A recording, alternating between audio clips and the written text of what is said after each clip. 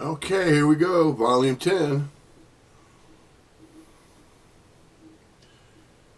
Oh, Volume 10. Well, this is a continuing series of YouTube recordings capturing moments in space and time. And now this mind of this projection of a body mind that no longer claims there is a separate entity that is a representation of this body mind. That entity that was thought to be a separate individual person, or a persona even, because within, it's a peculiar thing, isn't it? That within the apparent appearance of what was once thought or presumed to be a separate individual person, as though self-sufficiently, self-reliant, and self-centered, of course, that was convinced that it was physically real, separate from everybody and everything else that it thought it was perceiving, in its perception of thinking, using consciousness, using that consciousness energy, which is the mental thought system. It's been referred to as that. That it took energy from it and agreed with the idea of thoughts and claimed every thought as its own. So then it spun that way. The claiming of the idea of a separate self. And that claiming energy is how a separate sense of self develops. Now, a separate sense of self develops with the assistance, it appears to be, help for a separate sense of self to develop. Since a separate sense of self just doesn't appear from nowhere, out of nothing. Is there some type of conduit or some type of energetic movement, even if it's just similar to, using a metaphor loosely, a movie screen. And on that movie screen, movies can be seen upon the screen. It's similar to the idea of a matrix in a holographic universe. But that, again, is just conjured, see? So everything that is talked about, referred to, or subject-object, all that's already dual. In in the previous YouTube recording, in Volume 9, it was mentioned about how the sounds reverberating from a human corporeal manifestation, when I say humanly corporeal, and I say that it's a manifestation, it's just an appearance. It's just going further with the explanation. And yet, any explanation and any enunciation of a transmission or of a sound of information that is projected along with the visual manifestation, yeah. So there is depth there's the appearance of depth, and that depth is not an appearance that is visibly observable. It is visibly observable within within the visual field of sight. So that which facilitates sight is the manifestation, projection of a human corporeal form. In other words, within that appearance of a temporally, in space and time, temporally temporary, human corporeal unit of local. It's local because it's in space and time. It is appearing. The manifestation is appearing in space and time. It's not appearing outside the boundaries of space and time, since in space and time is analogous to or similar to the metaphor of using or describing a movie screen. So using that metaphor, the movie screen is likened to time and space. Time and space. Without space, time is not conjured, or it's not a conjured idea or concept or subject to talk about, to discuss. In other words, that's the unreal part of it. Time cannot be grasped. Time is seemingly measured. Seemingly measured by what? A timepiece. Now what is a timepiece? A timepiece allegedly is measuring moments in time. What is a moment? A moment is considered a second. See how and notice how every human corporeal manifestation, whenever it begins to express, and there's an expression seemingly radiating from that human corporeal appearance, the appearance of a human corporeal form. It has been described, and in a sense, this particular body-mind is using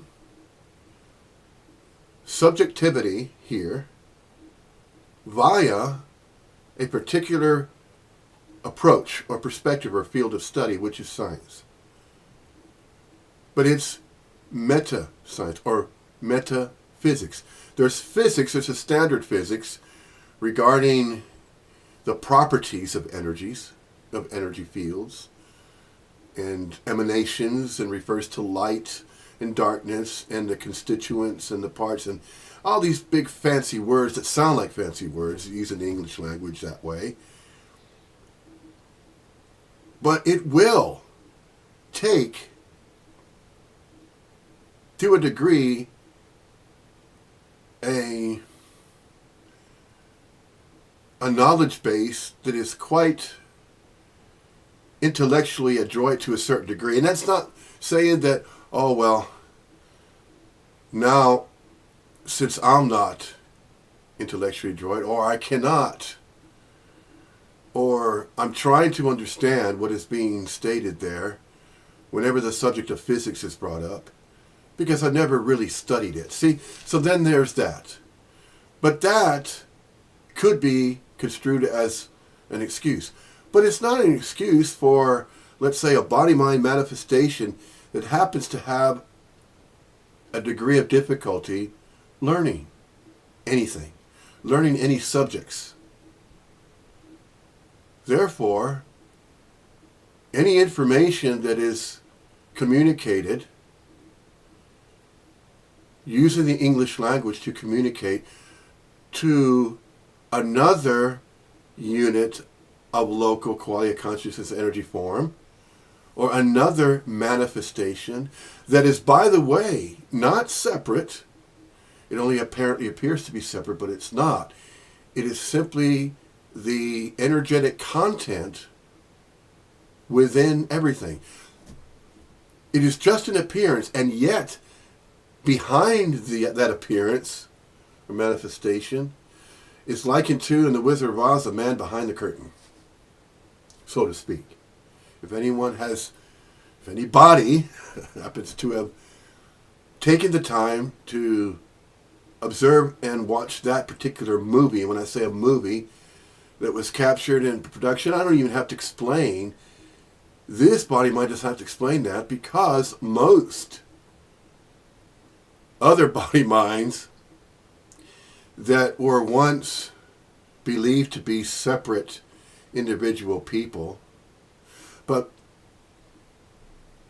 it's interesting speaking this way, because the pauses are conjuring non-duality verbiage or non-duality speech. But the expressions are not chosen out of choice. In other words, speaking using non-duality terminology or non-duality speech, there's nothing annoying about it.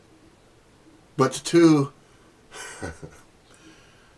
a separate sense of self that speaks of non-duality, it may be annoying to that, because that is already expressing, using the English language in a particular way.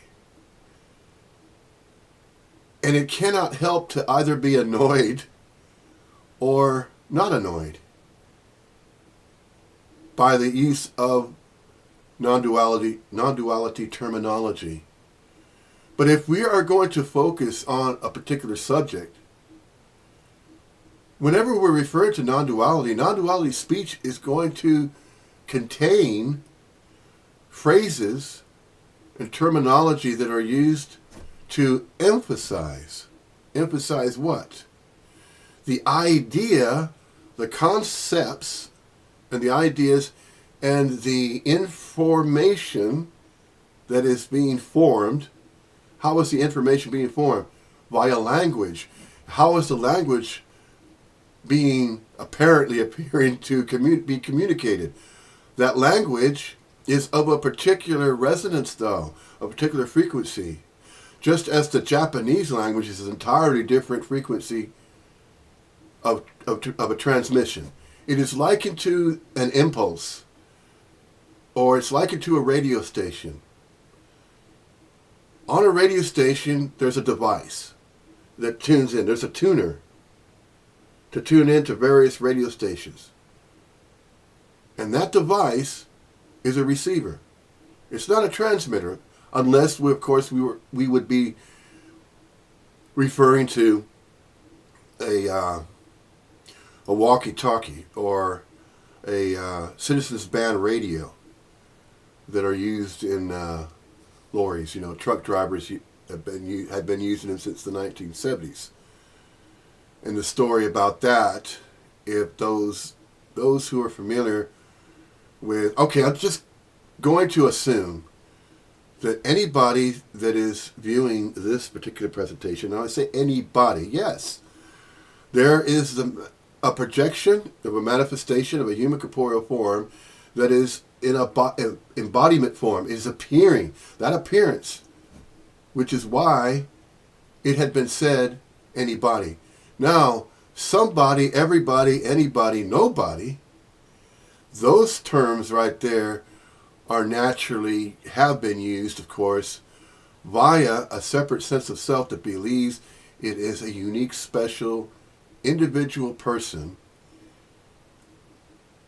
separate from everybody and everything else. Now, that is no longer the case whenever discussions about non-duality are spoken. It's as though it's an entirely different way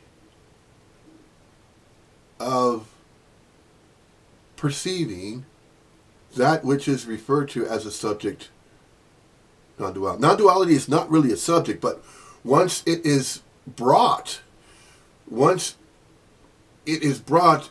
via a communication of this type, using the message of non-duality, but extracting and going further deeper into it, examining the subject of non-duality in a deeper sense. That is what apparently appears to be happening. It is likened to an examination of, let's say, the appearance of an object. Okay. In other words, using the sciences, this is referred to as a cup, okay, or a flask or container. Container. There is coffee within the container. There is liquid inside of it. We use these descriptors as liquid, cup, of objects, of things, within the appearance of everything. Without going into that degree of detail, it's not really necessary, yet it apparently appears to be necessary. Why? Because seemingly it took that much type of energy for this idea of a separate sense of self to develop. The explanations had to be so concise about its own belief to convince itself. In other words, consciousness, the mental thought system, was used via the manifestation of what? Of a human corporeal form. That appears to be its natural, or has been appearing to be its natural state of being. Why? Again, nobody really knows why, but it just apparently appears to be this way. So, this particular body-mind has admittedly examined every single subject to such a degree that the analysis has become so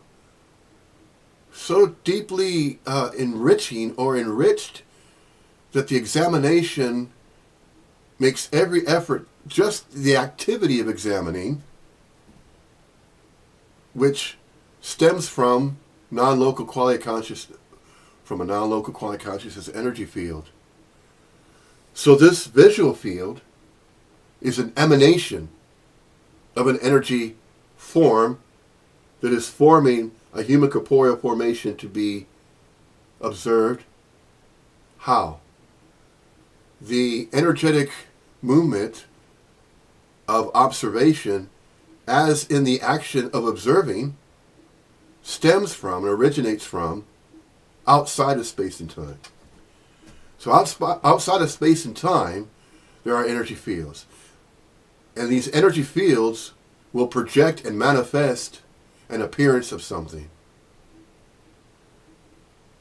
And it is referred to as an appearance of something because of the subjectivity that's introduced. So there are no appearances, then there is the appearance. The appearances are apparently appearing to occur or show up and appear. When we say occur or happen, it can be mistaken to say that an appearance is a happening, but it's not. An appearance is an energetic movement of the appearance of something. And it apparently appears to be something separate, but it is mingling with everything else that's appearing. It happens to somehow be the content within everything that it's appearing, as time is timing the apparent appearance of everything. And within everything, anything can appear. And anything that does appear is considered to be something. So something within anything can appear as anything, as everything is appearing from nothing. Whoa! Well, do you notice? Notice how the English language is that versatile and so versatile, and then when the subject of non-duality is examined to that degree and so carefully, since the body-mind that is no longer, that is admitting that it has collapsed, that idea of a separate sense of self, once that collapses, it leaves a hell of a lot more room because that separate sense of self is no longer interfering as a distortion pattern. It's not interfering with everything that's possible that can ever appear to happen or ever appear to make an appearance. What's making appearances? Energetic movements. What are energetic movements? Energy fields. Where do the energy fields come from? Out of nothing. No thing. When we say nothing, nothing is no thing appearing as something.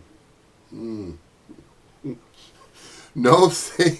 No thing. This is why it's so hilarious. It's so funny. Because the speech about the subject of non-duality is at first so foreign because a body-mind manifestation had been so accustomed to believing that it was a separate sense of self all along. And so it had used that kind of energetic movement. It had borrowed, it had taken all the other types of energies that apparently appear to be sensed within everything that's appearing. So within everything that's appearing, there are all types of different energetic movements going on, but they cannot be visibly observable in mirrors. They're not visibly observable. There's only within a certain range, a frequency range, and in the scientific community in physics, there's a spectrum. Okay, there's a spectrum that's visibly observable. Visibly observable by what? The instrument of the of sight, the visual field. What facilitates sight?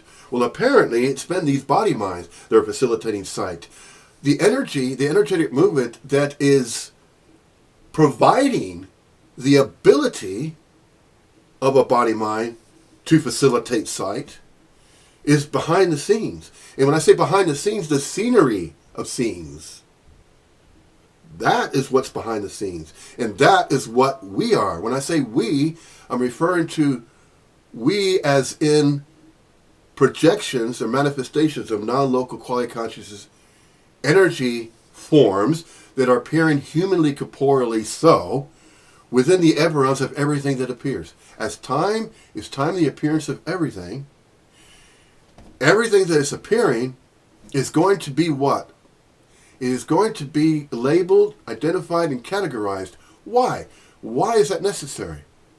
Well, otherwise, if language was not used, and if time did not apparently appear to be moments in time, seconds, minutes, hours, the sense of tracking and tracing the threefold principle as time appears to be a threefold principle.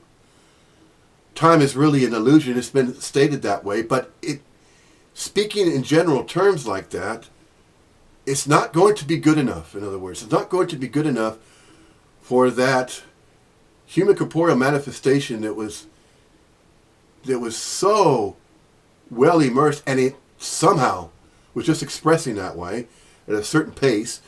It was capturing information, and it was capturing this energetic movement as though, wait a minute, what am I? Who am I? Am I a whom? No. I'm assuming that I'm a whom. And there's where it all starts. And it's as though the human corporeal manifestation that's appearing within everything cannot seem to help itself. It's just simply expressing in a natural way. It doesn't know how or why. It's just doing that.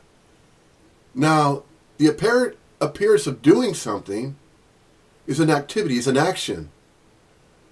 So within the apparent appearance of a human corporeal form, there is this illusion, and that's conjured. That's how language came about. And that is how communication within a particular language comes about. And that's how it begins to form.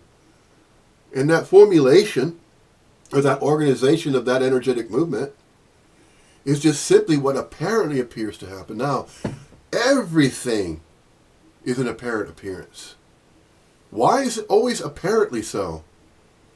It only apparently appears to be so since time is time in the appearance of everything. To appear as though there's content, and within the content of everything there's anything that can appear. And once anything appears, whatever that appearance might be is construed as though whatever is appearing is something. And then that something is taken from the appearance of anything, and then it's identified as though there are separate things within the appearance of anything that can appear within everything that's appearing from nothing. There it is again. That right there, to that degree, is not going to make sense at all. It's going to be that far removed, as though speaking an entirely different language.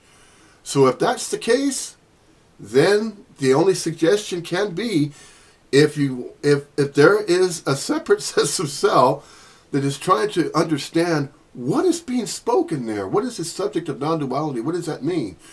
Well, after so much time spent involving that self-centeredness, that separation, a sense of separation, or that sense of a separate self, to say, for so many years in space and time. So if there's a human corporeal appearance that has been spending its manifestation indeterminate duration of time, and there's still that sense of time, there's always a sense of moments that we've been in, and moments that we're sharing in these moments that are thought to be moments. See, so every single human corporeal manifestation that's appearing within the appearance of everything as empty fullness are apparently appearing to communicate with one another. However, on a particular frequency. In other words, use another metaphor loosely here. Each human corporeal manifestation is likened to a radio station broadcast. Let's put it that way. And that radio station broadcast can be tuned in based on the frequency of resonance of that manifestation. So each energy field is going to manifest a different frequency range, just as light is cast out. Now light can be natural, as a star emits, or the sun, of what has been discussed with astronomy, that there is this knowledge base about astronomy. It's knowledge base about astronomy that there are planets, and that the stars are suns, and that our star, we call it our star because it's part of the story of Earth. So every human corporeal manifestation is part of the story of Earth. Stories within stories within stories. Yes, reactions within reactions within reactions. And so this subject regarding non-duality is stemming from a human corporeal apparent appearance, this happens to be humanly corporeal, and to communicate the subject of non-duality that apparently appears to be that everything is non-separation. Okay, to say that already is coming from a dual standpoint. Just as self cannot get out of self. And what that means is the projection of the manifestation of a human corporeal form is considered a self. But it is not self-actualized. It's not self-actualized. And it's not even self-manifesting. It is the default position, so to speak. The default position of a human corporeal manifestation, that default position, cannot control how and why it's simply manifesting the appearance of a human corporeal form. It just does that. Nobody knows how. Physics and science is attempting to figure out how and why that happens. But they'll never, ever quite get to reach a concise explanation, because everything is too plentiful with the appearance of things within it. And then the things within it, and this manifestation of a human corporeal form, somehow claims that it has the ability to acquire knowledge. Why does knowledge need to be required to be acknowledged? Why does knowledge need to be something that's gathered and collected? Well, it really isn't. It's not. It is and it's not. Well, going back to that, we're not going to get to this subject and explain it to this degree until we get past that as well. This non-duality speech. Whenever it is spoken regarding the subject of non-duality, there are so many paradoxical scenarios that can be described. Because you can't leave out anything that's already appearing as something. You can't just single out the appearance of something within everything, because it is part of everything anyway. So whatever is appearing, the appearance of everything, a human corporeal manifestation, human corporeal form, has spent so much time prior to this collapse of a me, prior to that realization, prior to that recognition, right? Prior to that, apparently appearing to be prior, okay? We have to say apparently appearing to be prior, because everything that's apparently appearing is an apparent appearance within space and time. So that is the conduit. That is the energetic movement. That is the movie screen, so to speak. That is the foundation. That is the temporary foundation, though. So you see, everything that is spoken of, every subject in any language that a human corporeal manifestation is going to use to enunciate words, to communicate subjectivity, subjects to speak about. The objectivity of subjects are objects that are apparently appearing. So if objects are apparently appearing as though there are single things that are being described, they're still part of everything. This is why everything manifests as anything that can manifest as something within anything, and anything is within everything, and everything is appearing from nothing. Nothingness cannot be known. Why can nothingness be known? Because it's unknowable. Why is it unknowable? Because it's unknown. That's how it's unknowable. Because it's unobservable. It's unreal. It is considered to be unreal. But at the same time, everything is appearing from nothing. How does it do that? Nobody knows. Why? Because there's no separate individual entity that can claim to know that which is unknowable. That's simple. Therefore, no attempt is ever made. And that's what's apparently appearing to happen when you have these gurus that are claiming that, yes, there are higher levels of awareness to acquire and to attain. So in a sense, this could be considered entering into an energetic movement, using the English language to do that, and express, using terminology that is pointing to a higher level of consciousness.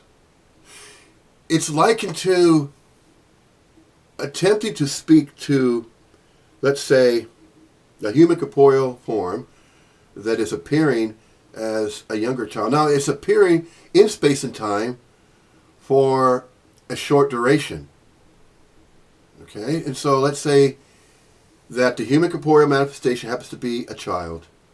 Let's say 4 or 5 years old. It's beginning to develop learning language, normally, usually, generally speaking. Okay, if we were to take the academic public school system, and normally a duration of about 4 to 5 years, that 4 to 5 year old should be beginning somewhere around the level of subjects and learning the alphabet and learning mathematics, the ABCs and the 1, 2, 3s, usually around kindergarten, first grade.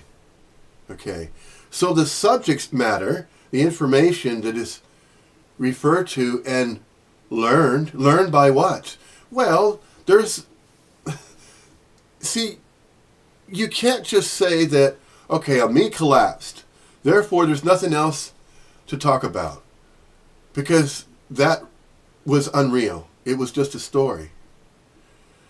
then how can a human corporeal manifestation say that after there's been this collapse, okay, granted, there's a collapse of this self-identification of a separate sense of self that no longer acknowledges and recognizes that it is separate from everybody and everything else. Okay, granted, that is true. But it is that subjectivity, the thoughts, the ideas and concepts, that's all that is. There's still the presence, there's still the manifestation, there's still the personal presence appearing. It's still doing that. Not necessarily doing that. It's the manifestation is apparently appearing to be a doing.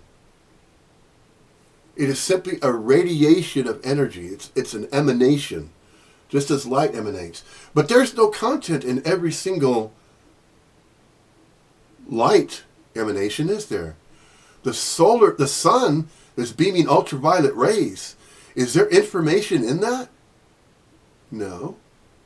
But the information within the emanation of the light that's being projected, because it requires light to be organized in a particular way, the photonic constituents of a manifestation, scientifically speaking, using physics, is radiating a visual field, a visibly observable visual field of manifestation that is identified as though it is a separate and unique manifestation. Now, using descriptors or descriptions of words, using the English language, at first, there's a grappling to do that. So it's as though there's this whole other dynamic within the subjectivity to discuss about non-duality, and what apparently appears to be happening is a closer examination, in other words, of non-duality. Then it's as though it's almost turning into a scientific, metaphysical explanation about non-duality. Well, can it be discussed in any other way? Sure it could. It could be simplified as well. But that's not what this presentation is about. This presentation is going to be about dissecting. Not only dissecting, but a closer examination, but a very, very concise and careful one. It's likened to being in a laboratory, and then you have you have a microscope. Okay, and that microscope is going to be examining what? That which is not observable by what? Well, via the facilitation of sight.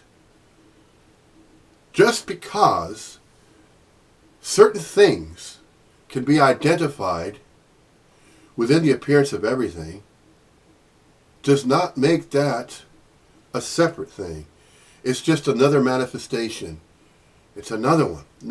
But it's not visually observable or visibly observable via the sensory of the body-mind. The sensory of the body-mind is facilitating sight.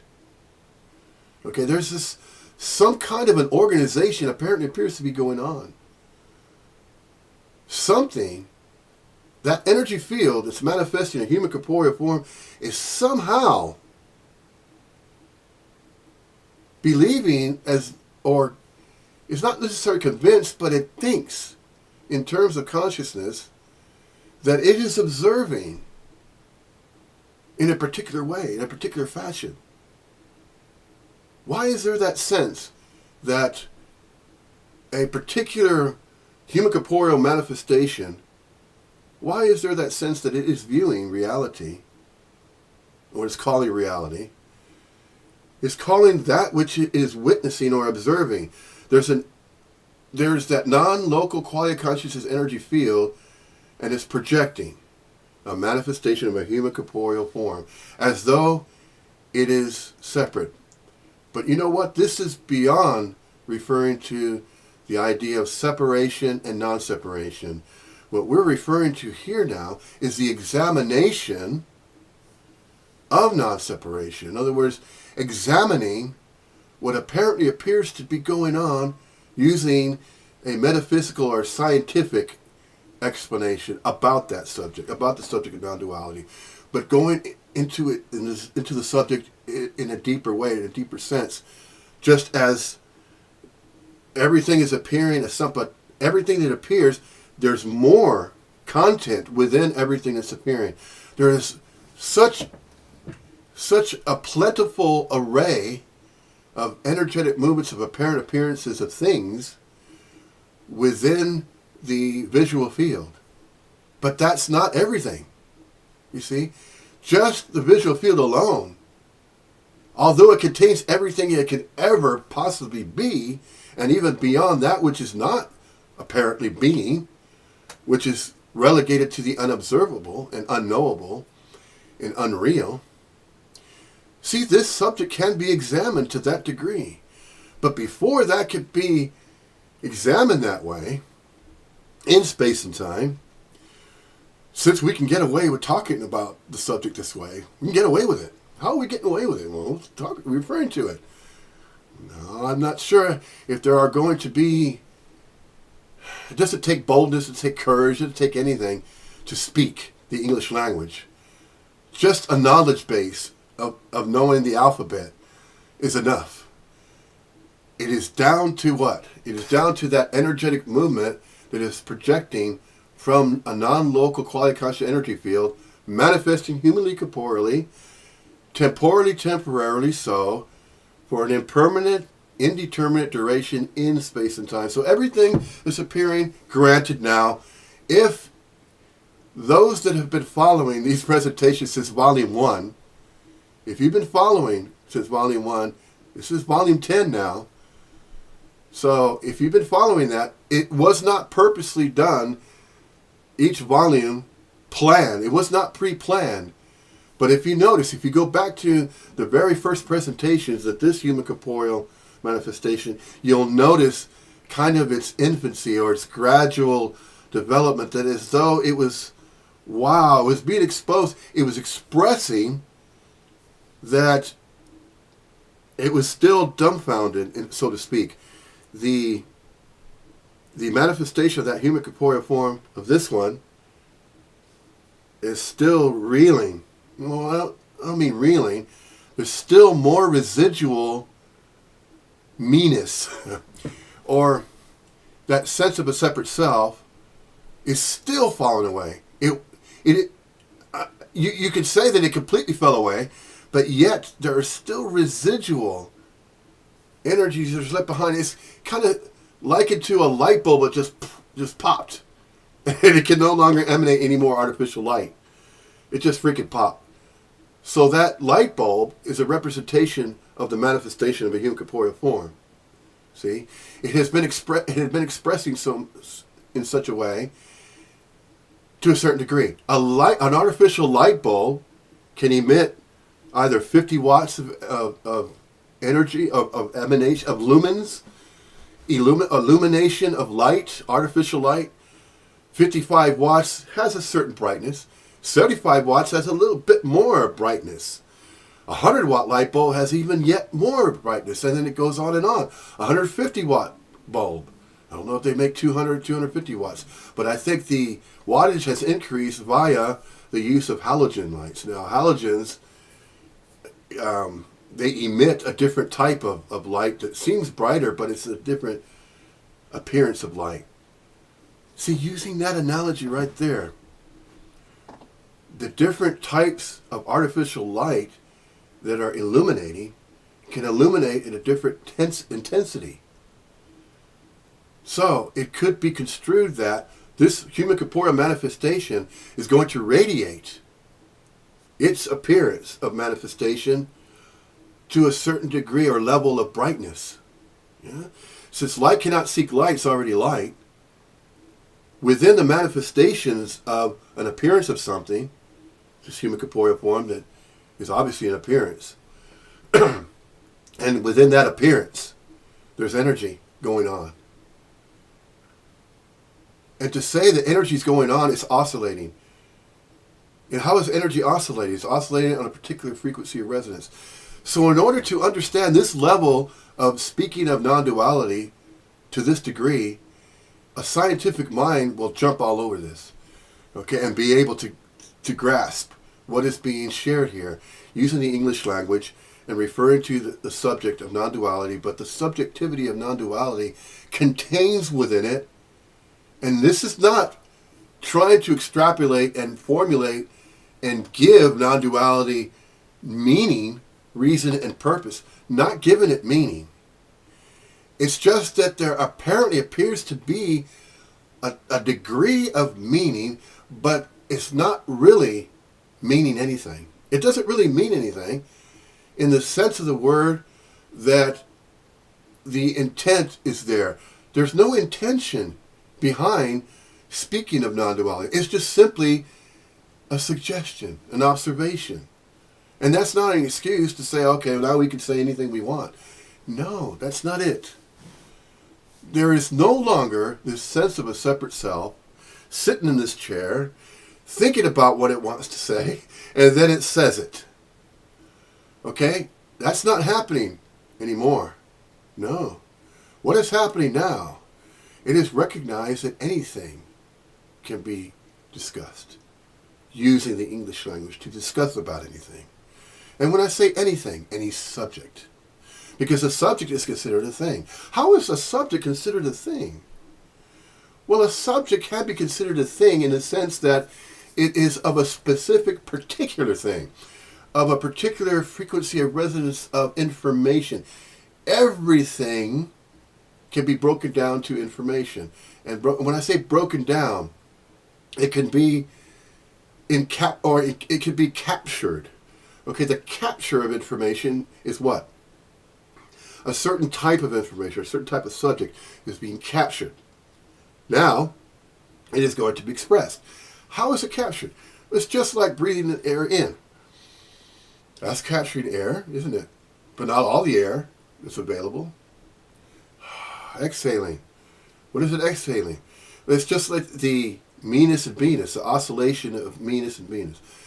When I say meanness and beingness, I'm referring to the emanation of light. There's the emanation of light, which is it the being or the me? Now, when it's taken within, as though there's a physical presence or there's a personal presence there, drawing in everything, so to speak. But when it draws in air, the inhaling, that is drawing meanness, to say me. Or could it be the other way? That the exhale, me. And then the inhaling is be. Being. And then, or it could be construed as either way, couldn't it? You could take the energy or the act of drawing in oxygen, or the apparent appearance of drawing in oxygen with its body-mind. See, there's no escaping. That's how self cannot get out of self. There's still this sense of physicality. There's still this sense of embodiment. But there's no longer that sense that accompanies that embodiment to believe that there is a separate. That's what falls away. That is what collapses. That idea, that particular thought pattern, that thought form, that there is a separate entity, a living energetic movement. No, that energetic movement was mistaken to be consciousness. Consciousness is the mental thought system. Not everything is consciousness. Consciousness is within everything. See, this has been said before, and it must be said this other way. And I'm not saying that there's any other way to say it, but this is something that's being stated. Now, I'm stating it because it was heard. And since it was heard, then I'm going to take what was heard and examine that. And I can only extrapolate an explanation to suggest that all is not consciousness. Sorry. Why am I apologizing? Well, because in the scientific community, many hold that belief, that thought form, that idea, that concept, the concept that everything is consciousness. No. Consciousness is within everything. Why? Because consciousness is also appearing from nothing. See, nothing's generating everything, right? And everything, within everything, there's consciousness. There's a mental thought system. Just as there is space and time. The concept, the idea of space and time. See, consciousness is going along with that. Or is riding along. It's as though it's a stream. It's another tributary, if you will. Let's just use these metaphors like rivers. A tributary, a separate river. That river's eventually going to empty out into an ocean. Normally, usually a river has its source of an ocean. But then just because there's an ocean there, it's just a body of water. And then there's land masses around it. So you could say that, of course, what has been learned about the Earth, the planet, and we're referring to, of course, a lot larger, spacious visual field of explaining that which apparently appears to be the case with the story of Earth, percentage-wise, 75%, most of it, 75, 78, 80, what? Any around there. Doesn't have to be exacting, but that's around the percentage, general percentage, that the planet Earth is comprised of what? 75% water. Okay.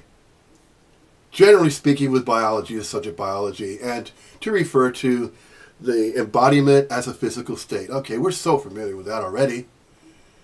And most are still continuing to say, oh, this is my body. Well, yeah, I understand what you're saying because, yeah, somebody could say that. Somebody could say, well, yeah, I studied in school. No, that was many years ago. I studied biology. And let's say you wanted to be a biologist. Well, man, you really studied it even further. And you examined it to a greater degree. So you examined about biology, about the subject of biology, yeah? Well, this, right here, this is a subject about non-duality. But there is so much involved, apparently appearing to be involved. Because non-duality is about what? It's about everything. It's about everything appearing from nothing. What greater subject is there in the universe to discuss and talk about? Man, it is recognized that right there, that right there should be the main subject to discuss everywhere. Every human corporeal appearance should be looking into non-duality because that's the subject about everything appearing from nothing. And then see this, the verbiage that is used, it is recognized that, wow, now there's so much more to talk about. Yeah, at first it was blah, blah, blah from a separate sense of self, but that was so limited. Now it is recognized that energy, that everything was always available to it, and there it was in its own little world, its own little embodiment, and it thought, oh, I'm just this little speck of dust. No, you've heard that before, and I know that this embodiment expressed that way when it once used to believe that it was a separate entity, it was a separate sense of self that was going along for the ride, so to speak. He was hopping on board, as the birth name and birthright of Paul Hederman has referred to. You are the ride. You're the roller coaster. You are the ride. You can't get out of the ride because you are the ride. That's another way of saying self cannot get out of self. Well, that's the same as saying there's still this sense of a personal presence. That can never go away because self cannot get out of self. That's another way of saying it. And so, there we are. Okay? Now, this embodiment is going to continue to express and refer to the subject of non-duality, but in a much deeper sense. We're going to begin to explore. And this is why it conjured up. Yes? Conjured, indeed. It is taking that same conjuring energy, but this time applying it everywhere. Applying it to everything. And letting it go. Letting it go. It's just like not holding on to that butterfly or holding on to that bird. You're appreciating the beauty of the bird, and it sings, and yeah, and you're let's say it's a minor bird, and you're teaching it to say words. Oh, it's entertaining. That bird is taking on a whole other dynamic because you made it that a pet, but you put it in a cage. And of course, you could clip its wings and open the cage and still let it out, but it is still not free. So that sense of liberation, of freeness, is not quite the same kind of liberation that is mentioned via those that are guruing the idea. They're capturing, they're taking everything and putting it into a single explanation. And then there's this ashram, and this is how we do things in this ashram. Okay? These are the spiritual practices we follow. And there is a name of a head guru that is managing the ashram, okay? He's a head guru because he knows everything. He knows about everything. He knows about everything. Nobody knows about everything, but then we're not going to go there with that yet. We could, but what's simply trying to say is that there's so much information that is revealed within the subject of non-duality, because it's a subject about everything appearing from nothing. So if anything can appear within the appearance of everything, and within anything something can appear, it is all those little somethings that appear to be little somethings that are appearing as anything can appear. And then there's everything. It is the content of everything. The content of everything is anything. And the content of anything is something. See, it's kind of like the Russian doll. You have a Russian doll, you open up this large Russian doll, and there's another one within it. And then you take that one out of that large Russian doll, you put that large Russian doll, and it's hollowed now. Okay, and then there's another one, just a little bit smaller in dimension. You open that one, and there's another one. Fractal. We see that in nature. It's not visibly observable by the naked eye of the facilitating of sight of this puppet, of this camera, of this manifestation of a unit of local quality of consciousness energy form, is temporally temporary. Okay, so we are going to address, for those that have been following this particular presentation since Volume 1, we're going to address non-dualism. See, non-dualism research. What is non-dualism research? How is that conjured? Why does that have to be conjured up? It's just something that was conjured, okay? Well, who conjured that up? No. Who did not conjure this? What conjured it? Energy. An energy form. Because admittedly so, I can't say that I'm a separate person now that has a birth name and birthright. I used to believe that, and it was just a belief. See? That's all that a separate sense of self is. There's still personal presence, though. And it had always been there behind this act. It was an act. It was a persona of that human corporeal manifestation. It was taking on a character. It was taking on a persona. And it just believed, it was convinced that it was that character in its own story. A legend in its own mind. Cabrón, yes, a legend in its own mind. Yeah. See, the Spanish community in Texas would hear me going, cabrón, because that's an expression that's used in South Texas. When this body-mind used to begin its story. Every body-mind, of course, has a story. Yeah. Sure it does. See, there's so much to refer to. And it's amazing that all these other new, they appear to be new. They're not new. They've always been around. It's just this degree of awareness now is so dispersed. It's not limited to focusing on trying to control the manifestation of the body-mind and try to control it and to try to be self-convinced that, yes, I am a single entity. I have problems. I have my own life to live. I have my own thoughts. Nobody else has these problems. Nobody else has these thoughts that I hold in my own mind. See, needless suffering going on right there. That's not necessary. See, it's the way of thinking. And not everything's consciousness, but it is it appears to be a main energetic movement that's going on, just as it seemingly is that time and moments are going by.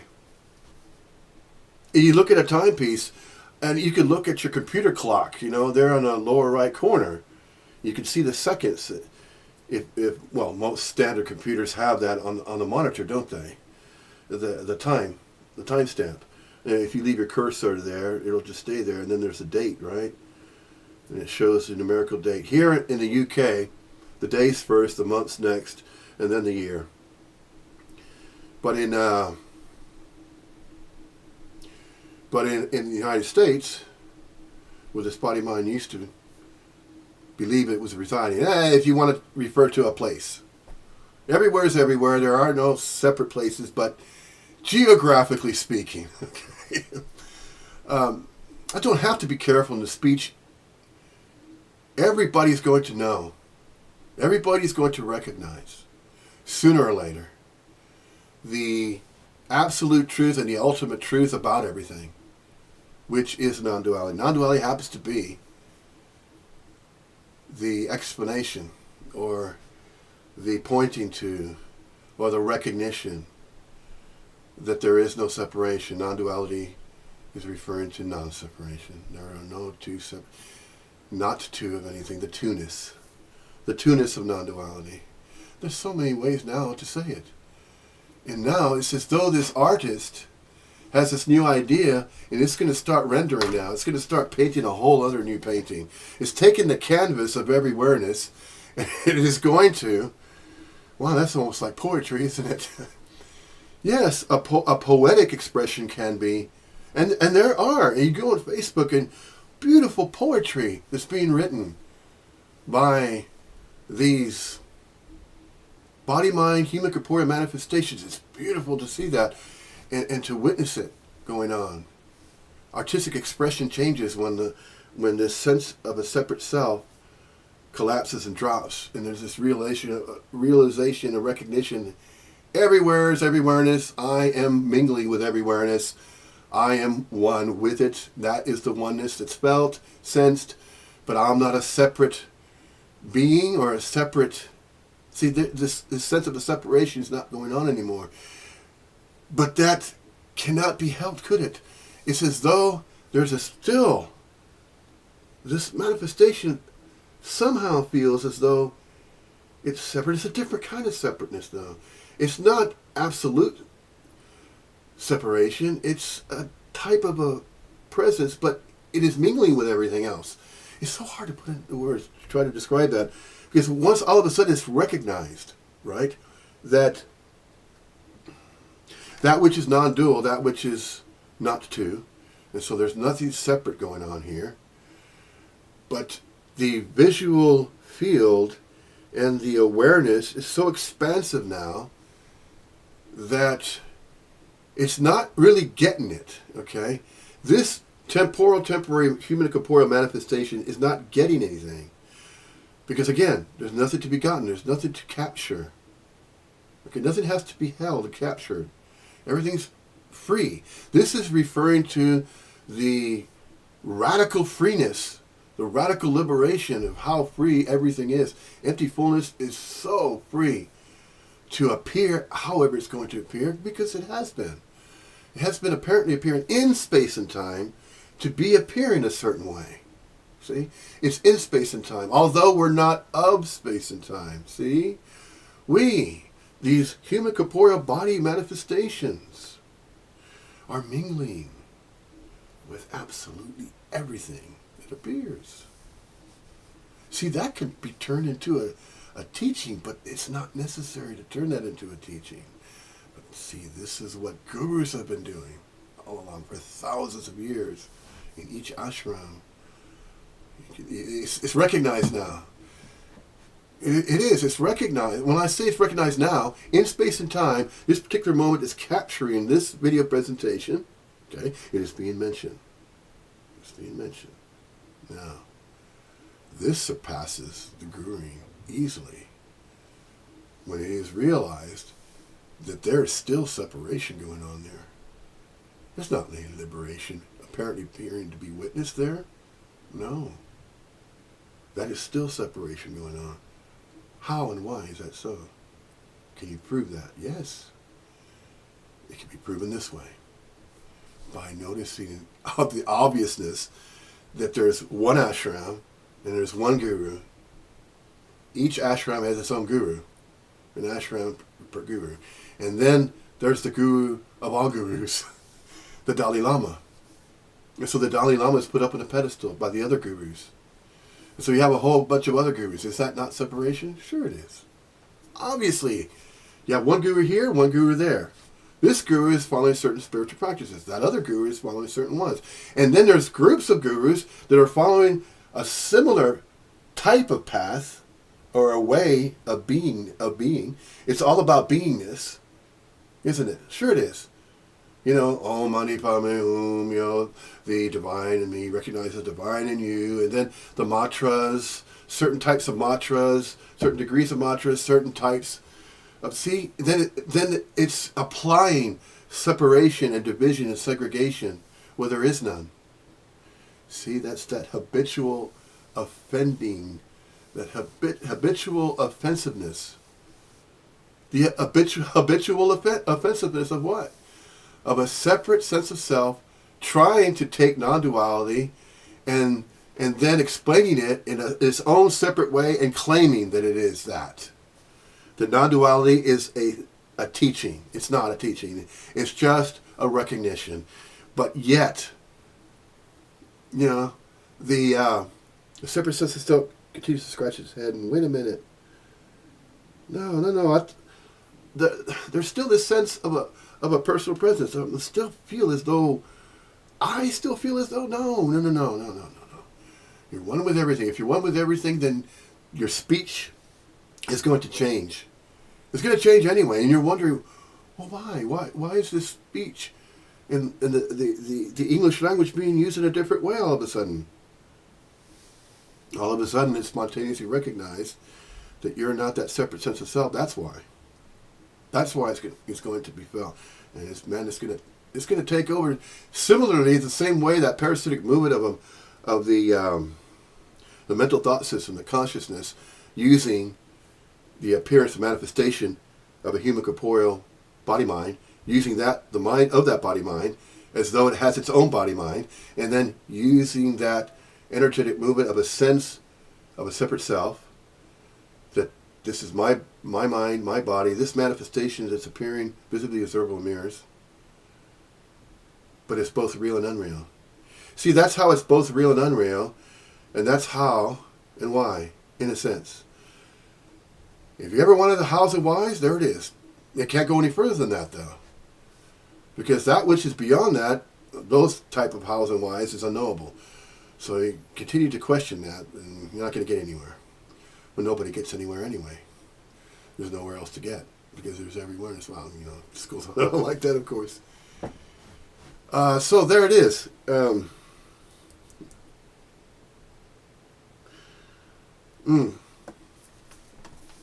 There's nothing to be done about this. Nothing has to be done about what? This human corporeal appearance that continues to manifest as it does. Personal presence. It's not necessary to capture that and then say, well, there's a separate personal presence now, recognizing that its separate sense of self has fallen away, and now it has this great expansive awareness. No. That's not what's being said here, but that may be how some non-dualists, those that are steeped in, when I say those human corporeal manifestations that are just getting into the subject of non-duality, Advaita Vedanta, and speaking about it. It's not necessary to speak about it this way, but there's still that habitual offensiveness, the habitual offensiveness of taking it apart, examining, separating it. There's still that habit of that human corporeal manifestation and wants to do that.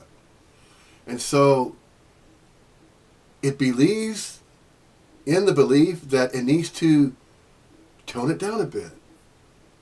Find a comfortable pace. You have plenty of time to express and to share that information.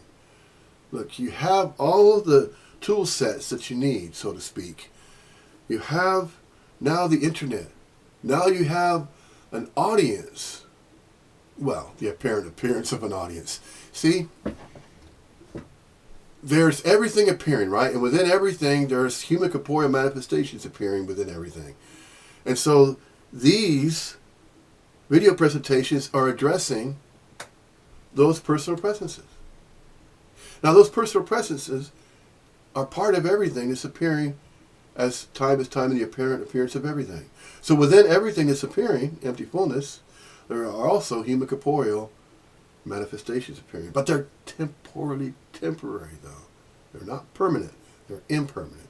So whilst there is the sense of impermanence, that there's a temporary span of indeterminate duration of time, that a human corporeal manifestation is going to radiate its appearance, right? For an indeterminate duration in space and time. Because why? Well, obviously, in space and time, everything's appearing, yeah? And so, human corporeal apparent appearances are also appearing. Now, 8 billion or so, apparently appearing to come and go, apparently appearing to be born and dying. Manifestations. What's dying? Well, the energy that was once manifesting. That's all that's dying. So this word death needs to be replaced with what? Well, you could say diminishment. And that's what this human corporeal body mind is going to be suggesting to say regarding non-duality. That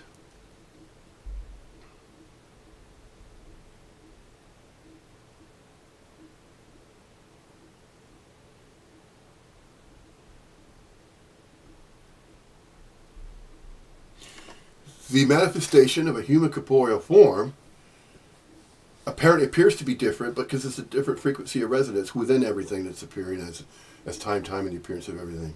Yeah? And so, therefore,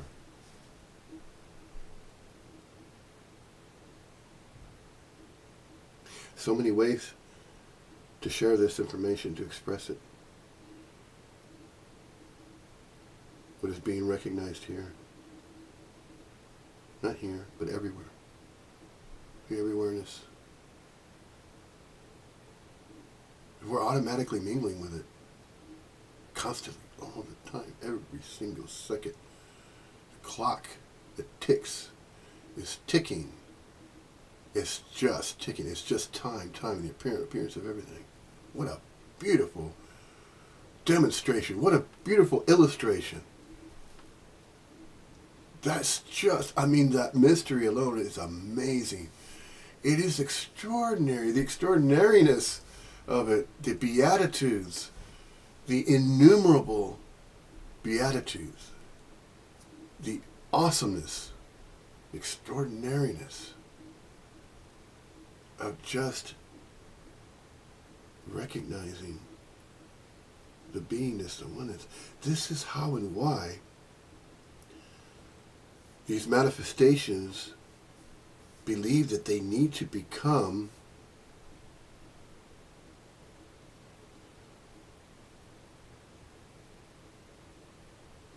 no, they don't need to become.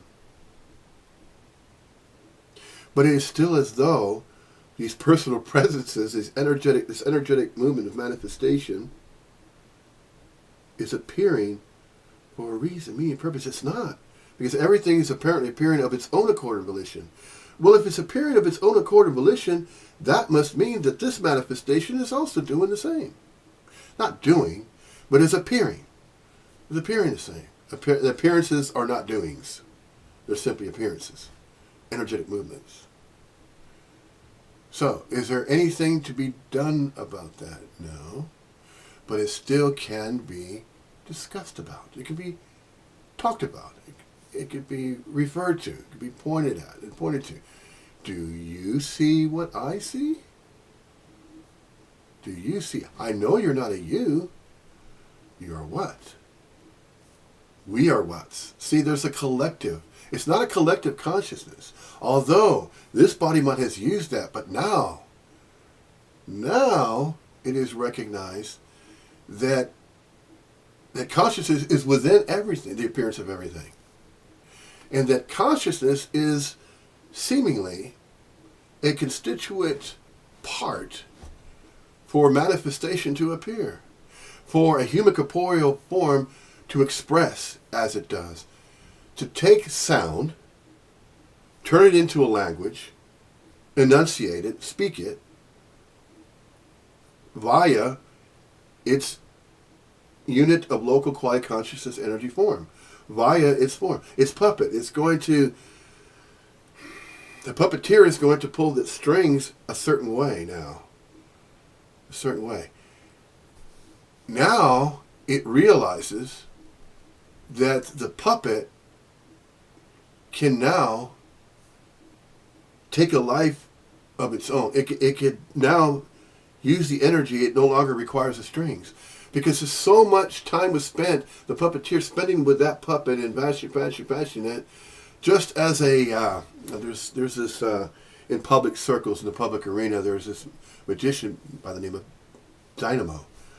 This guy can apparently appear to walk, he's walked across the River Thames here in London, England. Well, I'm not here in London, England, I'm here in Peterborough, but then, Anyway, the appearance of doing that. He's walked along walls. He did that matrix dance, with one leg. All illusions. There must be a way he's doing that. But see, the way that he's doing that is the way that it appears. See, illusionists or magicians have figured out a way to trick what? To trick the mind. See, the mind can be tricked one way or the other. But where is a mind? A mind is not a single mind or single thing that's within an embodiment. Because that embodiment is not a physically real, tangible embodiment. It was thought to be that. Therefore, thoughts that are thought to be thinking from a body-mind, that's not what's happening.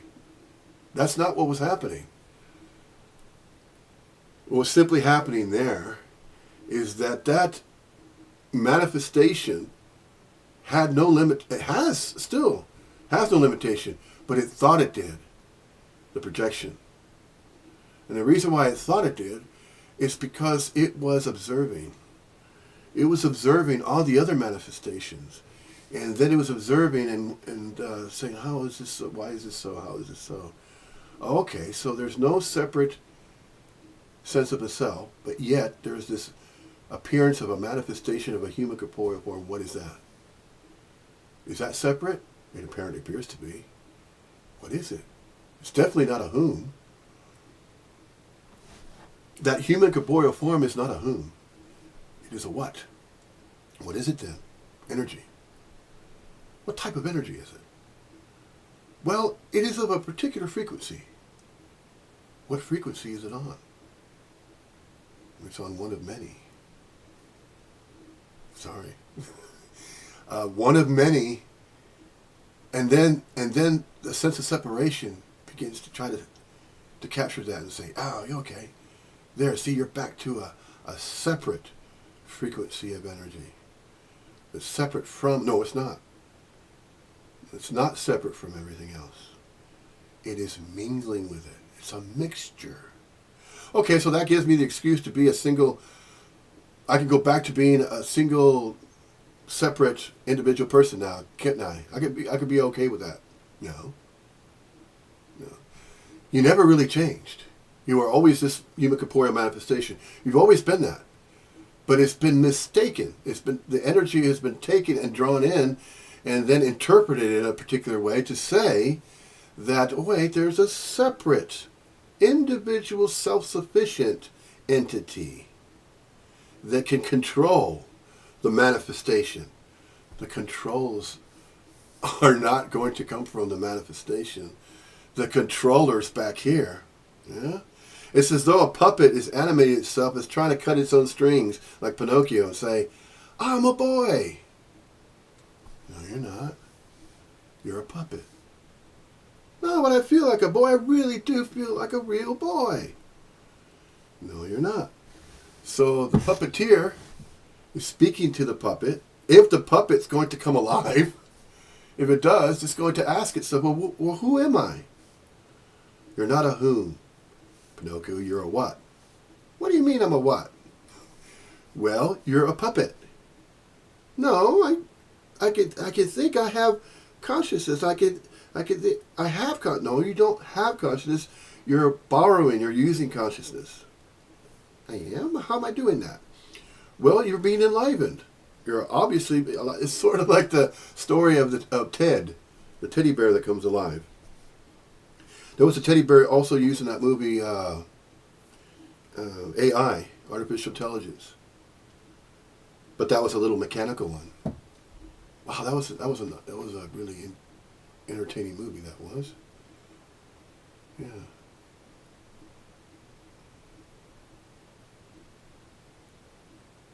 Yeah. So, in a sense, the puppeteer is what you are. You're the non-local quiet consciousness energy form. You're back here, and then you're using this manifestation, this temporary manifestation of a human corporeal body mind to speak. It's as though there are unseen hands within the apparent appearance and the puppets speaking, and then you're pulling the strings of it. It kind of feels that way once there's no longer a sense of a separate self in some particular coordinate in space and time, as though that's a permanent place to be. There are no permanent places to be. Sorry. There are no permanent places to be.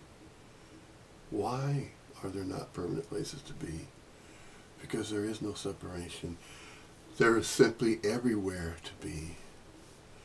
Then why have we been following maps that tell us that I am here in this city named Peterborough, so named Peterborough, see? So named. I'm saying so named because it's acknowledged or recognized. Just because a place is called a name for a place does not make that a permanent place. It apparently appears to be permanent. Sure it does. But it's only thought that way. See, it's the way of thinking. It's the way of taking the energetic movement of consciousness and turn it around a different way.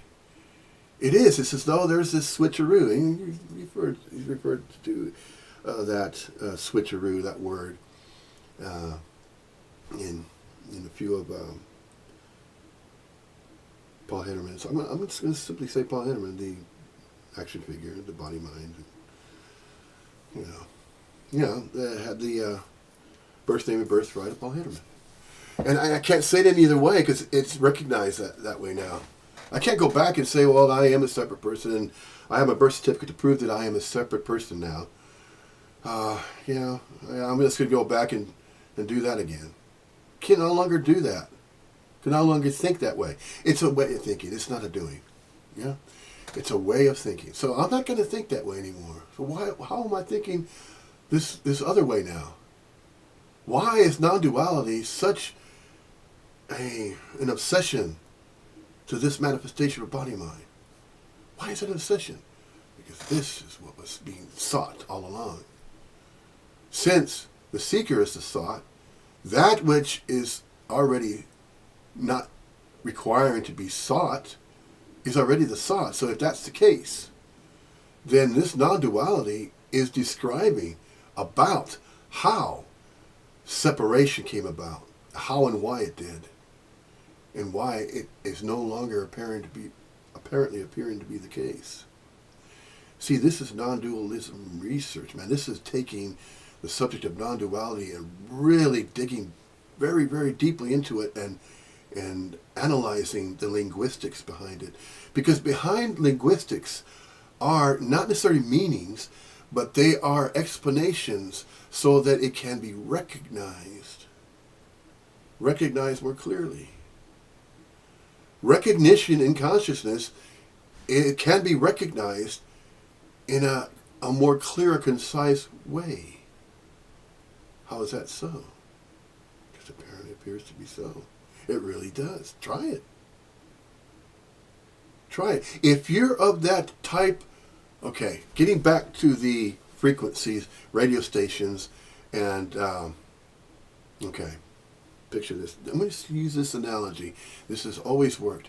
Even whilst I was a seeker, and I thought I was a seeker, I was seeking information of all the different new agey stuff that was going on back in the 1990s before the internet.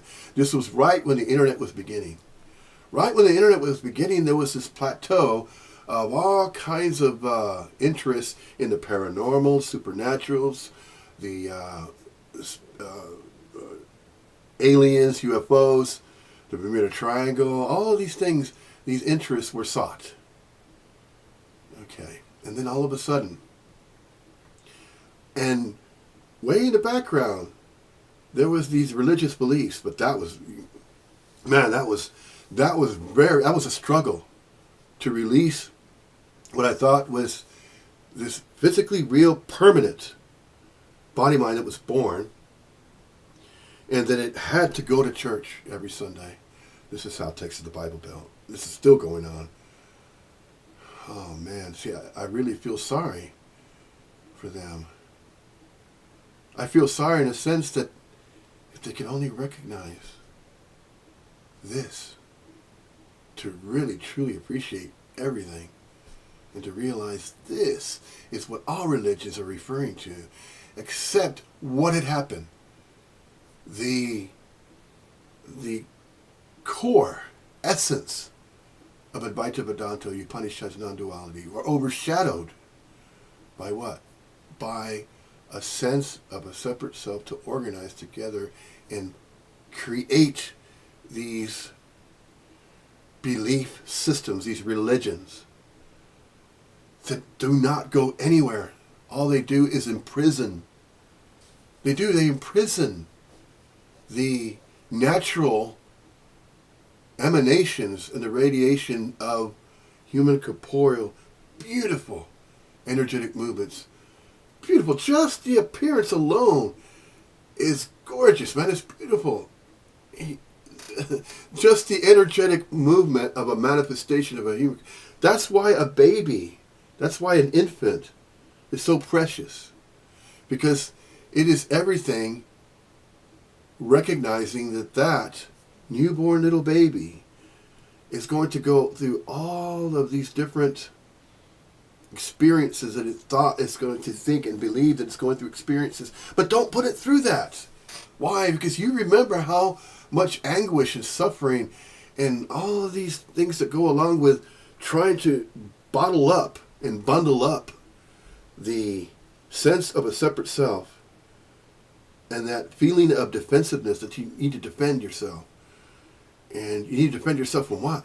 Well, from these other body minds that they're going to try to fill your mind with all kinds of thoughts and ideas. No. There is a book called the Bible, and then, and then there's the parents that are responsible for raising that baby. What are they going to do? They're going to say, oh, for its own good, we need to get it baptized. For its own good, we need to get it baptized. What is baptized? See, that's a ritual that's practiced in Christianity. Is that necessary, a ritual? To be? No, never was. So you see, that's how these belief systems become so easily persuasive and convincing to the infant. That manifestation of it appears to be a brand new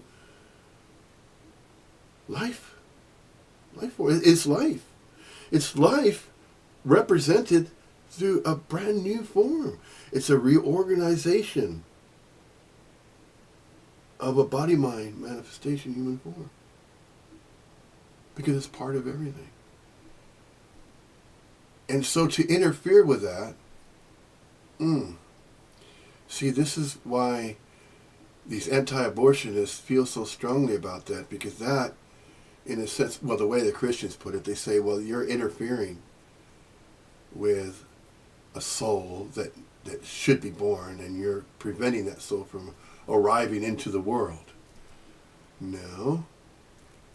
That's what's conjured and thought to be that, because that accompanies the ideas that go along with a religious belief. Christianity has a certain umbrella of beliefs, and if it's not in the Bible, then it's not happening. It's not true. All truth is within the Bible. That's what all Christians believe. Christians believe this. They believe that the Old Testament and New Testament writings, especially the New Testament writings, are referring to what is happening in the world. So you see, these are separate beliefs. There's that separation again.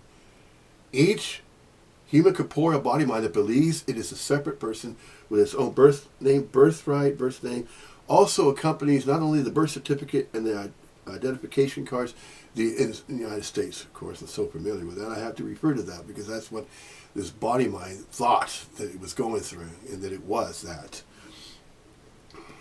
And speaking, referring now to what we're not, as an example.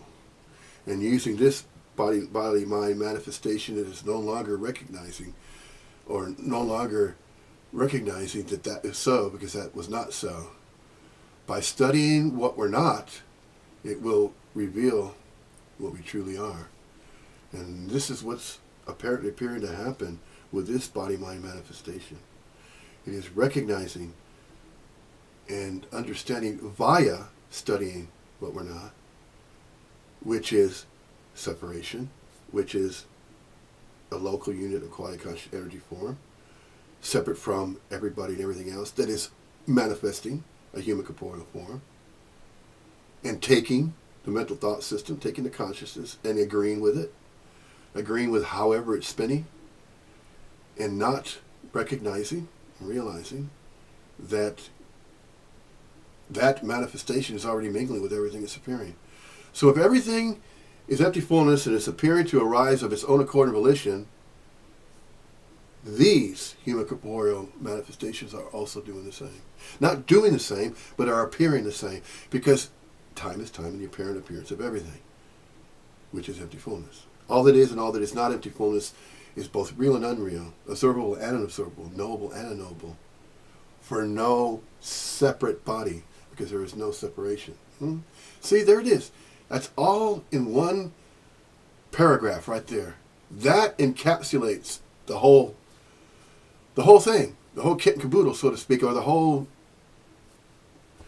That is the whole of wholeness. It's everything. That's already it. Just in that statement alone. Just as the statement, the seeker is the sought, and just as the statement goes, that which can be perceived is not what's perceiving, because perception is not required for everything to appear as it does. That's it. So whatever can be perceived, and that perceiver that claims it's perceiving doesn't need to perceive anything. And yet, there's a recognition of those body-mind manifestations that are mistaking that manifestation to be permanent and physically real and solid and stationary and had a beginning, was born, and it has a final ending. It's going to die. Born, living, death. No. Past, present, future? No.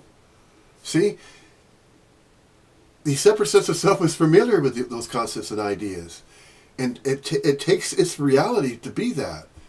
Why? Why and how did that happen? Because all of that religions and belief systems that had already been there prior to what? Prior to the manifestation of that baby, that human corporeal appearing new, a different formation of what? A different formation. See, it's not creation. But that's what the religious people are doing. The Christians are believing that, well, the earth was permanently created. Okay? Permanently. And that's it. It's always going to be here. No. Scientists already know, and astronomers are going to say, yes, there's a finite duration of time, but it's such an expansive amount of time that generation upon generation upon generations will not be witnessing something like that happening. And perhaps this apparent appearance of cycling of manifestations of human corporeal forms is occurring throughout the universe. That's amazing. Just entertain that thought alone. Just that one thought. Just entertain it. Okay? Just imagine. There's a story of Earth. There's this planet Earth that we're calling the Earth. And then on this earth, there are all these manifestations of human corporeal forms. And every one of them is believing that they're separate. Imagine the utopia when non-duality is revealed to every single manifestation of a body-mind. And this information gets out. It's getting out now. It is. Like it or not. Believe it or not. See, it doesn't even require belief for this to be so, because it's already so anyway. That's the beauty of it. That's the beauty of it. Non-duality does not require a belief or a spiritual practice. That's why the guruing is not necessary, all of that. You know what? I would suggest to those gurus, grow your hair. Ditch your freaking orange robe. Get out of that fucking cave. Mingle and share all this information. Get out there in your communities. Turn your ashrams into non-duality places to discussing.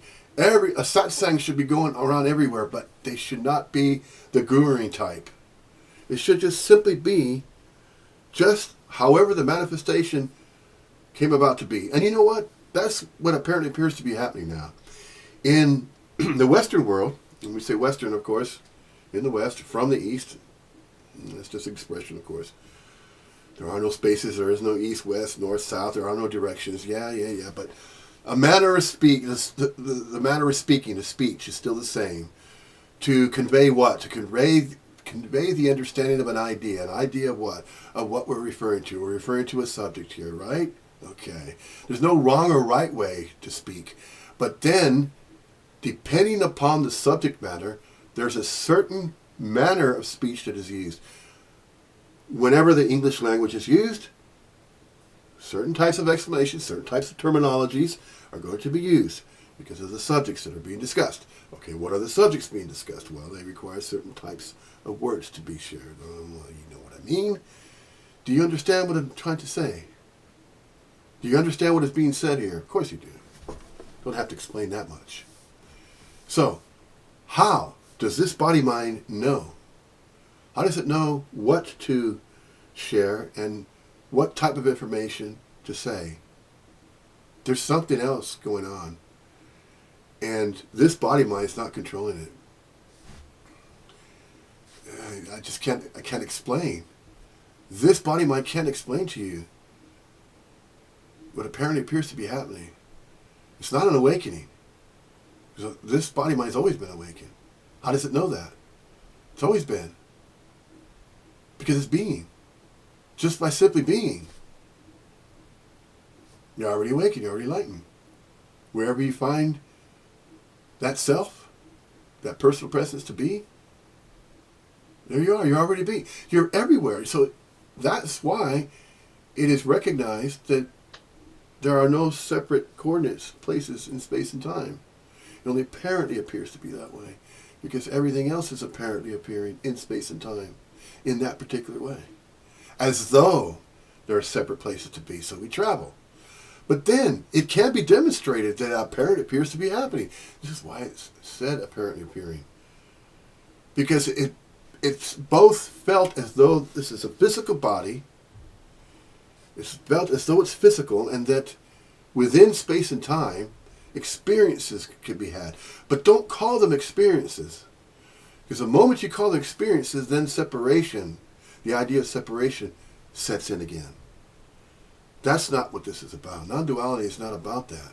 Non-duality is not about experiences. That's relegated to separation. Non-duality is regarding energy. So let's kind of lean a bit more towards using the English language in a scientific way. Because the sciences, to some degree, have evidential proof in laboratories. So, in a sense, use that body-mind manifestation as your own laboratory. In a sense, so to speak. You know. And that's what apparently appears to happen once there's no longer a sense of a separate self. Then, it's not even in the ways of thinking. It's just somehow capturing something else. There's something else going on. It's not consciousness anymore. No, I've recognized consciousness. We can all, when I say we can all, yes, recognize whenever consciousness is being tapped into. No, this is beyond that. This is beyond consciousness. Whoa. When that's felt, man, this is even beyond a Zen bitch slap. Sorry, Paul, but man, this is beyond a Zen bitch slap. This is a full body slam down. This is a fucking big wrestler like Kane taking a small little 6-foot person, picking him up and slamming him on the ground. That's what it kind of. I sense that. Something else is moving, and it is somehow everything. It's somehow a yielding or a. It's so difficult to find the word to explain this sense. It's not an isolated sense. It's just a recognition now that it's always been this way, but this separate sense of self kept getting in the way and interfering, causing a distortion. Now that there's no distortion, wow, the clarity. It's similar to, let's say, using sight, and let's say the eyes are either farsighted or nearsighted. It's trying to see something that's kind of fuzzy, and then it puts on glasses, and then everything looks more refined, as it should. In a sense, that's what apparently appears to be happening. I'm trying to share this sensation of what not necessarily can be expected, but what could happen. Well, what could apparently appear to happen, to be happening. Some kind of energetic movement is different. It's a sense that's very subtle, though. It's very, very subtle, and yet it is recognized, and it cannot be denied. Cannot be denied, so what do you do with it? Well, you don't have to do anything, just go with it.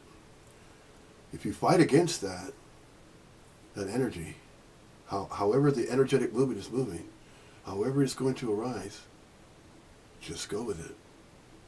Go with it, because your true core self as non-local quality conscious energy field has been manifesting into this temporary visual field of temporariness, of temporal temporariness. Time, and the apparent appearance of everything. It's an overlay. This is just a temporary field of an overlay. That's why it has been called a dream. That's why it's been called a dream. Now, it's been called a dream, but sometimes a separate sense of self falls away and it recognizes the dream. And it recognizes there is no dreamer. The dream and the dreamer, no. Everything that's appearing as everything is appearing is not a dream. It apparently appears to be a dream to what? It apparently appears to be a dream to a separate sense of self. Once that completely falls away, and there's no residual energies anymore, completely falls away, supporting the idea of separation, once that apparently appears to be recognized, we have to say apparently appear, because that's everything. Everything is an apparent appearance. Absolutely everything. Why? Because this is duality. The self cannot get out of self. Duality is the expression of a manifestation of a human corporeal body mind. And there it is. That is one way of trying to explain what apparently appears to be happening and going on. Using the non-separation, using Advaita Vedanta, using non-duality to say this, to speak of the subject and say these, approach the subject this way. Okay, approaching the subject this way by recognizing, So the recognition is an immediate recognition. There's no longer a me. There's no longer the distortion. There's no longer the fuzziness interfering with everything that arises or appears as it does.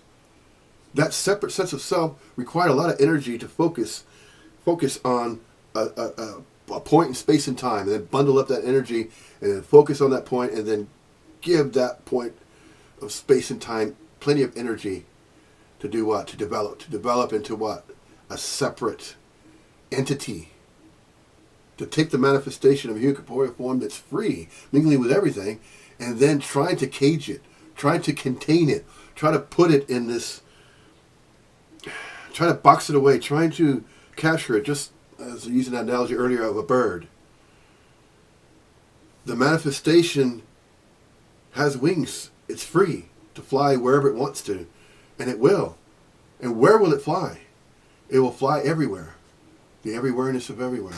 Where is it going to land? It's not going to land anywhere because there's nowhere to land. See? There's no foundation, a place of ground. That's why it has been mentioned in certain non-duality circles with Madden. Kenneth Madden, he refers to the free fall.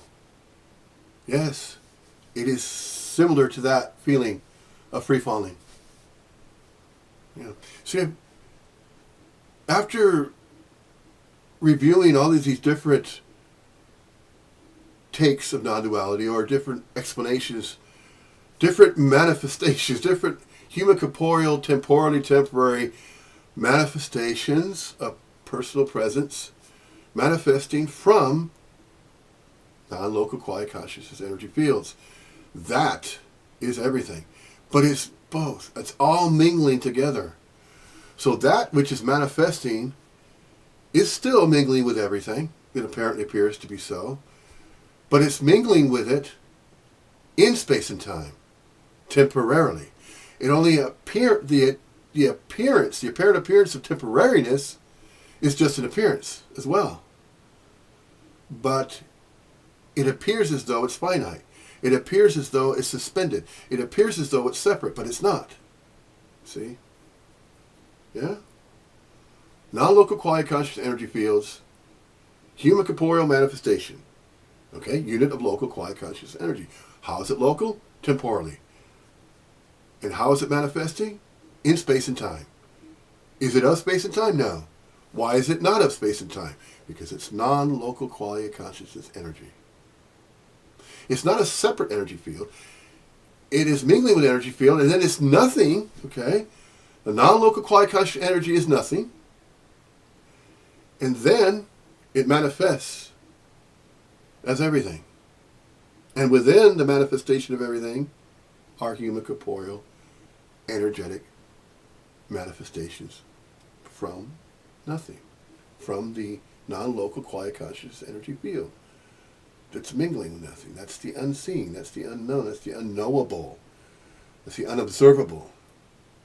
Yeah, that's the unreal, manifesting into realness.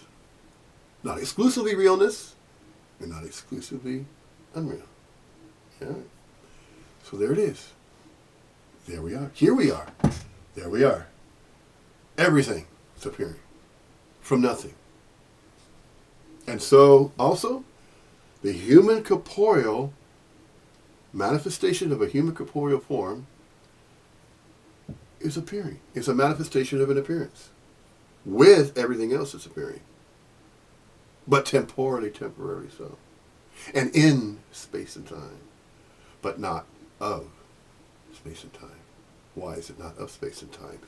Because, again, nothing. The void, you can call it the void. It's been called the void before. Non-local quiet consciousness energy. Nothing. The void.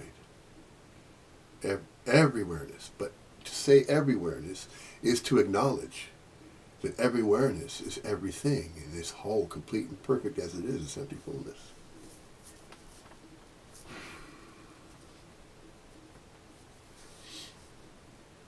This body-mind didn't sleep on it either, because that's separation. That is claiming that this body-mind conjured up these ideas and concepts. I don't know where these came from. These came out of nowhere. Nothing. Yeah. That's where it came out of. See? See? The non-local quality conscious energy field from nothing is what we truly are. But then, in order to talk about it, what happens? Manifestation. That's why we can talk about it. And that's why there's duality. Duality is there to be used. It's not good or bad. It's not something to be avoided. Oh, I got to avoid non-duality. You can't, because self cannot get out of self. So you can't avoid that sense of a self. But it's no longer sensed as separate. There's still a sense of a self, but it is not, and it never has been separate. See, that's the thing. And this is what is referred to in the Bhagavad Gita. It is even mentioned that there is a true self, that there's a core self. But that self is not separation. It is non-separation. It is one with non-separation.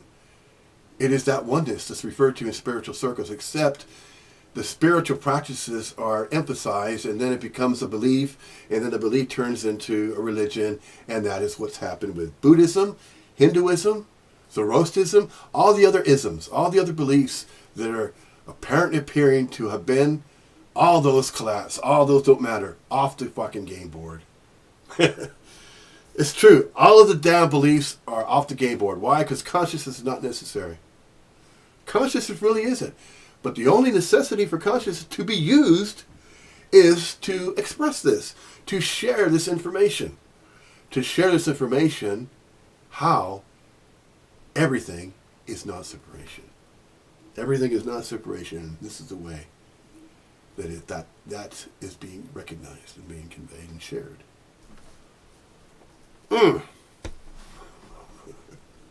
Cabrón.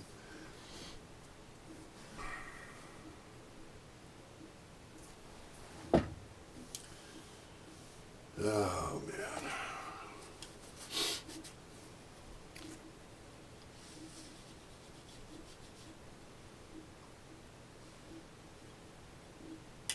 Man, this body of mine has these freaking bags now. It's a worn out body. Manifestation. It's been spending 56 years manifesting, that's why. See, body mind might ask, well, why do we have to age? We don't have to age, just entropy, it's all. It's just a diminishment of energy. See, that's why there's no death and there's no birth. But there is manifestation. Manifestation of what? Everything. And then there's human corporeal forms. And these manifestations of human corporeal forms are in space and time to do what? To just mingle and communicate. And life lived through it. No, you don't say it's my life. Nobody has a life to live. See, that's why it's said that way. And that's why it's heard like, you know, that's why, you know how a butt up? I call dogs butt ups because their butts up in the air. See, I used to make up words. And I mentioned that in the previous volume 9. I call dogs butt ups because their butts up in the air. Do you call a cat up? Got a butt up too? No. A cat is a biwi. Or a kiwi, depending on its size. If it's a cute little ball, roundness of the face of a kitten, that's a biwi. Kind of plump. A skinny cat, kitten, that's kiwi. Yeah, but then the New Zealanders say, no, we have kiwis. We have those certain kind of animals, kiwis. Yeah, it just coincidentally is what was labeled. Names, labels, they're not necessary. Just like birth names and birthrights, not necessary.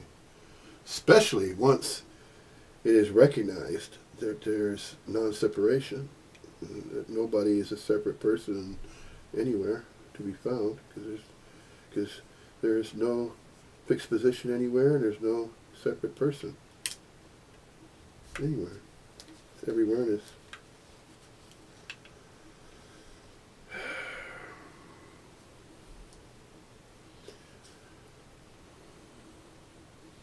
Used to like that expression. The future looks bright, gotta wear shades. Oh, pardon hypersensitivity to any kind of light. Oh, it feels better.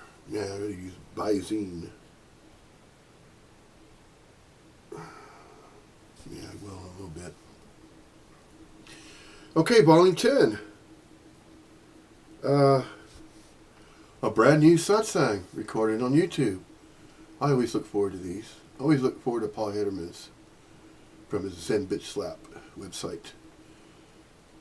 Zen Bitch Slap, that's clever. Well, so is Frank McCaughey. Frank McCaughey with Can I Be Frank? Can you? Sure you can. You can be Frank, but you're not a separate Frank. There's a lot of other Franks around, aren't there? We'll have that conversation one day, perhaps, okay? But that's a clever name for a program, a non-duality program on YouTube, on this YouTube channel. Frank McCaughey, M little c, big C, Auhey. I think that's how he spells his surname. Yeah, been wanting to do an interview with the guy for the longest time. At first I wanted to be a Batcat, now I don't. I don't care to be on there anymore. That's probably why Jim Newman probably turned it down as well. Tony Parsons didn't turn it down. He was on there. For some reason, Jim Newman's not on there. Why aren't you on there, Jim? Why aren't you on Batcat? Probably because the same reason why I'm not. Because it doesn't matter. Of course not. Of course it doesn't matter. Is that why you're not on there? Because it doesn't matter? The body mind of the action figure, the apparent appearance of the birth name and birthright of Jim Newman, why does he not go on? Newsflash, no. I put it on Facebook one time. I can't remember which non-duality group. There's so many non-duality groups out there. I wonder how that happened. Guilty as charged. Oops. Yeah. Non-duality junkie. If you're a non-duality junkie, you're on the right channel right here. I'm telling you. Lisa Cairns. Oh, the other Lisa. Lisa. Let's look down here. Sorry, Lisa. There's two Lisas. There's Lisa Cairns. There's from Australia, and then there's Lisa. She was just interviewed with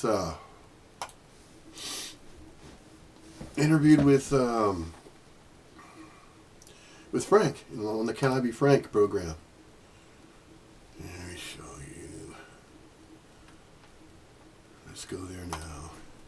Can I Be Frank?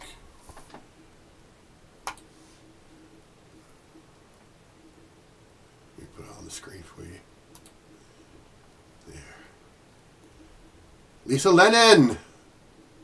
Sorry, Lisa. I couldn't remember your surname, but you know very well. That's just a birth name and birthright, and you're not that. I'm sure you must realize that much. You must recognize that much, Lisa Lennon. And all the other non-duality speakers that use names. That's a given, isn't it? Well, that should be a given. Shouldn't it? Yeah? That should be a given regarding names. You're not that. You're not a separate individual entity, but you're still manifesting a human corporeal form. And since you are doing that, that's personal presence. So let's just call it that. We're not going to say that there's nobody, a separate sense of self, anywhere to be found. We're not going to say that anymore. It's already been said too many times. Now, we're going to simply address the human corporeal, temporal, temporary manifestation is simply say personal presence. So the personal presence is what we're manifesting. Where are we manifesting that from? From nothing. And what is accompanying? Is there anything accompanying nothing? No. Because this is a bodying from nowhere and from nothing. It's another way of saying it. But that's so pedantic, isn't it? It can be said that way because that's what's recognized. But we can also say it this other way as well. We can say nothing. There's also non-local quiet consciousness energy, which is a non-local quiet conscious energy field within nothing, from nothing, actually not with nothing. Well, could be said as with nothing as well, but from nothing, and then manifesting as something. And manifesting as what? As a human, corporeal unit of local quiet consciousness energy form. Manifestation. Yeah, see, there's its intro.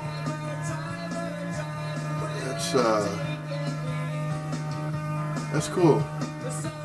That's a very well produced presentation that Frank McCaughey has these different episodes, and this one was where he recently interviewed Lisa Lennon. It's all about capturing real, authentic. Jealous, Lisa. Please do. Frank hasn't interviewed me yet. Podcasting and video we're not making going on to do that. Patreon or through PayPal. I will put some links in the description below. There is no jealousy among non-duality speakers going on.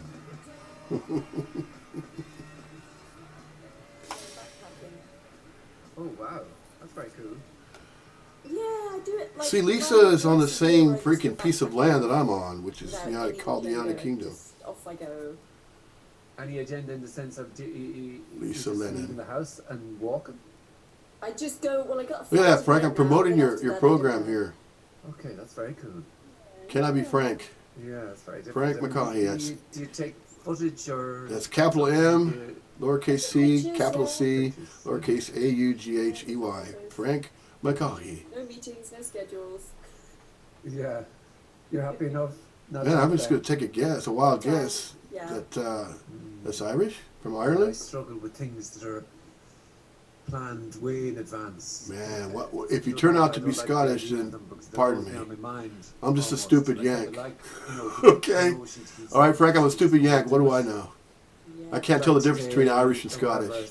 So that makes me a stupid Yank, doesn't it? So that's kind of Hey, we're going to have a lot of I fun feel like doing if that. you ever Feel decide like, oh, to, I can't say for us to do an interview on your show. I don't feel good about canceling things. Can you be Frank? Well, sure you can.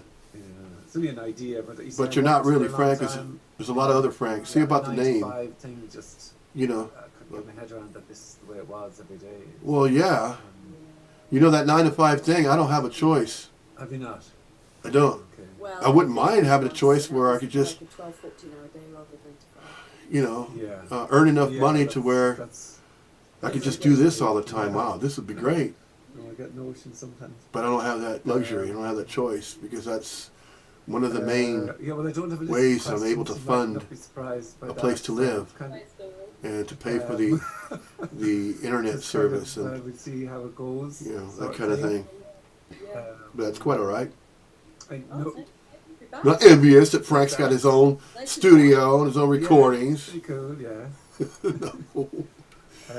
That's childish silliness. Yeah. Just kidding. This is Just actually the kidding. time This, but sometimes when I say this to say something like Kenneth, say he would say, "No, we've never done this before." And It's true, but you know, it Yeah. depends. Well, when I'm giving a talk, I'll be like this. See, Lisa Lennon has somehow found a way to do that. She's single. So is the other Lisa Cairns. They're both single women. And so they have a bit more freedom to choose to live that kind of a lifestyle whereby they can focus on that. Now, I don't know how they're surviving and keeping an apartment going, and then it's as though you have to keep these satsangs. You got to start somewhere, of course. And this is what I notice what non-duality speakers do. They have books already, and if they're successful with selling a book, and it starts with 1 book and then 2 books and 3 books, and you have books, then you hold satsangs, and then or you join groups of other non-duality speakers, and then you form a club, and then there's where the revenue starts coming in, and then you can quit that 9-to-5 job. But yeah, every human corporeal manifestation of a person has their own story, and they're going to seemingly go through, or life's going to be lived through them a certain way, depending on circumstances, apparently appearing to be circumstances in life. So life is going to continue to manifest as it does, and then if the human corporeal body mind finds itself, and it does find itself in certain predicaments, situations, these predicaments and situations that happen as life happens, as life apparently appears to, then you're either in a position to do what? Well, you can make it happen. Make what happen? Well, to some degree, life can kind of be not necessarily coerced, but you can take the direction of the apparent appearance of a body-mind's life, and it can kind of be directed in a certain direction. But the moment you try to control that too much, then what happens? Well, it's not a matter of controlling. We're not referring to control here. This body-mind is of the contention that if every human corporeal manifestation is one with everything, and as everything is appearing to arise, because we're that as well, since this human corporeal manifestations visibly observable mirrors, and everything else that appears, apparently appears as well, is time the appearance of everything. And then within everything, anything can appear. And whatever appears as anything is something appearing. And then see how it happens? You don't have to separate that, but how else is it talked about? How else are situations discussed? Because there apparently appear to be situations happening. Situations of what? Of life. Happening to anybody? Well, apparently it appears that life does not necessarily happen to, but happens through. Life happening through. So perhaps it could be said that if there is a willingness to let go of that control of the life that apparently appears to be lived via human corporeal manifestation, then everything else, or everything will fall into place. In other words, a body-mind can go through and allow life to live through it, or it could claim that life that's being lived through it as its own. And that's what used to be apparently appearing to be happening when there was a separate sense of self that was holding on to a birth name and a birthright. And then simply calling that my life. And that this is my manifestation of a human corporeal body. This is my body. This is my life to live.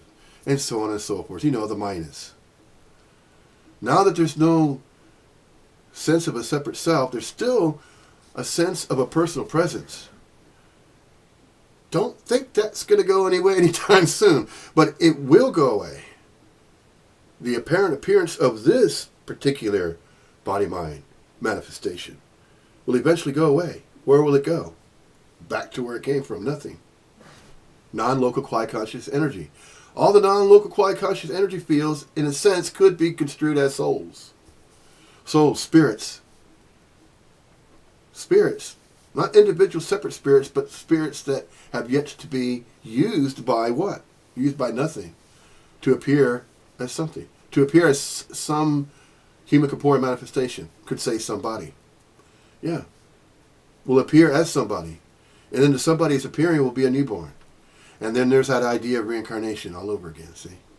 Well, that could be another way of referring to reincarnation, perhaps.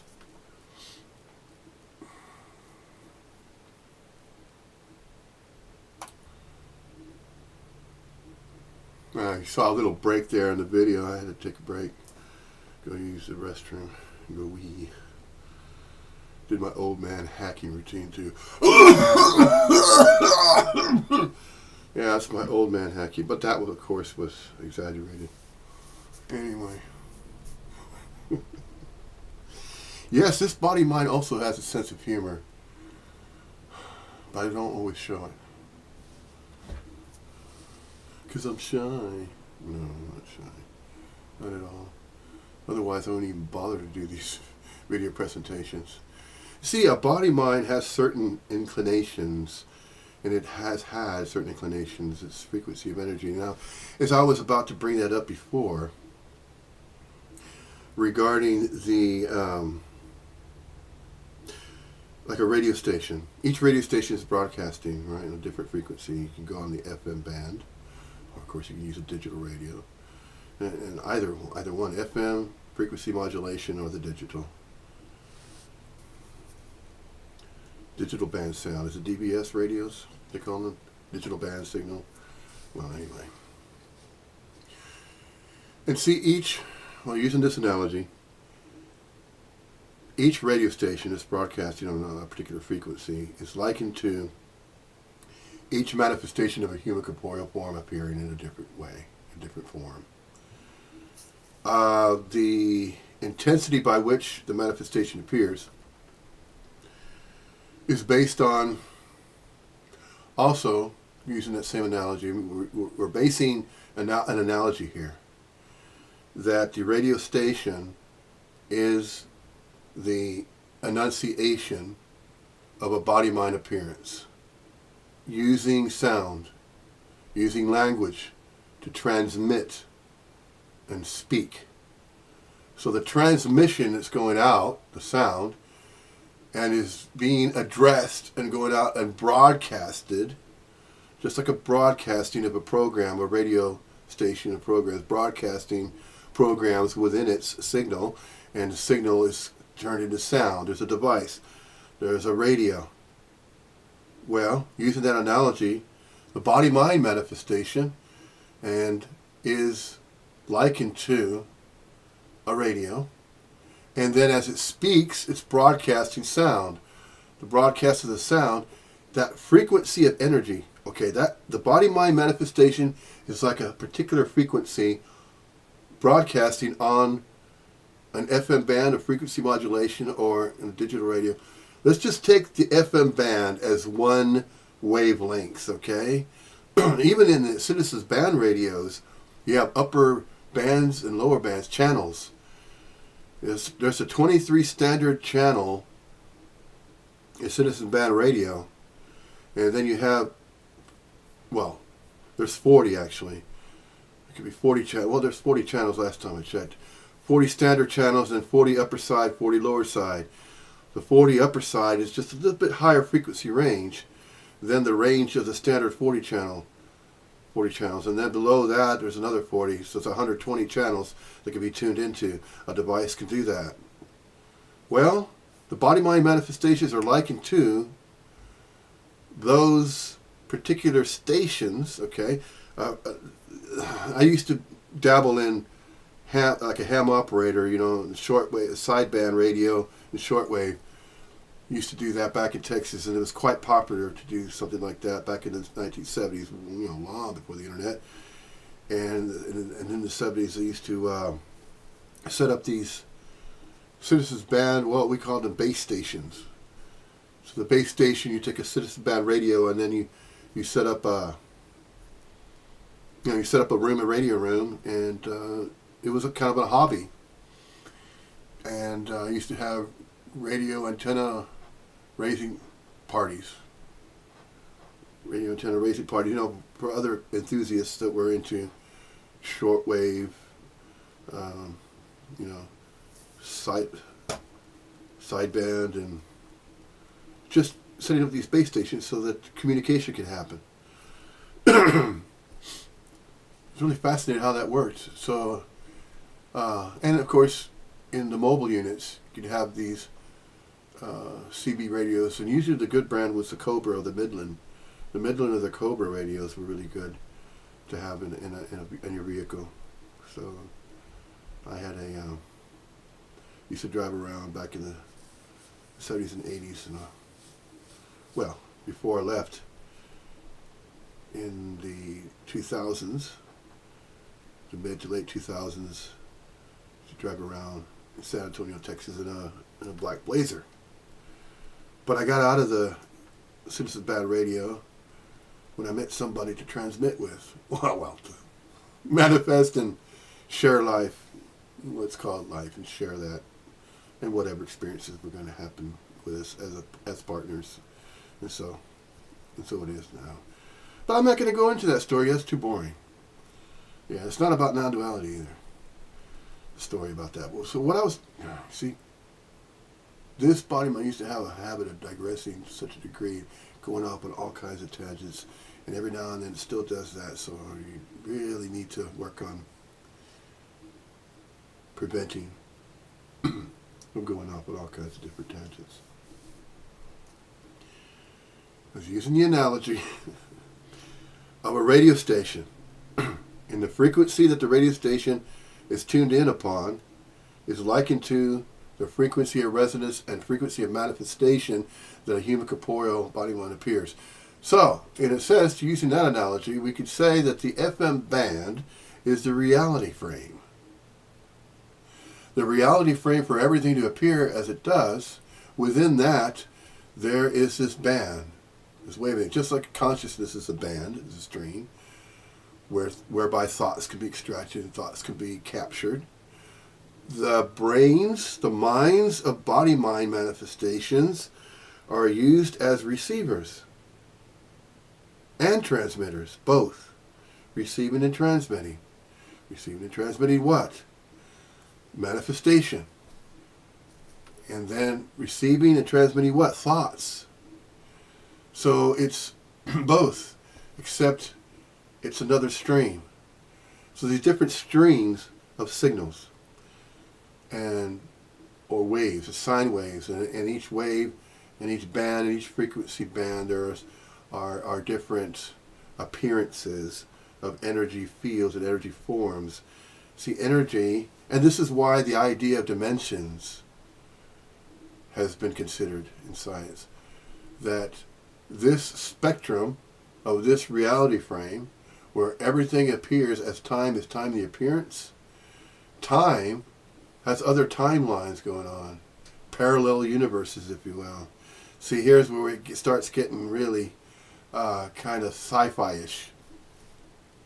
Yeah, science fiction, where each reality frame although it's in space and time, it's a very narrow band. Why is it narrow, and how is it narrow? Because the energies that are appearing within that particular band of reality are third-dimensional. Third-dimensional in a sense where there's the facilitation of sight via the body-mind human corporeal form.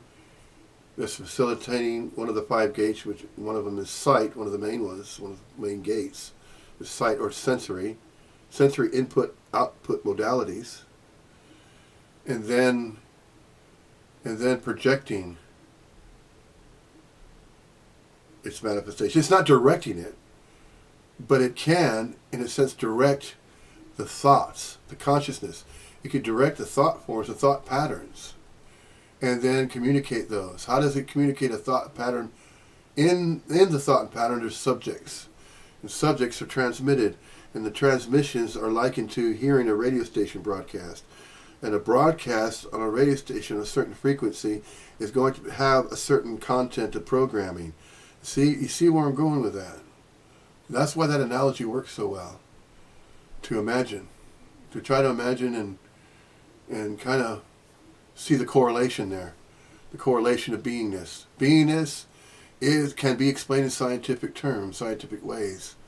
And this is just one way that is more easily understood and more easily expressed using scientific terminology as something that's familiar within the subject of non-duality. If we're going to refer to non-duality, we can use scientific terminology to kind of, and then use metaphors and explanations about how energies apparently appear to be appearing and how they're working, and how they appear to be working, and so on and so forth. This is why the question is asked, do you see what I see? And the reason why I'm bringing that book up, that's an actual title to a book. Do you see what I see? And it's kind of what caught my attention before the internet. Before the internet, I was capturing and collecting books, and this is a very rare, extremely rare book. Just as rare as the subject of non-duality has been, continues to be, not so popular at all. It's a rare message, but that the rarity, by the way, Jim, and I've heard you say it before, but when it was said, okay, the human corporeal body-mind manifestation with the birth name, birthright of Jim Newman. It's mentioned that one of his, well, not his satsang, but it is satsang, where there was nobody speaking, but, so on and so forth. The way you say it. Anyway, the way it is said, the way it's statement, there's nobody speaking. Okay, fine. There's nobody speaking and this, that, and the other. Still, as a self-referentiality. Anyway. Do you see what I see? A message from a mystic. Che, cha, no. Okay? This is what kind of was something that I was involved in, along with during this seeking that this body mind was going through throughout the 1990s, collecting all kinds of books like this. And of course I have my copy, my beaten copy of the Vedic Bhagavad Gita. It's a paperback book there. Bhagavad Gita as it is. Taken from the Sanskrit, directly from the Sanskrit, and then translated into the English language. Two of these. The Science of Self-Realization. See? It says it right there in the title. The Science of Self-Realization. So the science of non-duality is that. Is the science of self-realization. See, books have already been written about it in ancient of days, long time ago, with the Upanishads and the Advaita Vedanta. The information has always been out there, but in a different language. That's why it seems so new. That's why it's called New Age in Western circles. Well, from the United States. Those body minds that find themselves in the United States. The personal presences of body minds that apparently appear to be in a country called the United States. North America.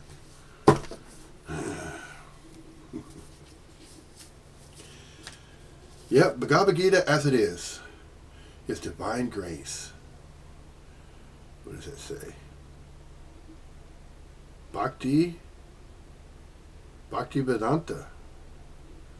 Yeah, Bhakti Vedanta Swami Pradhupada. See a guru. See another guru right there. The largest selling, most widely used edition of the Gita in the Western world. Bhagavad Gita as it is. So there's books like this that I was reading. And this was back in the 1990s, long before this recognition, this realization, where now this is truly what has happened. It was just simply, I was just simply going through the motions before, seeking, trying to find out that which I already am. It's obvious now, it's recognized. That separate sense of self has fallen away. But that only happened back in 2016. To this apparently appearing to have occurred with this body mind. I was studying, comparing the work of Dr. Thomas Campbell.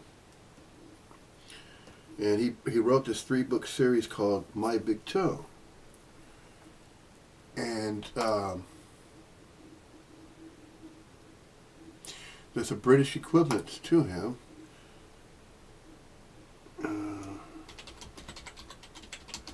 See if I can find him. Usually when I just bring him up on the internet.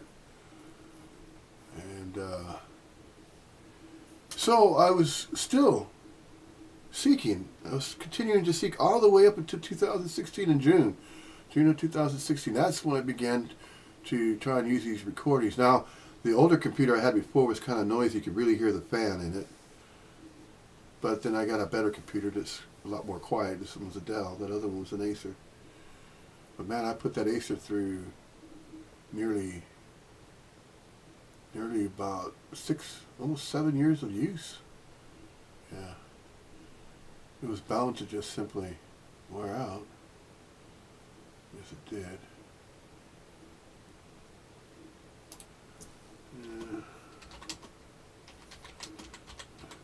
Yeah, there's a lot of different. If you just run a Google search, okay, here it is. Let me show you what I'm referring to. So anyway, I was this mystic right here. Non-duality wasn't being mentioned as it is these days. Okay, back in the 90s, it didn't say anything about non-duality. The way non-duality is used so much these days.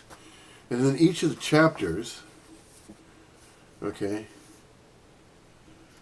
and see what I put on here is because, see, back in June, coincidentally, back in June 2016, I wrote down on here in the front, resurgence and re-emergence into non-duality, Advaita Vedanta, about Jejano,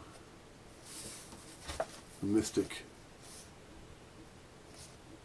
Here in the back it says, Jejano, see these names, they're just names, but then it's as though, okay, well, it's as though there's credence there if a name is conjured, and it sounds Sanskrit, or it sounds like a guru name. So that, and you see the guru names that are conjured. The birth name that person held is dropped, and then in many cases it's legally changed to a guru type name. Guilty as charged. This body mind did the same thing. Why did it do that? Why did it feel that I needed to do that? Because for some odd reason, it somehow grabs the attention. It grabs the attention, and that's what you want to try to do. Grab the attention of what? The attention of these body minds that believe they're separate selves. How is that going to be condoned? In what way? Well, since the separate sense of self is always looking for something dramatic or something different other than what is usually confronted in society, or the norm, so to speak, with quotations, quote, the norm, unquote. But, well, when I say so you understand what I'm referring to here when I'm referring to names. So birth names and birthrights. Birth names are given, and they are never questioned. So much is going on, and that's not really mentioned very much. In fact, I can't remember any other non-duality speaker mentioning about specifically birth names and birthrights. They kind of touch upon it, but then they leave it alone. They don't go into greater depth about that. And I was I'm going to say but this body-mind manifestation, this personal presence, it's apparently appearing to speak about non-duality in this video presentation. I used to refer. And then I came up in 2016, came up with Taishanti Vedanta. Yeah, I'm going to use that. All these other so-called gurus are conjuring up these names, so that's the one that was conjured, so that's the one that's being used. So it's just simply, just a way of presentation, a way of appearing. You could appear before as an appearance. So if you're going to change the appearance, and it can be changed by, just simply this way as well. Just putting on a pair of sunglasses on, a pair of shades, and then kind of changes the appearance a little bit, doesn't it? But doesn't have to be a reason behind why an appearance has changed. If a certain human corporeal body mind wants to dress itself up and change its appearance, it's going to do that anyway. It might get a tattoo. It might get a tattoo. I've been wanting to get a Sri Yantra or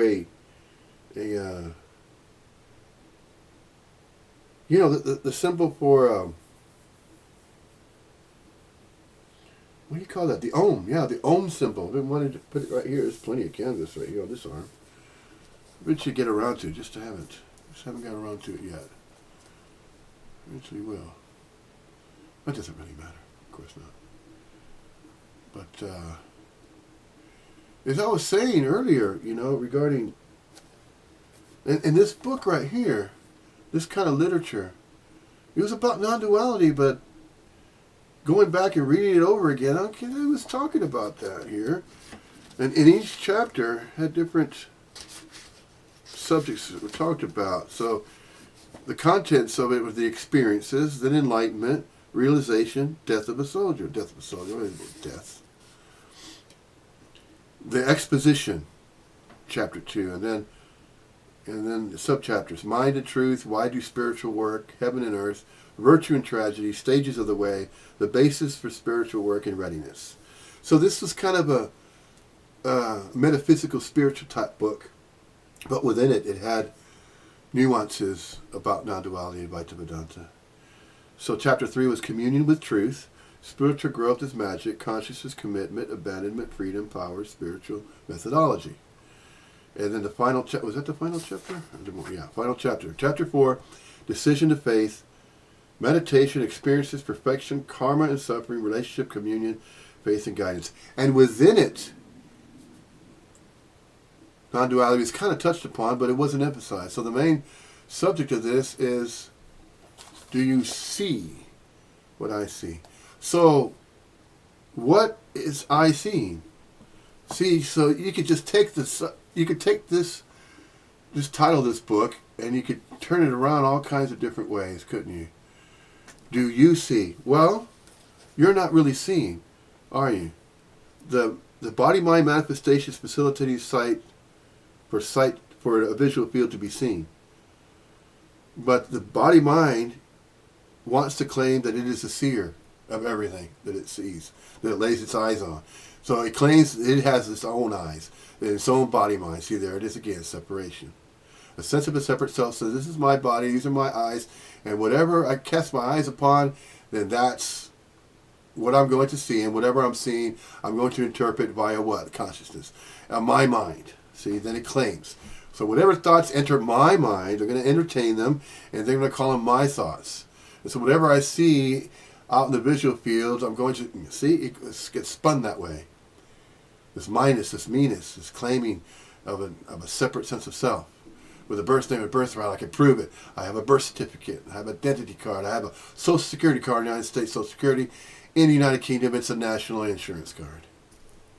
Similar thing going on there with the identification.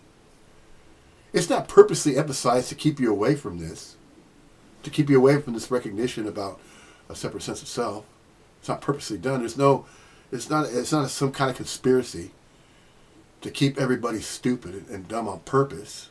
But that idea, in a sense, when it comes to conspiracy theorists in the series, it can be understood why so many people in the United States are fed up with government and things like that. And so they come up with Anonymous, and then the White Mask, and then the movie V,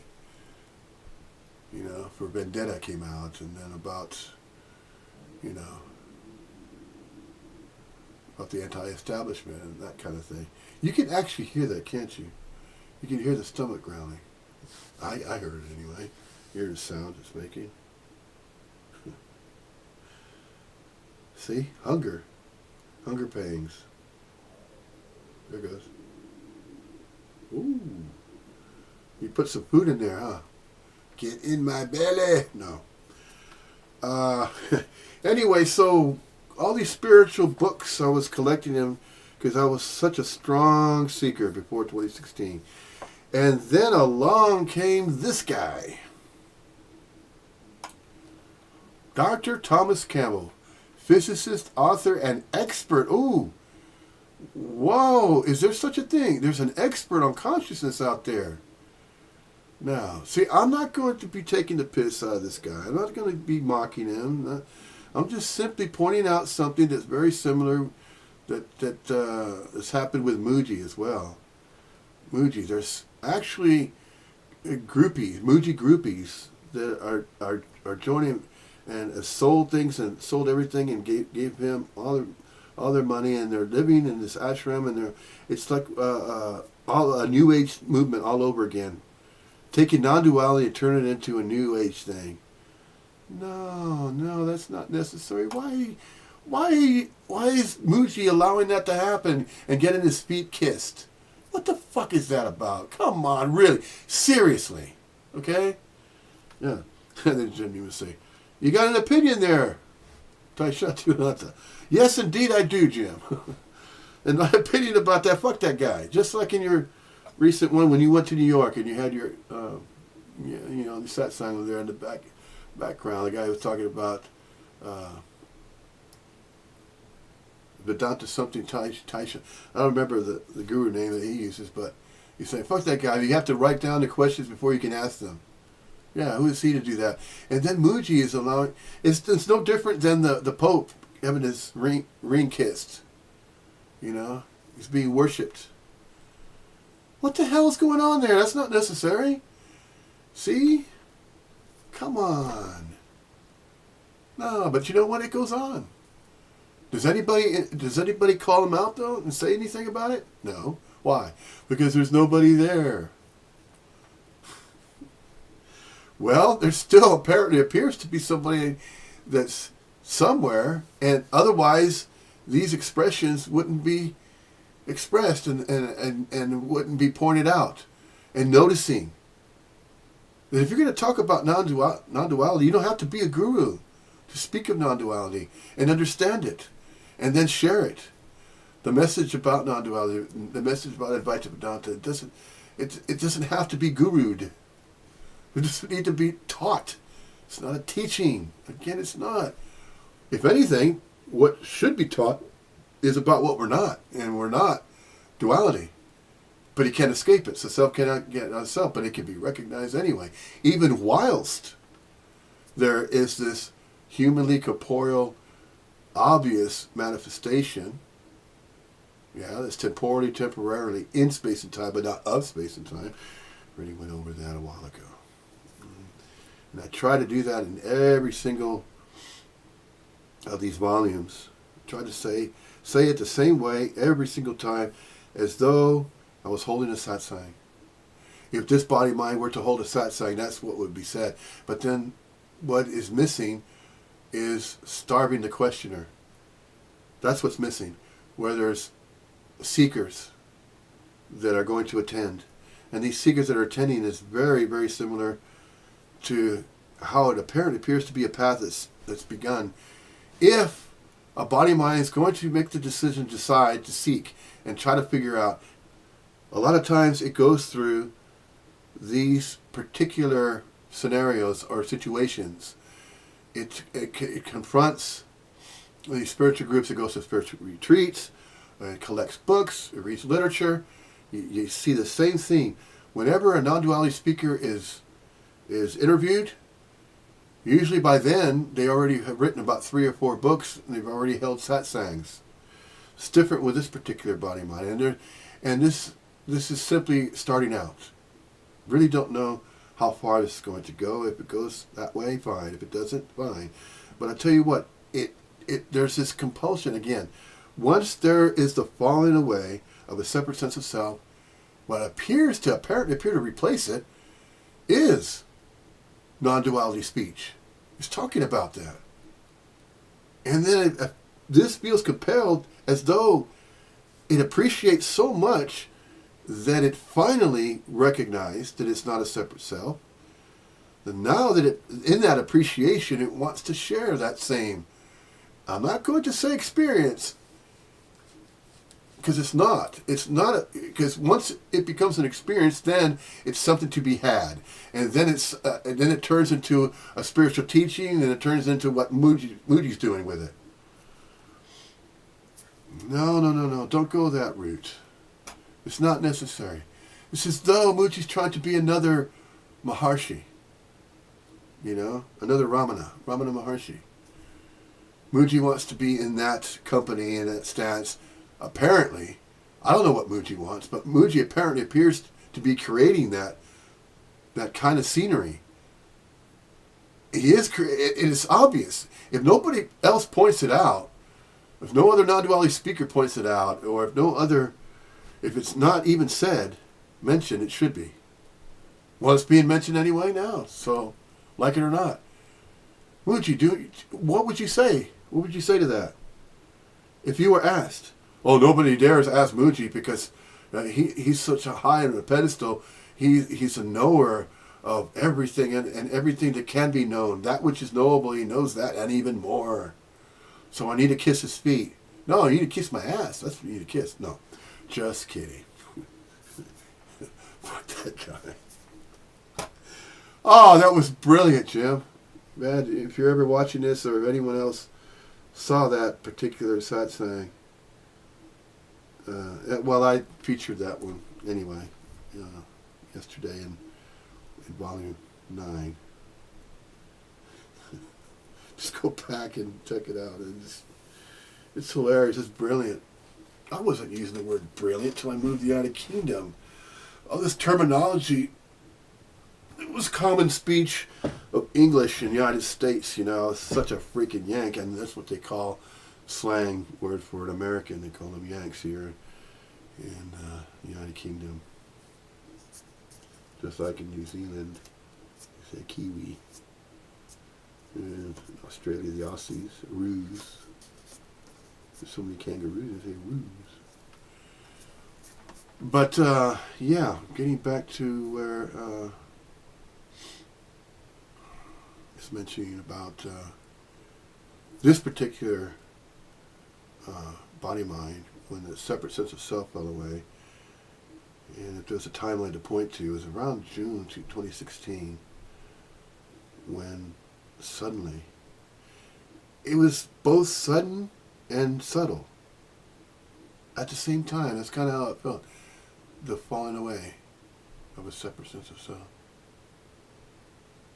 The idea was finally recognized, or not necessarily an idea, but it was finally recognized that, what the hell? It just fell away, like it never really was there. That the story of the body mind, of birth name and birthright, it just now so further, it seems so distant, you know, because it never really happened. So it doesn't really seem distant. It just feels like, as though a part of this manifestation is no longer holding and trying to control, as though it's physically permanent, physically real, and it's sitting in this chair, and that it is a me, and this is separate. This manifestation of a human corporeal form, this personal presence, this temporary, visibly observable in mirrors, for an impermanent, indeterminate duration, space and time. And that you are watching this video presentation, perhaps seated in a chair, and that chair is your chair, and that the eyes that you're using to see this video presentation are your eyes, and that's your body, that's your head and your mind that those eyes are attached to. So that's your head, your mind, your body, your chair, your things around you, your house. No. They're just interpreted as things, apparently appearing as though they're things. All appearances. Like it or not, that's the way it is. It cannot be interpreted any other way. And if it is interpreted any other way, then there's separation going on there. So check that. Yeah? Check it. Check it out. Who are you? You're not a whom. If I'm not a whom, then what am I? That's right. That's what you are. What? Yeah, you're a what? What? What am I? Energy. Well, what do you mean energy? Yes. Energy. Energy field. That's it. Energy field. You need more explanation than that? Some do. Some do. And so this is what is provided. What is provided? More information. A deeper look into the subject of non-duality, a deeper examination and really dissecting the subject and going into all the various aspects of it. Like it or not, this is what's done. If this doesn't really matter, of course it really doesn't matter in the end, but still, the matter of mattering and not mattering. What matters to you? Does anything matter? Not necessarily, but still. There are matters that go on. What matters? Well, yeah. What does matter? How? Well, non-local quality of consciousness is what you are. You're a what? You're not a whom. Because a whom is a separate individual self-conjured self. That's what a whom is. But you're not that. Okay? Then what are we talking about? We're talking about non-duality. What is non-duality? Not two. It's not two-ness. There's no separation. It's non-separation. Is that it? So we don't have to talk about anything else, do we? Yes, we do. You know why? Why? We need to discuss it further and look into, investigate further. You know why? Because then it will match what? It will match the energy and the time and the years it was spent to go into spiritual retreats, believing and thinking that seeker was going to find some kind of fulfillment in seeking that which it thought it was still lacking. It still thought it lacked something else to feel whole and complete. Well, guess what? You already were. You know how? Because all that is and all that is omnifulness is already complete, full, and whole, and perfect as it is. And you're already mingling with that, and you have been mingling with it all along. So if you've been seeing it some other way, you've been seeing it some other way because of what? Because of consciousness. Because of time, timing, the apparent appearance of everything, and within the appearance of everything is anything. And within anything that can appear to be something is something, are things. And then within that, there is the idea that you are a separate person that can identify things, and so you give labels to them, and then it turns into ownership, and then it turns into claiming, and then there's that energy starts spinning in an orbit around the body-mind, around the mind, and that's that mental thought system, this consciousness. Not necessary. Take that same energy, turn it the other way around, and just get it to stop spinning and orbiting, and then get that upload. The upload from nothing, which is what we all are. We're from nothing. And then from nothing is where the energy fields apparently are. The energy fields of non-local quality consciousness outside of space and time. Manifesting, radiating energy. And the energy that's radiated, emanation of an appearance similar to a hologram. This is why the idea of a holographic universe works. And this is a good segue regarding holographic universes to refer to Dr. Thomas Campbell. This is how he explained it. He explains and says that there is a larger consciousness system, an LCS, that is the larger conscious system is like a giant computer programmer, and that it has programmed the appearance of reality frames, and that consciousness is all there is, and that the larger conscious system is controlling and directing how consciousness is dispersed throughout the universe, and that there are planets. See, another belief system created all over again. Don't have to believe that. And it doesn't have to be believed to be so, because it's not so. It's another conjuring. There is a self-conjured, professing a self-conjured conjured self that calls himself with the birth name and birthright of Thomas Campbell. And then look what happens. Other body minds. And then he agrees to be presented in this way. That there's a body mind right there being presented as a physicist and an author, expert on consciousness. There's no such bloody thing as an expert on anything. How can anybody claim that they are an expert on anything? And then he has the audacity to say that, and look, as we read on, under the name of Thomas Campbell, physicist, consciousness researcher, author of the My Big Toe trilogy. Do you see how the pontification and the, how these, what are construed as separate senses of selves, and these characters, and this happens to be a birth name and birthright, and he believes this. You speak to the man and he believes that he can do that, that he can travel, have out-of-body experiences at will, and that everybody else can do that too. And that's what goes on when you're sleeping. You're traveling into different reality frames, and that the past contains a history.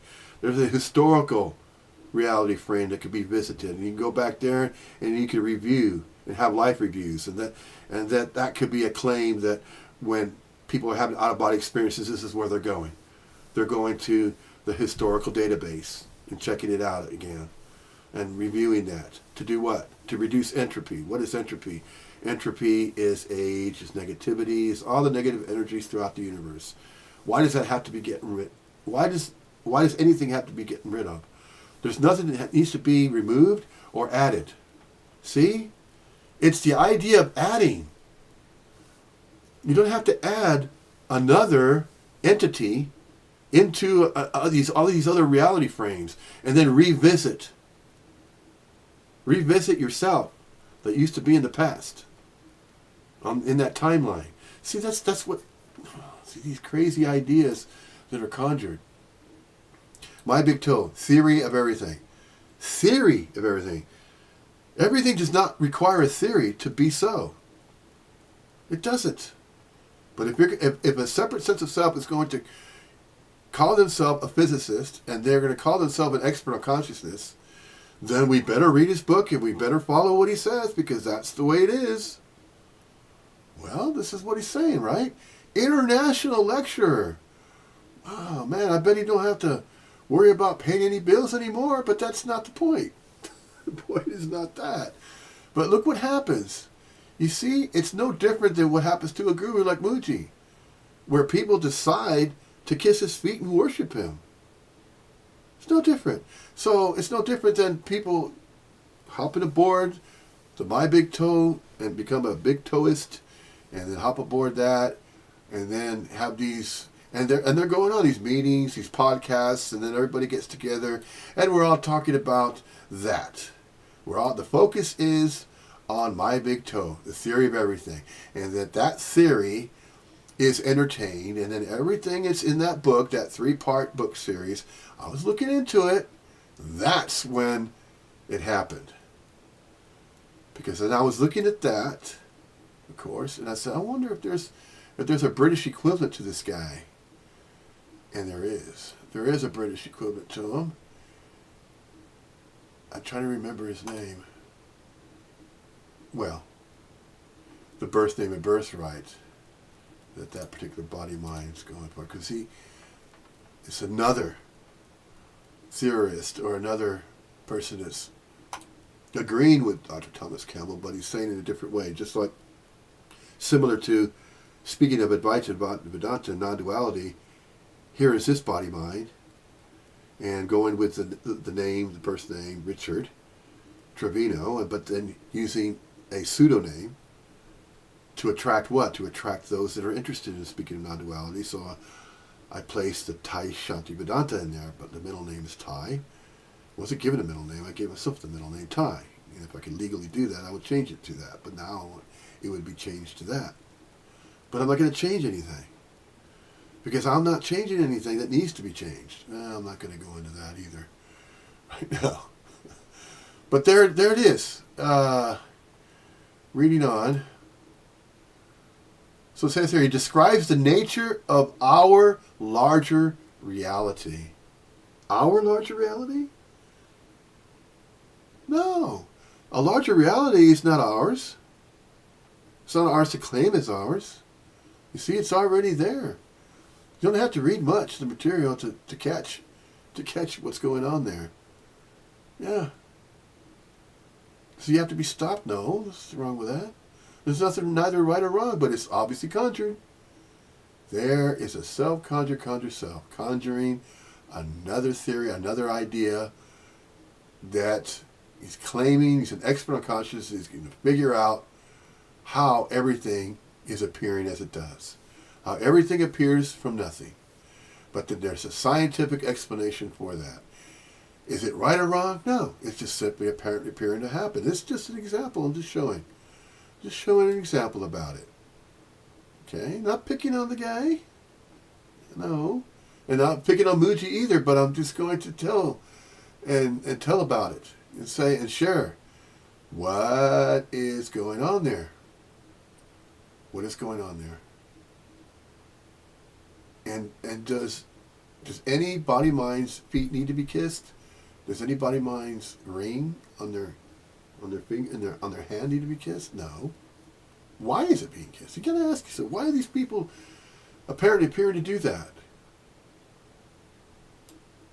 Because they believe. They believe in that particular manifestation. Just as the figure of Jesus Christ was worshipped as well, in the same way. And so they could look at Muji as a type of a Christ-like figure. And so they believe that. How are they believing that, convinced that? He's not stopping them, not telling them, you should not be doing that, you don't have to be doing that. But he's not stopping them, is he? Of course not. Is that wrong? Well, no. Is it right? No, it's neither. But it apparently appears to be happening. Is it happening for a reason? Well, should it be happening? Does it have to happen? Or do we have to witness it happening? See, these are the questions we should ask. No? Does it cause people to get angry, frustrated? And well, there is a degree of of wondering why. Why would guruing continue to go on when there's no longer a separate self that's guruing there? It is recognized that it's just information being shared, but it was not intended. There's no intention behind it, but yet the intention of a guru is to get his feet kissed? Well, my intention is to get my ass kissed then. No, see, it's no different than saying that. Won't admit it. Well, so what? Whatever. Anyway, so, reading on there, provides. Thomas Campbell, he's an expert on consciousness, so guess what he's going to provide you? He's going to provide you a complete, not just a partial, but a complete theory of consciousness. Not just a partial, because why? Because he's in possession of that knowledge, that information. And so, what's he going to do? He's going to share it. He's going to go around the world and speak about it. No different than what? Go tell it on the mountain, over the hills and everywhere. Does that sound familiar? Well, to a Christian it does. And go tell on the mountain that Jesus Christ is born. Well, go tell on the mountain that Thomas Campbell was born. Go tell it on the mountain that Muji was born. See, it's no different. These are all just conjured ideas and thoughts and religions and belief systems. It's just another belief system. Don't do that to non-duality. No, please don't let that happen to you. But guess what? It's happening that way anyway. Why? Because of the energetic movements, the manner by which consciousness is being apprehended, or appearing to be apprehended and directed. It's misdirected awareness. Misdirected awareness. That's what a separate sense of self is doing. It's misdirected energy. The energy was not meant to be owned and claimed and called and then turned into a separate belief and practice. And okay, to be the way that a particular body mind is presenting itself in what it refers to as the world, and it's trying to gather followers, yeah? And it doesn't even have to try to do that. There's some type of information that's presented in a certain way, and then there's certain types of body minds that are gullible enough, yeah, to believe in what they're saying as though it's a separate practice. that needs to be practiced, that there's something to do in order to acquire what? To acquire greatness, or to acquire a special attention, or to acquire a better way of life, to get rid of pain, to live forever. To live forever where? Well, live forever in a certain way. So each belief system has its own description of that. And that's all that is. And it's very limited. And it's very concise when it refers to, well, it needs to be taught because you don't know about it yet. So I'm going to have to teach that to you. How am I going to teach that to you? Well, I need to write a book about it. So I'm going to write a book about it. And then I'm going to self-profess to be a guru. And then I'm going to go around wondering if my feet are going to be kissed or not. What? You see? You see how it goes?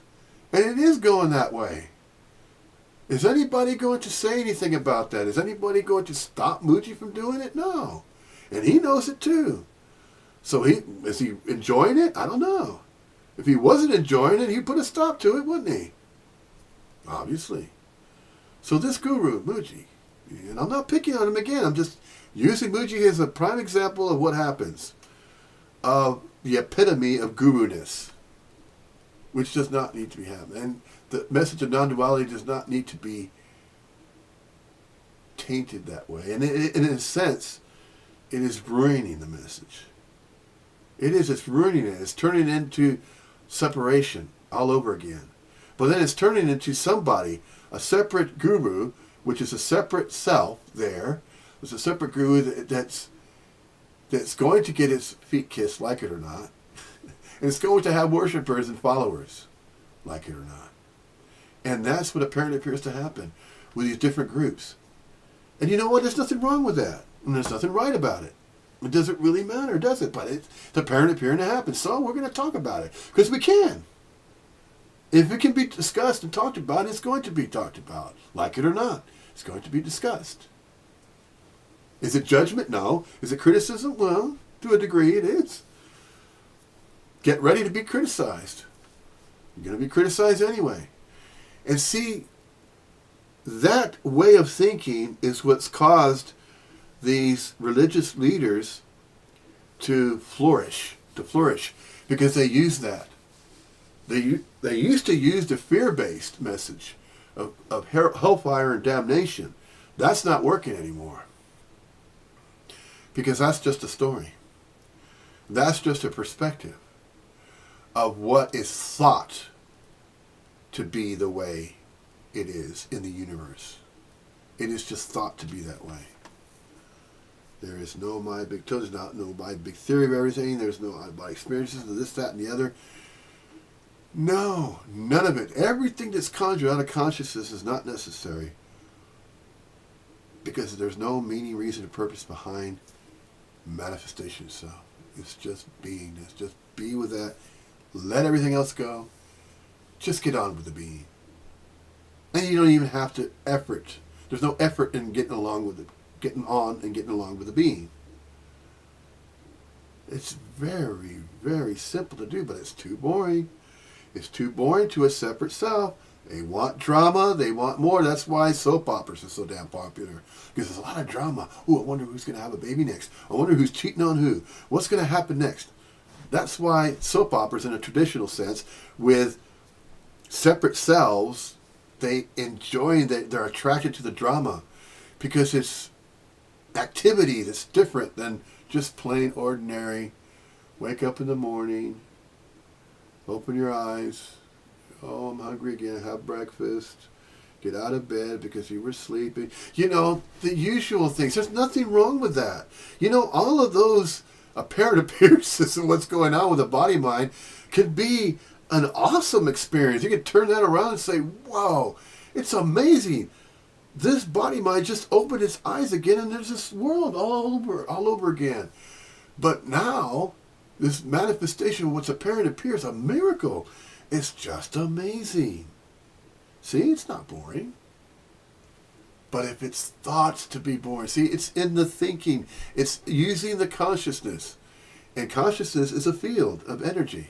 There is a collective consciousness going, but that collective consciousness is supporting what? That mental thought system is supporting what? A separate sense of self.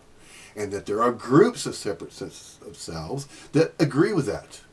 That agree that there is nothing but exclusive realness and exclusive physicality. And that there's people and a person that there's people in the world and in a world, okay? And in that world, in that reality of separation, there is agreement between these manifestations of body minds that believe that everything needs to be thought about in that particular way. It needs to be believed. This is how a belief system arises. And this is how Bibles get written. This is how books get written about spiritual leaders and religious leaders. And this is how it's been conjured. The self-conjuring of conjured selves that decide to say, okay, this is what I'm going to do with everything that's available to me. The availability is there, sure. And that availability is going to manifest a certain way.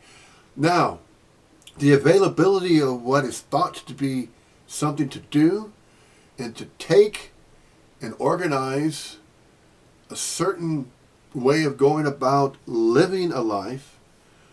And then if it does that, it's going to cause a separation. It's going to stray away from everything that's naturally appearing as it does. Everything that's naturally appearing in nature is perfect just the way it appears. Leave it alone. And then there's the economists. Greenpeace and organizations like that care about the environment. Yeah, that's fine. Sure, you could. You can care about it, but what can you do about nature that appears as it does? You're going to tell me, or anybody is going to say or mention, that this appearance of nature, as it's been for thousands and thousands of years undisturbed, it's going to take a great astronomical event to affect nature. Because it's so massive. There's so much of nature going on at a very large scale. Very large scale. So to think just a few billion, mechanical and then emissions and then things like that, and then the cutting of forests and vegetation. Sure, to a certain degree it's going to affect the climate, and if it keeps going that way, yes, that is a real systematic thing that's being observed that's going on. There's nothing fake about that, because we're seeing the reactions of nature, the reactions of the planet. So, it is the multitude of, you could say, interferences. Because if there are apparent appearances of groups of body minds in society that are continuing to support a certain way of life through industry, and that they need vehicles that burn gas and fuel and gas and oil, and into societal structure as an economically viable person that's going to contribute to that society, and they're going to pay money because they're going to buy a car, and they're going to use the car to get from one point to another, and so on and so forth. There is a degree of responsibility about the environment. Certainly, that's obviously real, but it's also something that will take care of itself. Now, nature will take care of itself. The planet does take care of itself. And you know how it does that? Population control. Yeah. So the government apparently appears with these conspiracy theorists thinking that they want to get involved with more population control by creating artificial means to control the population. And then here's that conspiracy that comes around again, talking about chemtrails, introducing biological warfare and poisons into the food supplies, and chlorine and impurities and artificial things to shorten the lives of more of the population, so there'll be less people using goods and services and using taking away the exhausting resources. There's only so many resources to go around. There's plenty of resources to go around. What do you mean there's not enough? See, it's the idea can go one way or the other. So it's all a matter of how it is thought to be a certain way, that life is appearing in a certain way. So this body-mind can express and share an idea and a thought that consider that nature has been the way it has for how long? Thousands of years it's been that way, maybe even millions. Yeah, it's millions. It's in the millions now. It's not 7,000 years like it said in the biblical accounts, and within 7,000 years, certain things are going to happen. And the New Testament refers to a second coming, and the second coming is Christ that died for sins, died for the mistakes of all humankind. And he's going to come back, and he's going to redeem all the good people, and he's going to take them into the sky, and they're going to go in this big, huge mothership, and they're going to go off to another planetary system where none of this is going on or apparently appearing to happen, where you have a bunch of evil entities that came from some other evil planet, and that they've been living underground like greys, and that they're experimenting on people, and they want to take them back down just like ants, underground, subterranean. See all these conjuries, these ideas and everything. Is that really happening? Is that really happening? No, it's not what's happening. Because why? It's all conjured. They're conjured ideas, conjured concepts. Nature is obviously untainted. It's obviously apparently appearing to be real. Nature is. Nature is throughout the planet Earth. It is considered to be a living planet. Otherwise, it wouldn't be supporting life. Just as it apparently appears to be living organisms, and that the human corporeal biology of a body mind, if you want to look at it that way, you could, in a sense that every single cell is a living cell, and that the mind of the body mind can direct the living cells to rid itself of diseases and discomfort and pains, and then medications are introduced into that to kind of, diminish and then kind of slow down the aging process, and you try to ease it into no longer manifesting. So in a sense, these alternative healing methods are trying to do the similar thing, but not so direct to interfere with the biology. But see, when we start getting into biology and things like that, then we're going to refer to the subject and start focusing on the human form. That's a whole other subject. The subject of non-duality is about the appearance of form, regarding the appearance of form. So it's kind of like stepping further back away from the panoramic view and kind of giving it a universal, general description of what apparently appears to be everything appearing as it does. And then just simply talking about that, and then sharing in discussions about it. Yeah, sharing in discussions, and just taking the information that's readily available, and then entertaining ideas about that. But then coming at it in a different direction. So that's what apparently appears to be happening with non-dual speech. Non-duality speech apparently appears to be different ways of referring to how and why it could seemingly be so. Now, we can only say that because there's only a certain degree of information that could be extrapolated about all of this, about observing this. And then to a certain degree of knowledge that could be used with the speech of a certain language. And in this case, of course, this is the English language that's being used to convey what? A recognition. But can also use information as knowledge, and then information that could be entered into a book, and then that information in the book can be shared. But you know what? It's not necessary to use books anymore, really, if you think about it. Now you can just simply create video presentations or video recordings. Record about like an audiobook. Instead of an audiobook, it'd be an audio-visual book. Just just simply adding the visual field.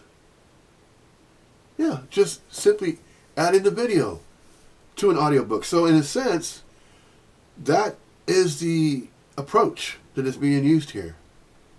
The approach with these volumes of these video recordings is simply to take the information that would be entered into a book, into an audiobook, but adding the element of video to it. And talking about the subject matter of a book. So in a sense, okay, now, the content of a particular book that's being written by this particular manifestation of this particular body mind, it's referring to the subject of non-duality, Advaitans, and speaking about it, and going to continue to do that, as long as this body mind apparently appears to be alive and manifesting its form within everything else that's appearing, as everything does. It continues to arise, to appear as it does. Yeah. I remember that saying, as I live and breathe. As I live and breathe, I'm going to do that. I'm going to do this. As I live and breathe, I'm going to do this. I brought you into this world, I can take you right out. Oh man, it's a terrible thing to tell a parent to tell a kid, isn't it? If you don't eat your vegetables and your meat, I'm going to take you out of this world like I brought you into it. A mother could say that. That wouldn't be a very nice thing to say, well, would it? But it wouldn't really make a difference now that this is realized, would it? Can you imagine? Just put that, and you can see that, you can kind of notice the humor in something like that. Let's just take a family, okay? And let's take this child that, let's say, he's a teenager, he's still living with his parents, and he's come across non-duality. Well, kind of like Jeff Foster did. But Jeff Foster, man, his body mind went through a lot of depression, a lot of tough things. I don't just understand his story. Jeff Foster went through a lot of suffering. Sometimes that can apparently appear to happen before that body mind has had enough, and then it's going to say, you know what, here you go. It's seeking so much. I can really relate to Jeff Foster's story. Now, that Jeff Foster's another non-duality speaker, and he has a bunch of books, and he's quite well known. Maybe not quite as well known as Eckhart Tolle or Tony Parsons, but in a sense, this is how it is said. He's making a name for himself. Well, yeah, that phrase has been used before. Making a name for himself, how? Well, he's becoming a bit more popular. Popular to what? Well, the society. Well, yeah, there's a societal structure out there, naturally.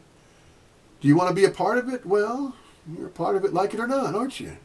You're appearing, aren't you? All human corporeal manifestations are appearing, like it or not.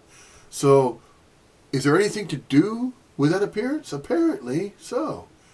Apparently so. Now, the difference is that either a body mind is going to be recognized in a certain way, and as it's expressing in a certain way, there are going to be other body minds that are observing how that expression is being expressed, and then is either going to agree with it or disagree with it. Those that agree with it, what do? They jump on board to become part of whatever is being discussed or talked about. And if it's placed in a presentation like this, get ready to be criticized. The criticism is going to be, because why? Everybody has an opinion. And opinions are going to be expected to be heard. Just like the thumbs up, thumbs down. Expect that.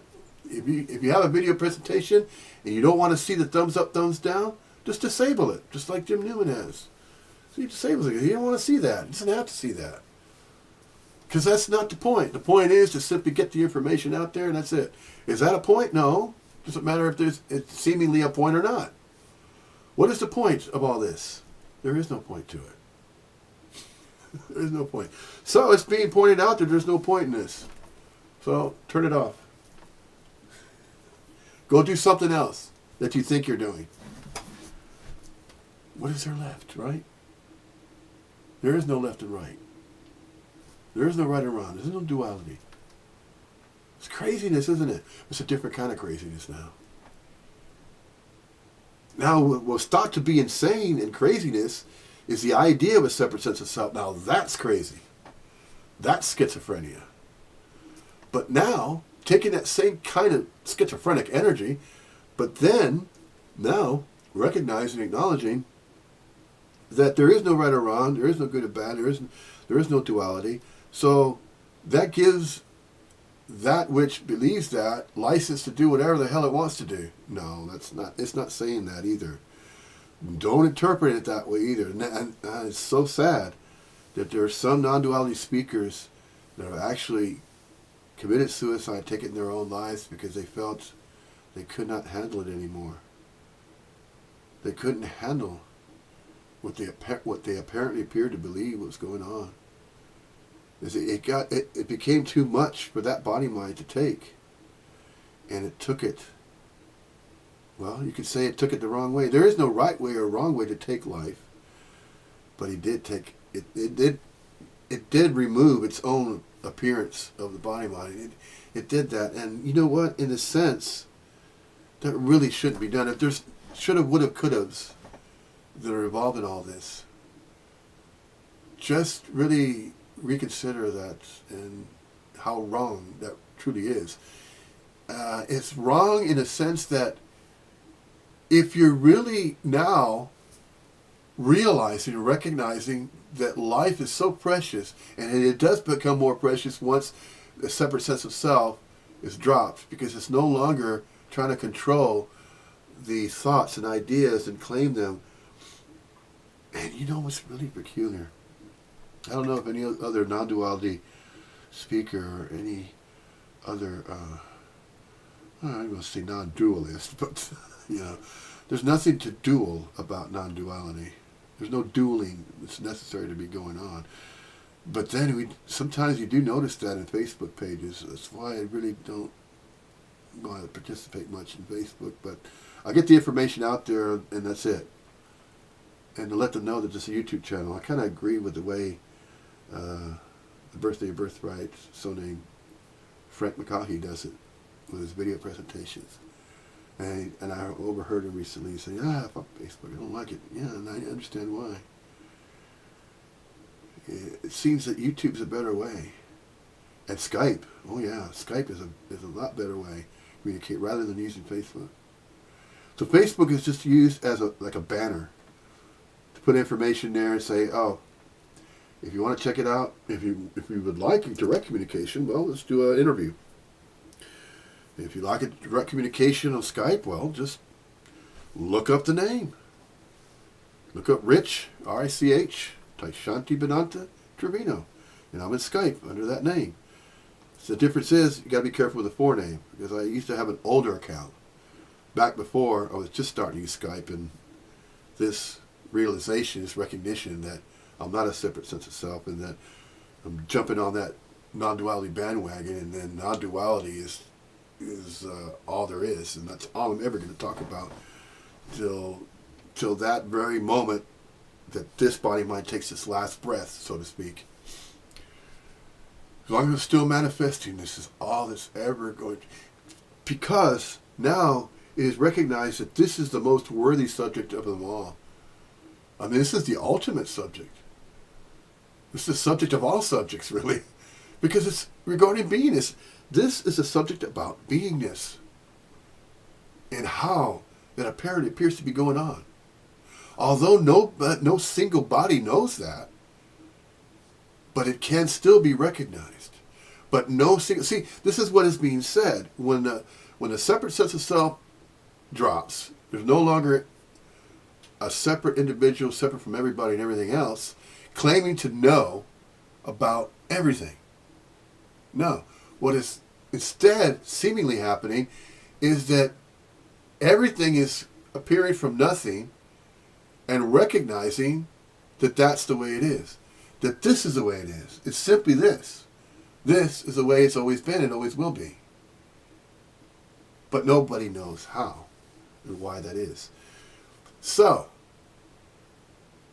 in satsangs, it's going to be mentioned to a certain degree how and why this is so. But there is no how and why to figure out how and why everything can appear from nothing. And how and why everything is both real and unreal, observable and unobservable, knowable and unknowable. Because it's that way for nobody. No separate somebody. See? It's, in fact, everything is for, if it's going to be for anything, it's going to be for everybody. Because everybody is being witnessed and observed within everything that appears as it does in space and time. Although we're not of space and time. So you see how it kind of loops. And it's doing this. It's not doing that. It's not doing that. It's not even doing that either. Clockwise or counterclockwise. It's not in a circular motion. It's this. It's that symbol. It's the figure 8. Likened to a racetrack. That's what this is all about. This is about the Alpha and Omega. That's what that sign means. The Alpha and Omega. The figure 8. And you know what? Some people awaken. Not awaken, but they recognize that they're not a separate sense of self. But you know what? How and when that happens? In space and time? In space and time, it apparently appears to happen in one of those segments of the figure 8. The universe is one huge figure 8, in a sense, so to speak. It's the Alpha and Omega, the beginning and the ending. No beginning, no end. Infinitudinal complexification. Infinity. Foreverness. Always. Consistent continuity. The continuity has always been continuity. There isn't a suspension of it. It just apparently appears to be suspended when? When there's a manifestation, when, in space and time, appearing as it does. For a little while. And we say that, we can say that for a little while because it is for a little while. It is indeterminate how long that little while is going to last. We're on that racetrack. Perhaps that's an explanation of reincarnation. That, just as it can't be remembered that a human corporeal manifestation form was born, it's not going to remember how it died either. So, there's that again, see? There's no births and no deaths. There's just this. Infinitudinal complexification. But nobody knows that. Nobody knows how the universe is operating this way. That's extraordinary. That's a mystery. It's amazing. It really is. It's awesome. It really is.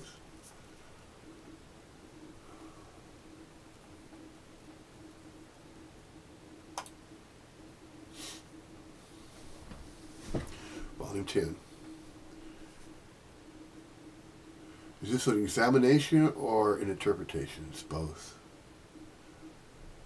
I'm simply going to call it... Should I just say it? Should I just title it Another Satsang? Could call it that.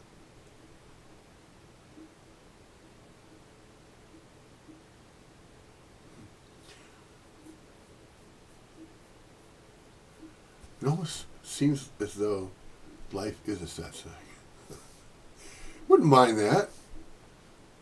Really wouldn't. Wouldn't mind if life continues on, but life is now a satsang. Yeah, life is lived as though it's a satsang all the time.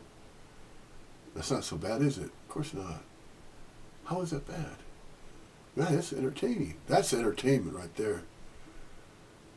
Is that an opinion that's just being said? Yeah, sure it is. Does it matter? No, it doesn't. It doesn't matter. Is it trying to place meaning to it? No. It's just an observation. Just like in satsangs, some non-duality speakers would say, this is just a suggestion that all there is simply this. See, that's just another way of saying it. And then what happens? What apparently appears to happen is that these New Agers, because I'm going to call them New Agers because that's what this body mind used to be involved with, whilst it was seeking. Because a seeker, 9 times out of 10, you're going to find that there's certain characteristics of a seeker. And a seeker 9 times out of 10 is going to come across what? Books about consciousness, books about spirituality, books about New Age, books about UFOs, explainable, all those type of things. There is a commonality. Before the separate sense of self drops, that story is going to be very similar, and it's already being noticed. We're already noticing that. Either they were involved with the Great Depression, some kind of mental disorder that doctors, conventional doctors were saying. No, that guy's bipolar, man. Oh no, he has multiple personality disorder.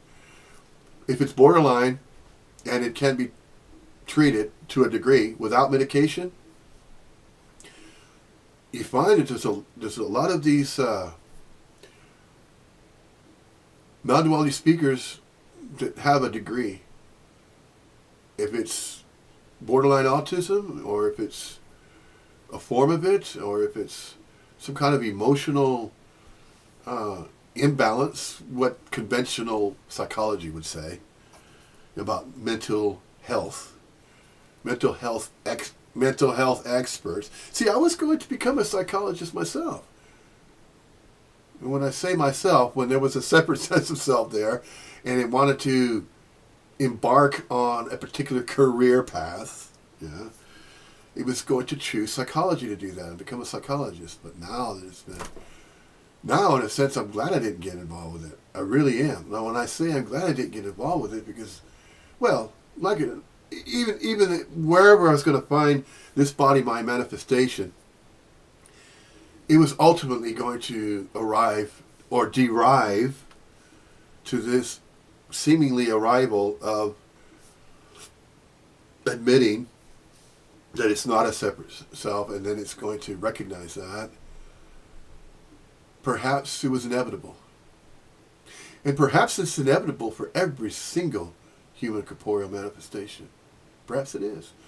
Perhaps eventually, especially if a seeker is going to come across a presentation about non-duality, especially then that falling away of a separate sense of self, that sense of a separate sense of self is going to naturally, boop, it's going to be gone. It's going to be, whoa. It's either going to happen like that, whoa, or it's going to be, oh. See, in different ways, in different, similar to how it was mistaken that an awakening, an enlightened one was just because, oh, wait a minute, he spent 7 years in Tibet, he's wearing an orange robe, and he gave up everything, and now he's come back, he communed with the Dalai Lama, and so now he's living in the United States again, and now he's going to say, I walked with the greatest non-duality speaker of all time, and one of them that could be venerated, and put up on a pedestal like the rest of them. Maharshi and Eckhart Tolle and all these other non-duality speakers that are doing what? They appear to be adding an element of spirituality, of New Age woo, New Aginess. There's this New Aginess element that apparently appears to be there. That's just another manifestation of a belief system. It's just another manifestation or another branch off of a religion. They're turning spirituality into religion. There's certain kinds of yogic practices, stances of the body-mind, certain ways of diets, vegans, and then it refers to certain spiritual teachings, bells chiming, shave your head, wear orange robes, the lotus stance, chanting Om, mantras, all that sort of thing. White rice, yes. I like the way Jim Newman puts it, white rice. All that crap is unnecessary. I'm going to say it. No other non-duality speaker says it. I'm going to say it.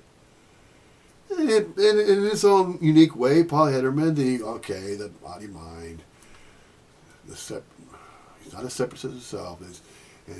He's just a body-mind that once was the birth name and birthright of Paul Hederman, but just simply using the name. When you say Paul Hederman in non-duality circles, people know that. So you just say Paul Hederman. Oh yes, I've definitely heard of him. I checked out his Zen Bitch Lab website, and yes, okay, yeah, I know what you're talking about. All right, well, if there's going to be an association, I would simply, obviously associate, because I was born in America. I grew up in, well, I was 5 years old. I didn't really grow up, but I was born in Redondo Beach, California, Torrance, California. And then the family moved. That's just a story about this body. My family moved from California down the beach over to Texas, Harlingen, and then spent from 1968 to 1977. I was born in 63. This body-mind manifestation has a story to tell, and it was born in 1963. Doesn't really matter, of course not, but that's the story of this body-mind. And that was this path that it took. It apparently appeared to be a path, okay? Of course, there is no path. No such thing as a path, but it apparently appeared to be a path. So anyway, in 1968, I was 5 years old. Hurricane Beulah slammed through the Gulf Coast of Texas that year, and still had glimpses of being under a mattress in my sister's bedroom, and my father and my mom, and we were all holding the mattress up like that, and they were telling me, "Come underneath the mattress," because my older brother and my older sister, and this was in 1968, and my mom and my dad, and they were all huddled. Because prior to that, before it hit, and we knew it was imminent, we were watching the weather, of course. When there's severe weather, it's quite common in South Texas. The storms can be hellacious. I remember moving here to Peterborough in 2010. You very, very rarely hear any thunder at all, or see lightning strikes, or high altitude lightning is really it. Of course, other parts of the United Kingdom, I'm sure there's more severe weather, but just happened to move very, very mild. But it's nice. It's peaceful. It's a lot better. People always ask me all the time. As you can imagine, anyone from the United States moving to this little island here in the United Kingdom is going to get some degree of attention. So I was expecting that. And this personality just loved the attention. Oh yeah, I still do. Still have that inclination. Yeah. Always been that way. I remember when I was a little boy, I always needed to have friends. Always needed to make friends. I was very outgoing, very extroverted, not shy at all. Not shy at all. The only way I shied away was from cruelty. If I ever saw and witnessed cruelty, I would always shy away from that. Because I couldn't understand it. Why? And you see, I was about to say earlier that that's the beauty of recognizing that you're not a separate self anymore, that you're one with everything, and everything is just unconditional love. So, if it is recognized then that there's no longer this idea of evil or this propensity to do anything wrong or bad or negative, all the negative thoughts is as though they're only that negativity and negative thoughts are all just focusing on a separate sense of self to take action of evil doings, as though they're doing the evil. See, that's why there are no separate senses of selves killing anybody. And yet, of course, it is perceived as something that's wrong.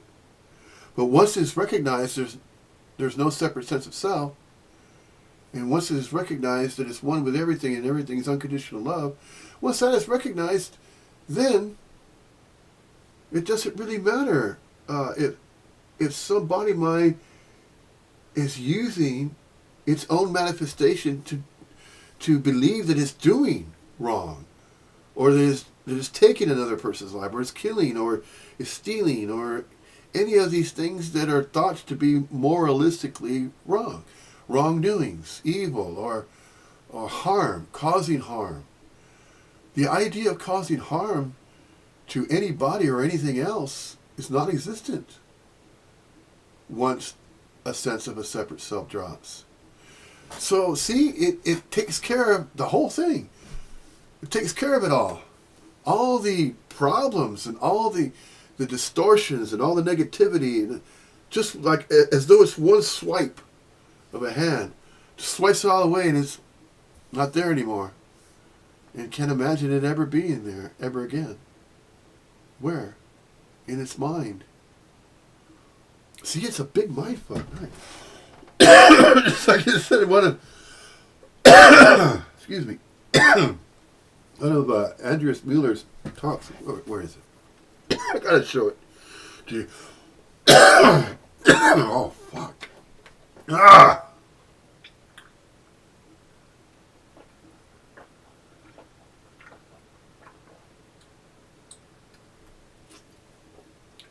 Gotta coat the vocal cords, man. I'm talking so much. You know what? So far, I've never talked so much that I became hoarse. You know, where the vocal cords get so irritated that, yeah. That hasn't happened yet.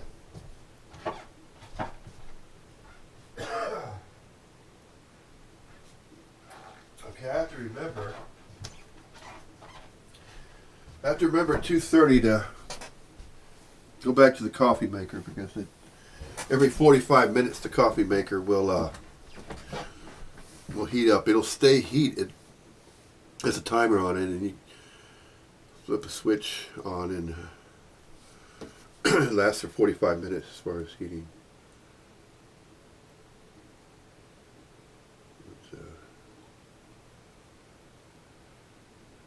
The missus is over in Birmingham right now visiting family. Sent a link in Messenger. Oh, let me just check out something here.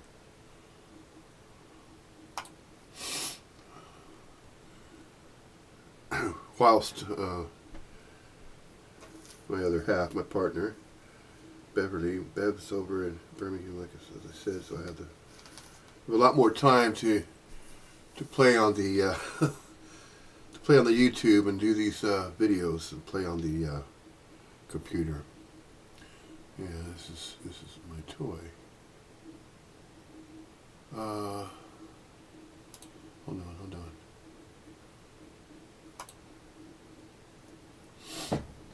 I was reading about this here.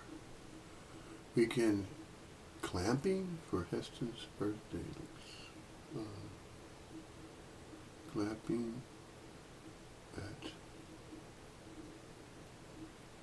Chesington.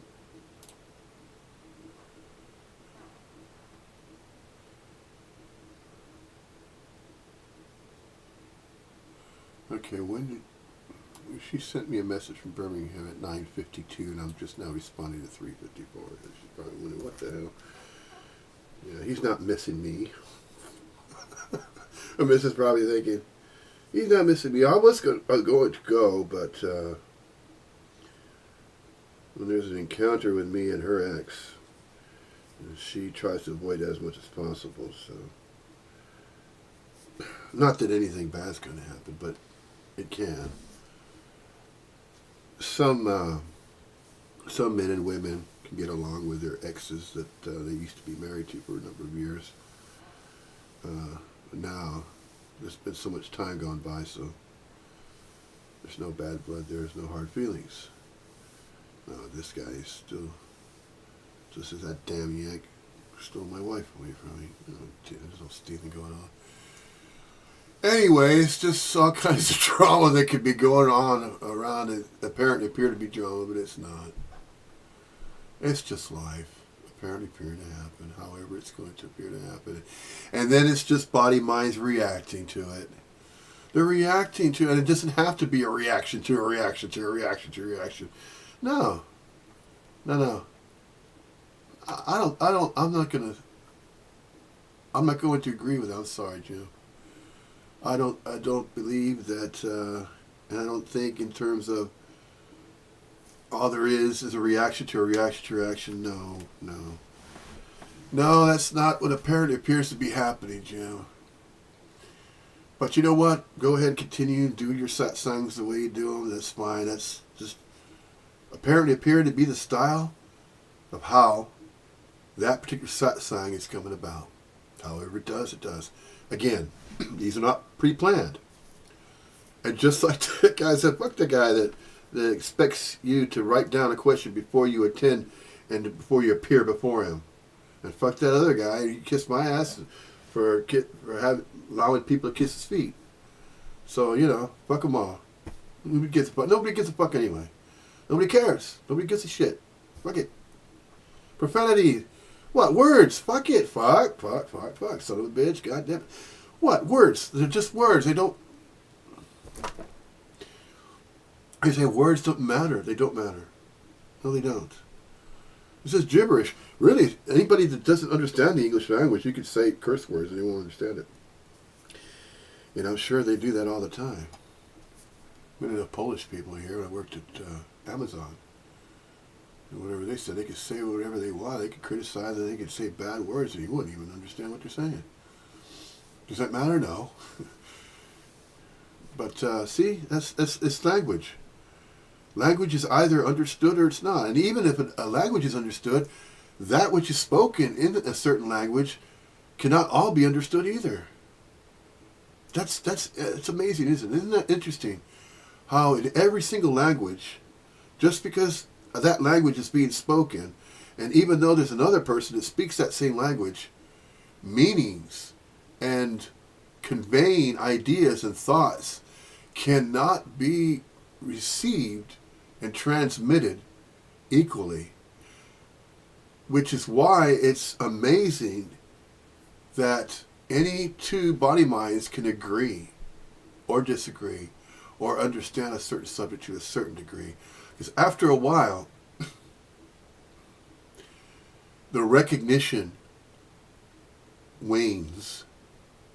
The recognition of a subject wanes and understanding the subject wanes if it is not explained explicitly enough in great detail.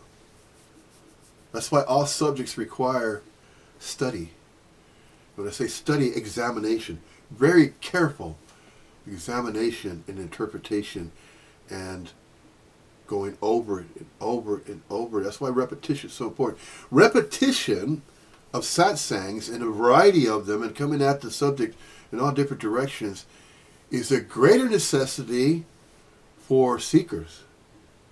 It's a greater necessity, but they'll catch on quicker. In other words, the collapse of a separate sense of self will seemingly happen quicker and more immediate rather than somebody that's been simply living life as though they feel physically real, that they were born and they bought into the societal structure and way of living. You know, the mainstream music, that I have a birth certificate, I am somebody, I'm separate, I can be lonely, I can be any way I want to be because I choose to be so with free will and choice. It's my life to live the way I'm going to live it, and so on and so forth. All that minus that ownership of life. Nobody can own life. And the moment you believe that you're owning life, that you have a life to live, and it's your own to claim, nope, sorry. That is a separate sense of self conjuring that way of life and that way of thinking. That's what's happening there. Because conjuring this separate sense of self, that's not what's happening. Now, can never, ever go back. There is no reversal of that. The way it was reversed is the way it was meant to be all along. Which perhaps is why there should be a necessity for it. But you know what? There is no necessity for it because it was never true anyway. It was all conjured. See, it was never true. A separate sense of self was just conjured. It was unreal. It's fictitious. It was made up. That's why it's so easy to recognize and so easy to fall away. But it's hidden. That's why it's an open secret. It's hidden out in the open, out in the ordinariness of everyday life, of what apparently appears to be everyday life. Meanwhile, behind the scenes, oh man. Oh man, that's why it apparently appears to be so much more going on, and yes, there is. There's far more going on than that limited purview of a separate sense of self. And even though there's a separate sense of self, if they study the sciences and everything, it's still awesome. It's still awesome and amazing. I'm like, whoa. Wow, I don't understand that. I don't know what he's talking about. I don't understand that. That's because it's unknowable. Well, wait a minute. The scientists are on this. It's a big problem.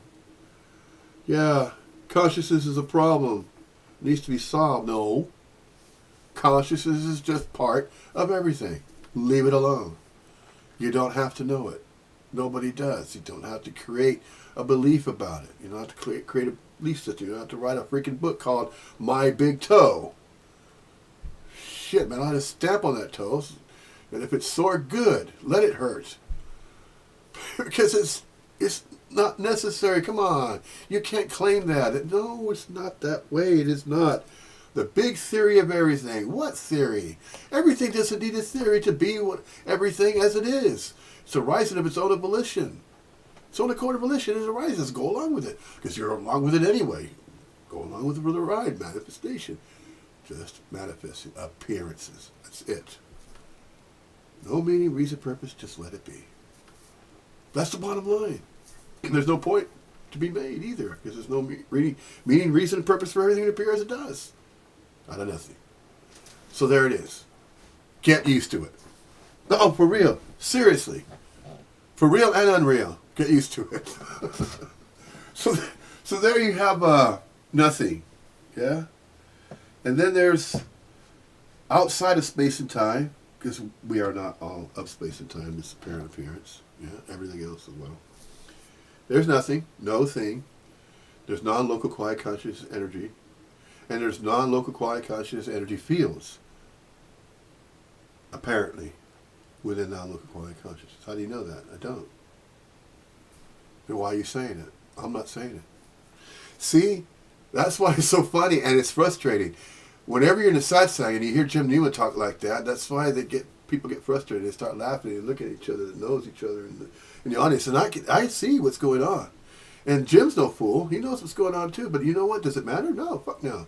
Their reaction doesn't matter. A separate sense of self reaction doesn't fucking matter because it's not true. Because they're not really there. They just think they're there. So who has the last laugh? Nobody. See, this that appears to be laughing. It's laughing because it's all absurd. It's a cosmic fucking joke. It really, truly is, in a sense, a cosmic joke. It's a cosmic joke, but there's nobody there. I think it was so funny the first time I heard Paul Hederman was talking about being with his girlfriend in Australia. And he was looking into this non-duality thing, and then she said, "Did you do the dishes?" There's nobody there to do the dishes. Fuck you, do the fucking dishes. But there's nobody there to do the dishes. That's why I didn't do them. God, Lord. Oh, well. That's one of the main reasons why Paul Hederman is so fun to watch and with his satsangs, because he uses that sense of humor. He has a great sense of humor. And it's already catchy. I'm already going to look into it. I wasn't already going to look into it, but he's one of the very first non-duality speakers that I really appreciate. The way he shares the message. And he wants to be obsolete. Sorry, Paul, you're not going to be obsolete, man. No time soon. I have news for you, Paul. It's not going to happen, man. Because there's still a whole slew of a majority in a societal structure where all these manifestations of human corporeal body minds are still believing in a separate sense of self, and they still believe that they are physically solid and physically real, and that they were born and that they're going to die. And then it's hopeless. And well, yeah, it's a hopeless message, but it's not hopeless for anybody. See? It's a win-win. It's a win-win situation. So if there's anybody trying to conjure the non-duality speech and say, Always hopeless unless you attend my satsang. Attend my satsang, and then you'll see that it's neither hopeless or it's not, or it is hopeful. It's neither. It's not hopeful and it's not hopeless. It's just simply the way everything appears. If a fucking asteroid is going to strike this planet Earth, it's going to happen anyway. Is anyone going to be able to stop it? Well, unless they have SDI.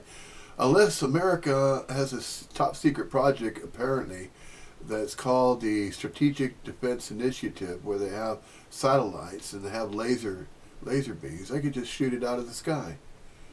Wow. Do they have such a thing? Apparently time machines are real. And apparently that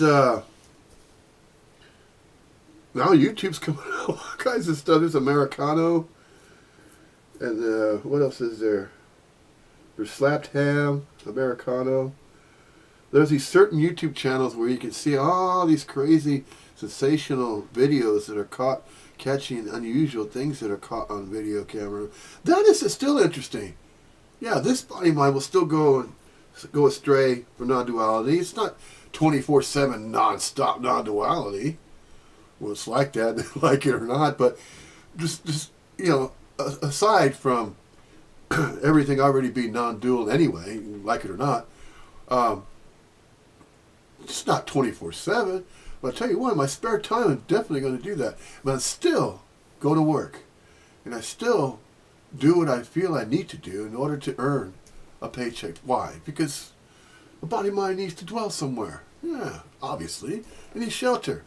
It needs to buy food. It needs to eat. It consumes food, and it gets hungry, it eats, and there it is. Just a natural thing. It's just a natural way of existing and being. It's neither right or wrong. It's just what apparently appears to need to happen. Is it a necessity? Well, apparently appears to be a necessity. Otherwise, if you don't eat, you're going to freaking starve, and then you're going to continue to feel hunger. Not you feeling hungry, but the body mind. You know what I mean. See this non-duality speech. You got to be careful of the words you're using. But you know what? Being careful with the words to a certain degree needs to stay there. It needs to stay that. You need to be careful because you're not sure what state of mind that a body mind might be when they are viewing a presentation like this. So I'm not saying exercise caution. I'm not saying to remain anonymous to a certain degree. But and I'm not saying it's going to be similar to what Martin Luther King went through. No, I don't see that happening. I don't see Tony Parsons getting assassinated. It hasn't happened yet, but I don't think it's going to happen. Tony Parsons doesn't need bodyguards. Where, let's say there was somebody that took it so wrong for what he was saying, and they felt that they're going to achieve martyrdom if they take out Tony Parsons and he's the fucking devil. like a Nazi henchman or like a Hitler or a Stalin or some kind of dictator. It's not dictating, it's obvious. It's not dictating to anybody. It's simply mentioning. Not even trying, there's no intention. Just attend enough satsangs. You go to the same one. Wherever you might reside, wherever you live. But you know what? You don't even have to do that anymore. I'm speaking as though we don't have the internet. Because this body might remember a time when there was no internet. Can you imagine if there still was no internet? Then the attendance of satsangs would be so much better, so much greater without the internet. Because information is a lot more convenient, easier, so people are just kind of lazy at taking their time and say, I'll look into it. It's always available. Touch my fingers. If I'm going to look into something, I kind of look into it a little bit. But see, some seekers are lazy seekers. The lazy seekers are very rarely going to come across this non-duality. Extremely rare. But the seekers that are very, very strong seekers, they're gonna come across non-duality eventually. Guarantee it. I can nearly guarantee that because the probability is greater, the probability is stronger for a seeker to come across non-duality eventually and then realize, hey, there was never a seeker to begin with. A seeker was sought. I was looking for this recognition all along, but I was trying to find it in a spiritual book. I was trying to find it at a retreat. I thought I had to go to India. I thought I had to go and visit a monk. I thought I had to go and see Muji and kiss his feet. No. I know I keep saying things like that, but love sprinkles, love sprinkles, love showers, petals of flowers, ah, fluffy kittens, fluffy bunnies. What? What are you doing? Oh, you just the absurdity of it all is just so obvious. It's so much clearer. The clarity of that which is apparently appearing to be absurd is so much more obvious. It's just truth. It's raw, unexpurgated truth. I mean, it's stronger. Again, I say it's stronger than a Zen bitch slap. It's even a lot stronger. But I can see how it works, though. To just simply call it a Zen bitch slap. It's a gentle slap, though. It's not an all-out boom, man. It's not even a punch. But you know what? It should be. And it can be to a lot of, especially the seeker. It could be a Zen bitch punch. Yeah, right there, scoring the fucking arm. Hey, take it. You take it? Did you? Don't think so. Otherwise, you're still calling your life mine. If you're still calling your life my life, you still believe that you are a separate self with your own birth name and birthright. You have your own things, and your own thoughts. Nobody else can feel the way you do. You have your own emotions, and you're claiming every single emotion, every single thought that goes by. That body, mind's mine? No. No, sorry, it's not like that. It never was like that, but I tell you what, keep checking it out. It just sounds like it's ridiculous to you. It's sounding ridiculous to you because you're taking what is being stated here and you're interpreting it directly from what? From a separate sense of self. That you have your own interpretation of what you're hearing. So if there's a separate sense of self and it's opinionating and criticizing something, it is criticizing it from the body mind that it believes it is. It believes that there's somebody separate that needs to criticize something else or somebody else that it sees, that it witnesses, out in a reality that it believes is a separate reality. And that should not be happening. Should have, would have, could have. There are no should have, would have, could have. Never were any should have, would have, could have. Never will be should have, would have, could have. There is simply everything appearing as an appearance. And it's appearing however it may appear, based on what? Based on either one of two dualities. Either there's a separate sense of self that is focusing on that, and then it's perpetuating a separate sense of self, and there's a body-mind manifestation, borrowing and using energies all around it to conjure up a separate sense of self, to conjure a self-conjuring of self-conjurings. All the thoughts to say, my thoughts, my thoughts, my thoughts, this is my take on life. My take on life, I'm going to write a book about what I think about what life is, and that's fiction, man. It's all fictitious. Sometimes it turns into sci-fi, science fiction. It's either science fiction or it's fiction. But non-duality is non-fiction. Notice that. Check out the word. You see how fictitious is unreal. It's not true. It's false. It's false evidence appearing real. And non-fiction, just like duality. Fictitious things are dualities. Non-fiction is non-duality. It's non-dual. There it is. That's how and why it apparently appears to be that truth is stranger than fiction. That's how truth is stranger than fiction. The strangeness of it. The strangeness is the mystery behind it. The mysterious nature and the mystery behind nonfiction. or non-duality, Advaita Vedanta. Everything appearing from nothing. And yet, time also timing the apparent appearance of everything, as though anything can appear within everything, and as though there are separate things appearing within anything.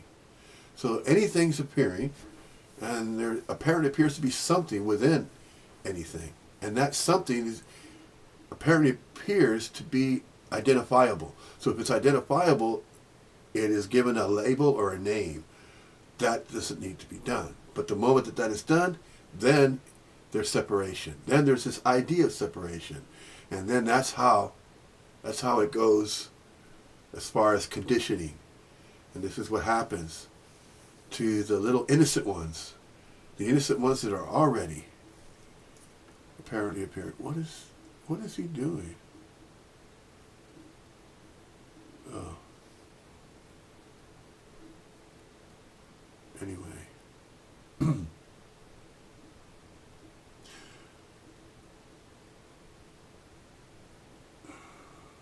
This video may show violent graphic content. Well, all you have to do is do what? You see that.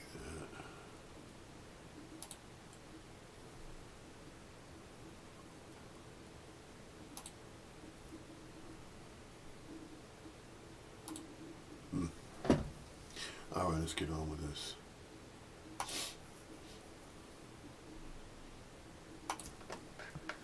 It's okay. This happened once in Germany after the talk. Oh yeah, you can shut the door. Make sure, Mike, keep an eye on who's coming or something, because I don't know if the door's locked or not. Well, for the people on YouTube, you just missed the whole talk. But we'll try to recap. Like you missed a big game, and we'll try to recap. The score is 0-0.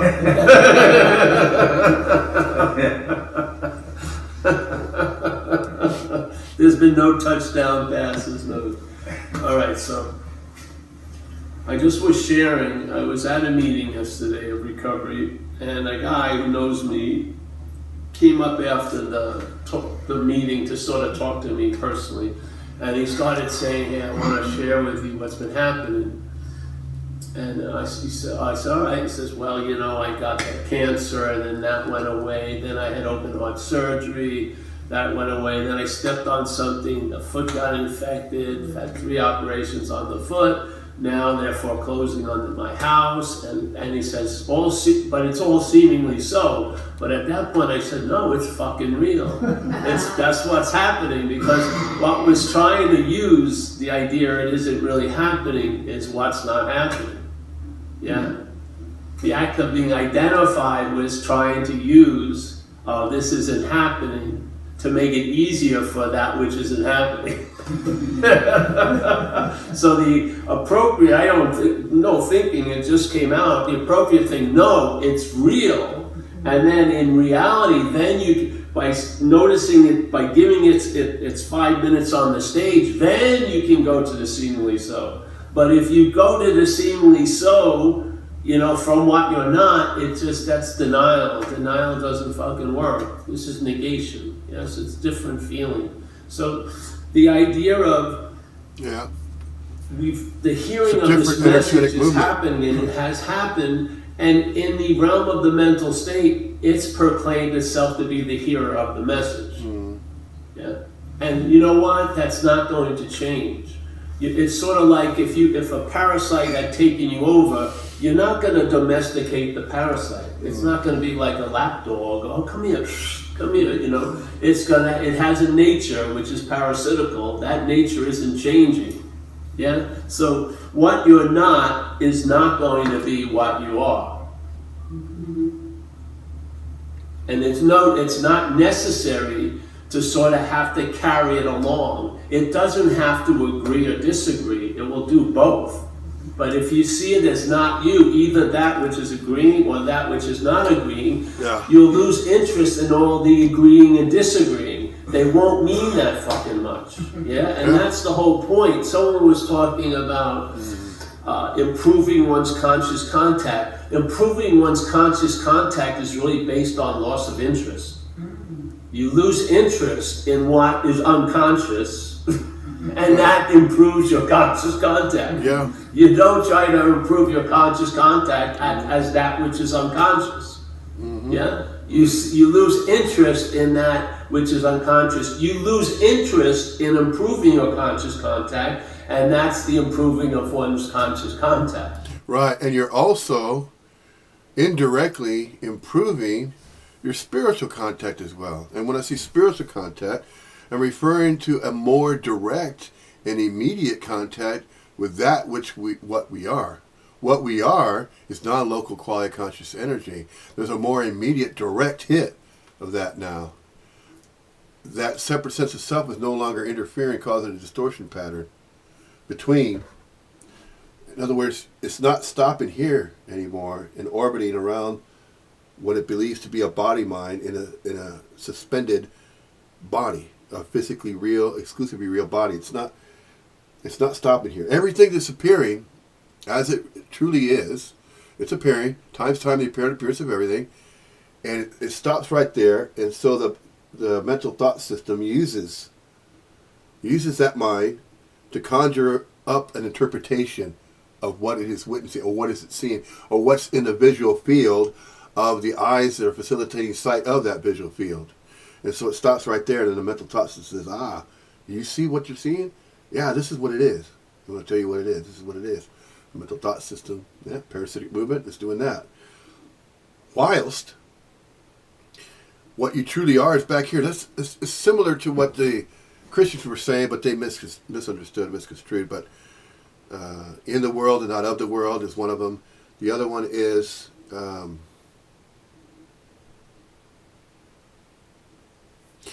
that other one go? And I had that one where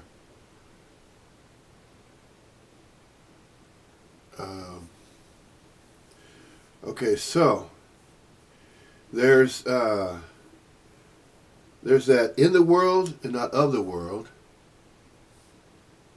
and then there is nothing, and then it's manifesting as something. But that direct hit that you are non-local quality conscious energy stops right there. It can't get through past this separate sense of self that has all this locked in energy right there that believes it's within. There's a within and a without, and that there's a partition there, and that if it's going to let anything in, it has to drop its belief in decision making, that it has free will and choice. There's this veil, and that veil is purposely there to prevent. The veil is back there, actually. It's preventing, is a wall for trying to prevent. And it creates a wall, not out of an intention, not on purpose. It's just a natural energetic movement that occurs. And it's reinforced via what that body mind is told to believe that it has parents, and it's helpless, it's innocent. So it requires leadership, it requires guidance and love and attention and all types of manners of guidance, because it is believed and thought that that innocent new little child has never been before. It has never existed before. It has never manifested. It's a projection of a body mind. It's never done that before. The story of reincarnation, as explained in the Advaita Vedanta, actually in the Bhagavad Gita, in the Gita it mentions about reincarnation and how it once used to be where reincarnation was open to all life forms, and that all life forms can cross all the different species.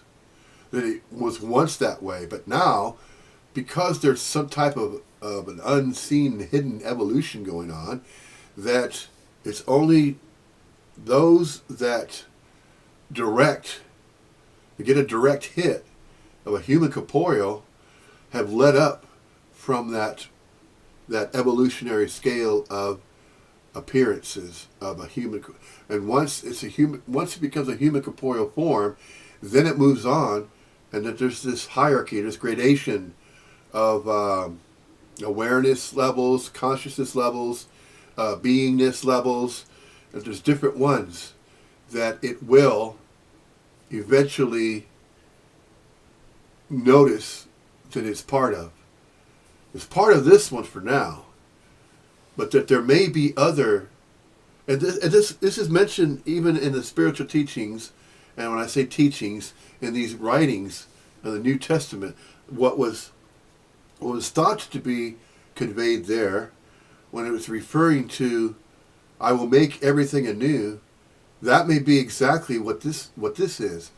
That the English version of the non-duality for Christians is for them, but they have taken the message and turned it into a belief system for people that believe that they have their own life to live, instead of understanding and realizing that nobody lives their own life, but that there's simply life that's living through the manifestation. So there is life permeating within everything.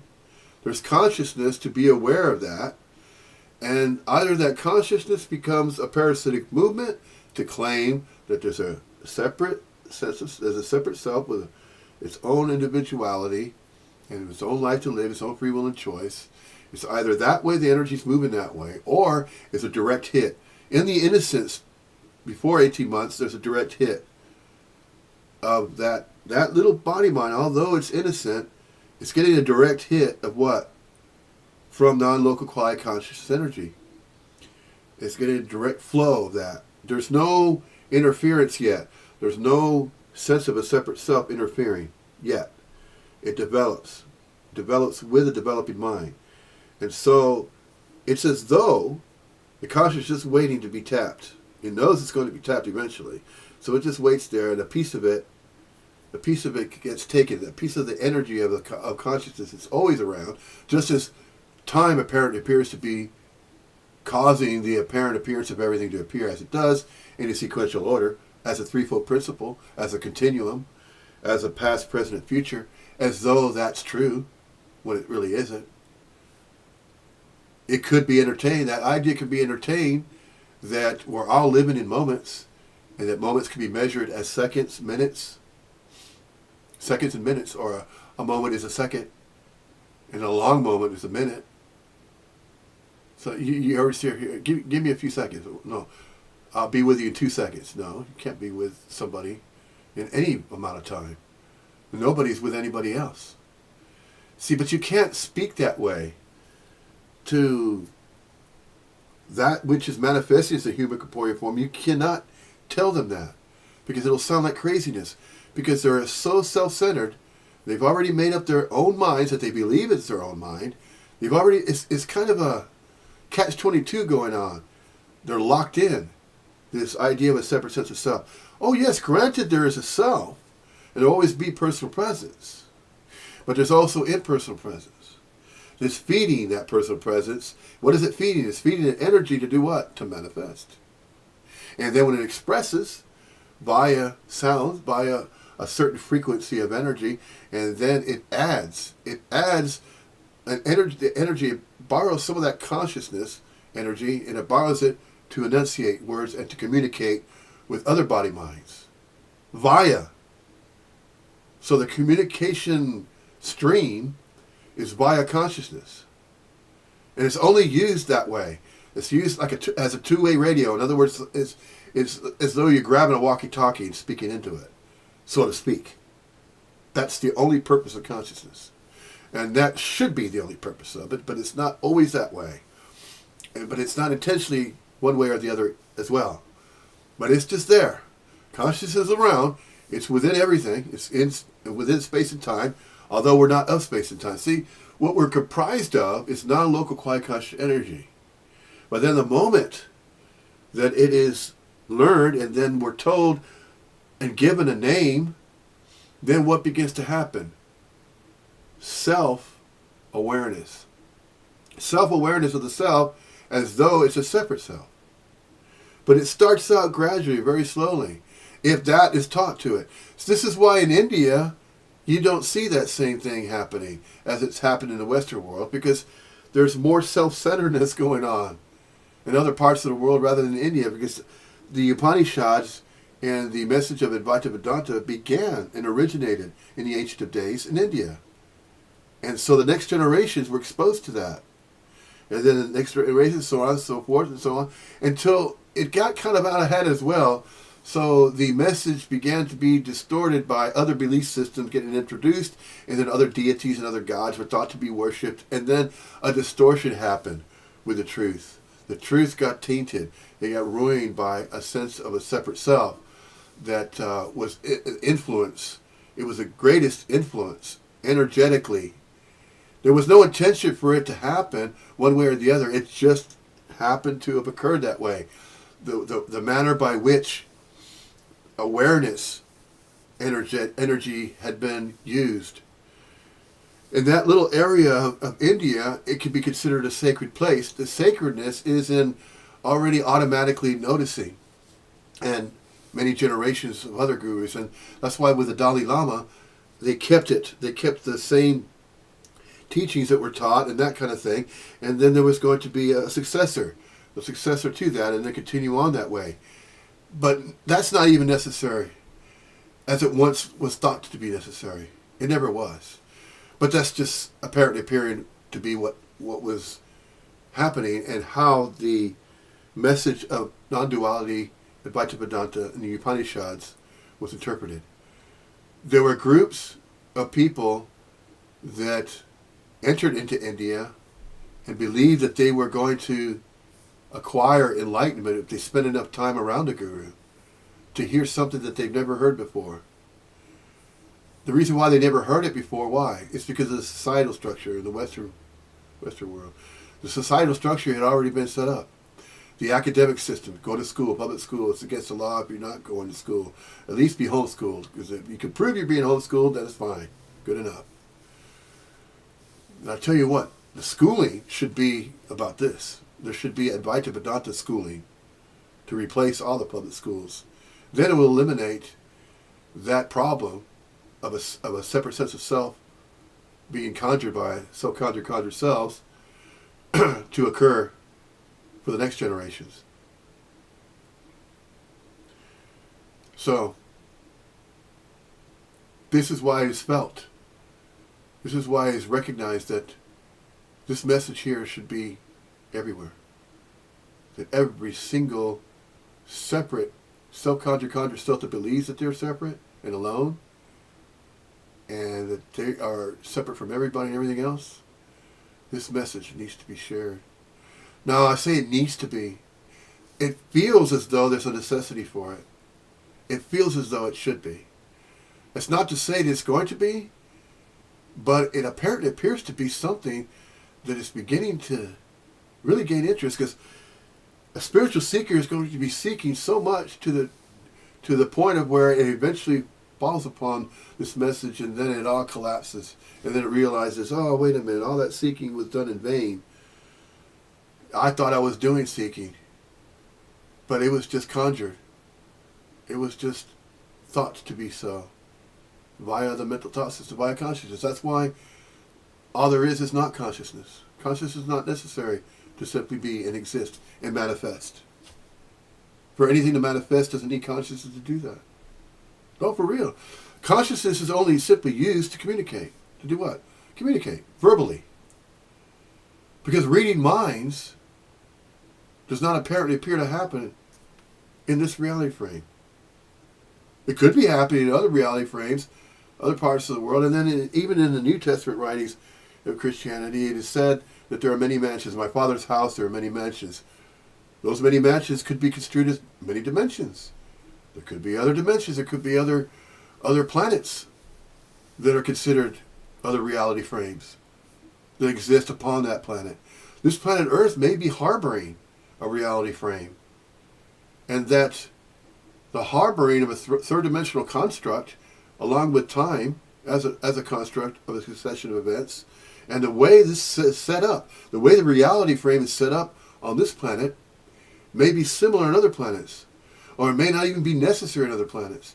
So, it is even written in the Bhagavad Gita about other planets that are older than this one, as far as time that it took for the appearance of an evolutionary thing to go on with the human form, human manifestations. That there's this galactic center where the truth is, and where non-local quality consciousness energy, where nothing is or comes from, the galactic center. And then it went outward. Manifestation appeared. Manifestation, as though everything is entertaining itself via these appearances of planets that are harboring human corporeal forms. See, another story. But that story is in the Gita. Check it out. But see, this information was not so readily available. It wasn't until just recently more easily readily available via the internet, because of how information is so much easier to acquire, to access. The access of information is so much more immediate now. And this immediacy is causing the apparent appearance of a leap in consciousness, or a leap in the evolutionary scale. It's just apparently appearing to be that way, but it's not. It's just simply exposure to it. The exposure to what? Exposure to a direct hit of what we truly are, which is non-local quality conscious energy. See?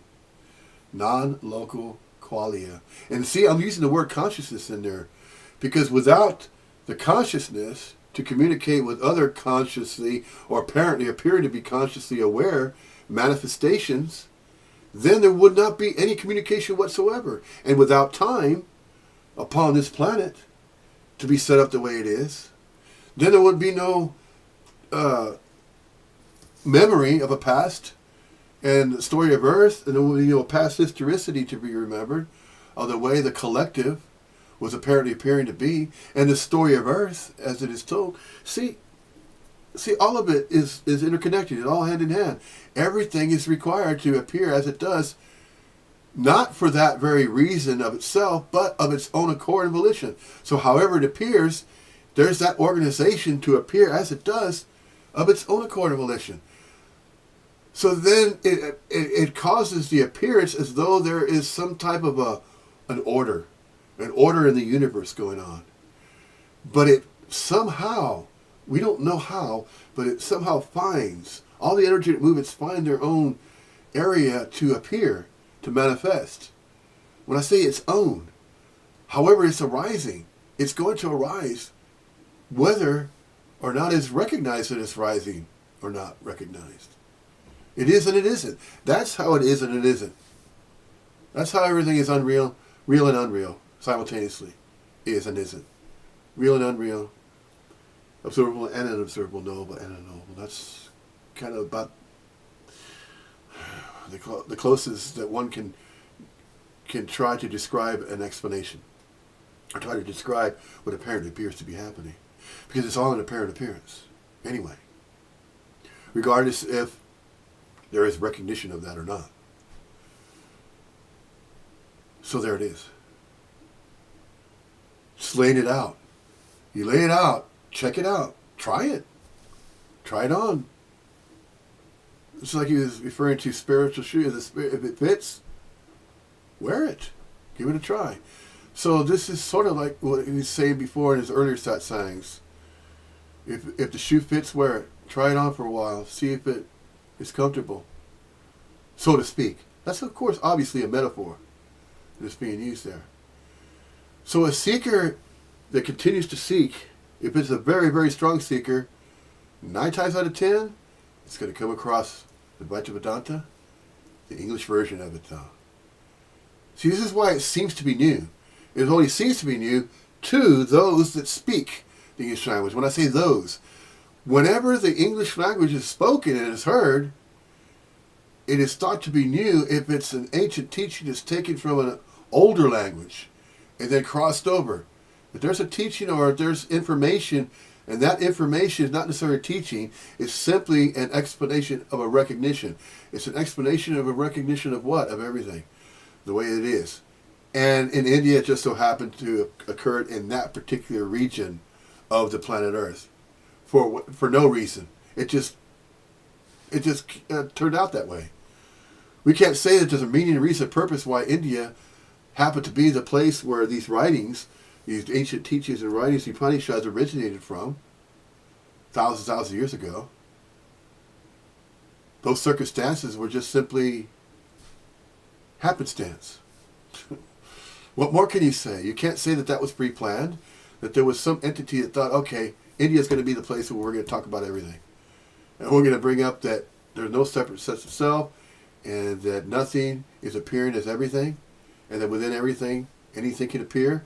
And then, as time is time in the apparent appearance, as a threefold principle, as a continuum, as though there's motion, as though there's experience that can be had via the manifestations of human corporeal forms, and that activity is apparent appear to be activity, but the beingness, the activity of beingness, is not necessarily activity. It is apparent appearance as though doings and spiritual practices need to be done in order to recognize that this is so. In a sense, again, the seeking apparently appears to cause as though the collapse of a separate sense of self could be more immediate to occur in space and time. And those that are still riddled and convinced that they are a separate entity, self-sufficient, its own free will and choice, its own body, its own life to live, its own mind, its own body, its own thoughts to think about, its own emotions to feel. It's all the emotions it can ever feel are their own. So, why is this happening to me? You hear that said so many times. Nothing is happening to you. But man, how do you tell that to a separate sense of self that believes and is so convinced otherwise? How do you tell them? When they say, oh man, life is terrible, it's happening to me. Why do bad things keep happening to me? Nothing's happening to you. You just think they are. See? It's that simple though. Look how obvious it is to, once a separate sense of self falls away, then as everything is truly appearing, and that direct hit of what we are as non-local quiet conscious energy field, that is mingling directly and mixing with nothing, with no separate thing. And that can be construed as an energy field, and that has been misinterpreted as though that's God.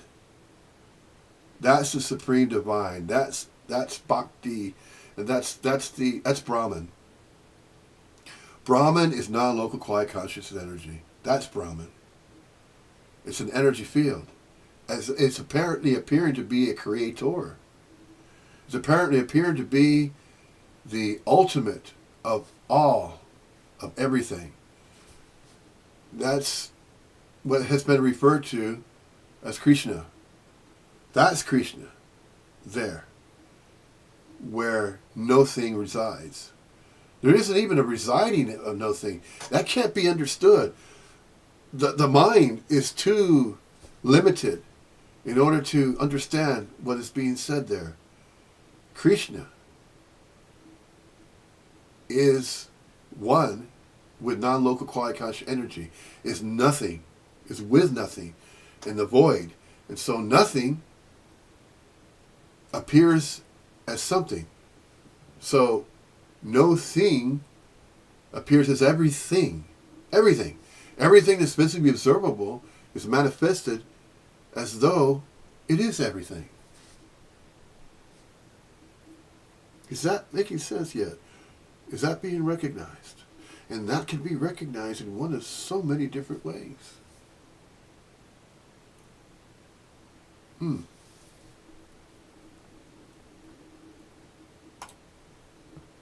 About distribution of interest, yeah? Interest and attention. It's like a blanket force here, and most of the interest and attention is being directed by the mental state.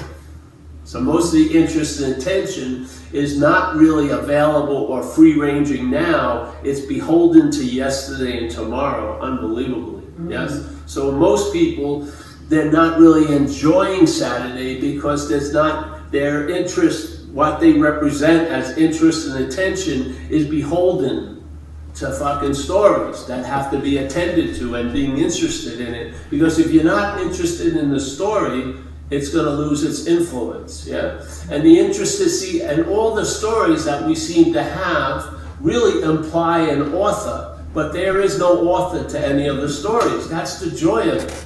Yeah, that's why in recovery they say there are no big problems. That's what it's based on. Yeah, because what the mental state does, it runs a lot of stories, and the stories imply that there's someone who has the story, that's someone who's the star of the story. It can't come up with that star. It comes up with it through reflection. Yeah, so it's a story about whatever.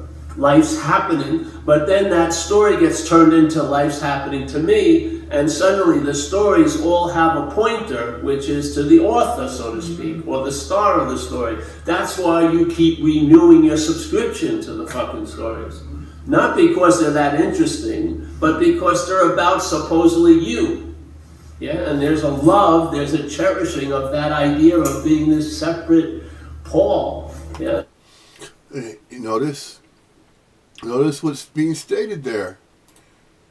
See, it's so obvious when it's stated that way that this interest, that's an energetic movement. That's non-local, quiet, conscious energy of what we are all comprised of whenever there's a manifestation of a human corporeal, temporally temporary manifestation of a humanly corporeal form, or the human form. It's a manifestation. It's just an appearance. But if that appearance is taken as though that's what you are, that you're a separate manifestation, but you're more than a manifestation. It's the belief that that manifestation you're taking yourself to be is a separate one that's physically solid and physically real, and that was born a baby. And now that it's an adult, it has simply become more than what it was before, as though that's what is required in life. I have my life. I was a baby once, and now I'm growing older, and now I know more. Well, yeah, just because you know more doesn't make you a separate self that knows more than somebody else does. The degree and amount of knowing is the same distribution of knowing all across every other human corporeal manifestation. There's no specific manifestation of a human corporeal form that can claim that they know more, the knowledge base that they claim to possess is more than somebody else has acquired. And knowledge is not acquired. It is thought to be acquired and stored in memory, in a memory that's in my mind. So in my mind, I have a knowledge base. I possess it. It's my own. See, a sense of a separate self does that because it believes that.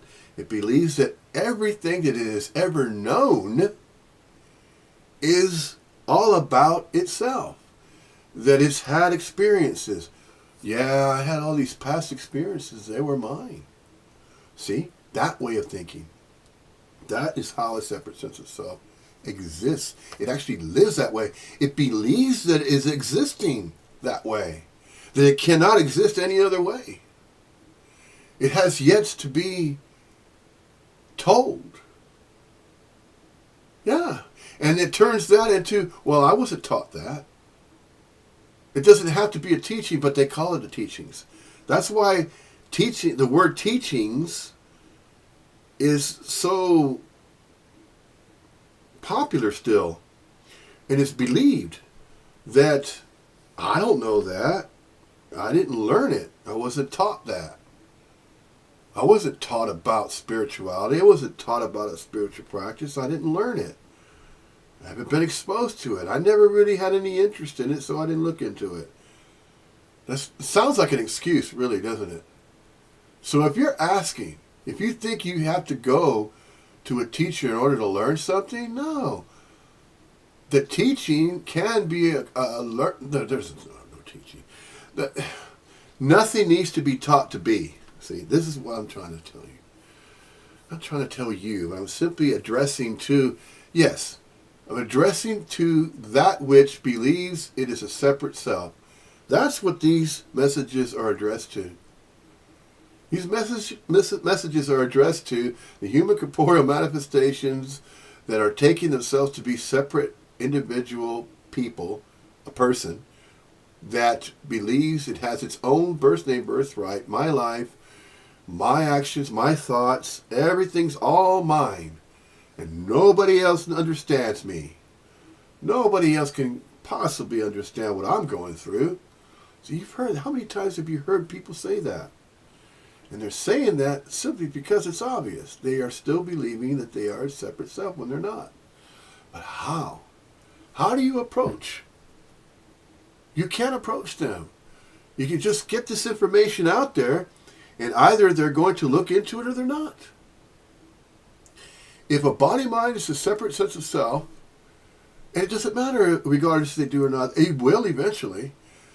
And so this is how the idea of spiritual evolution came about.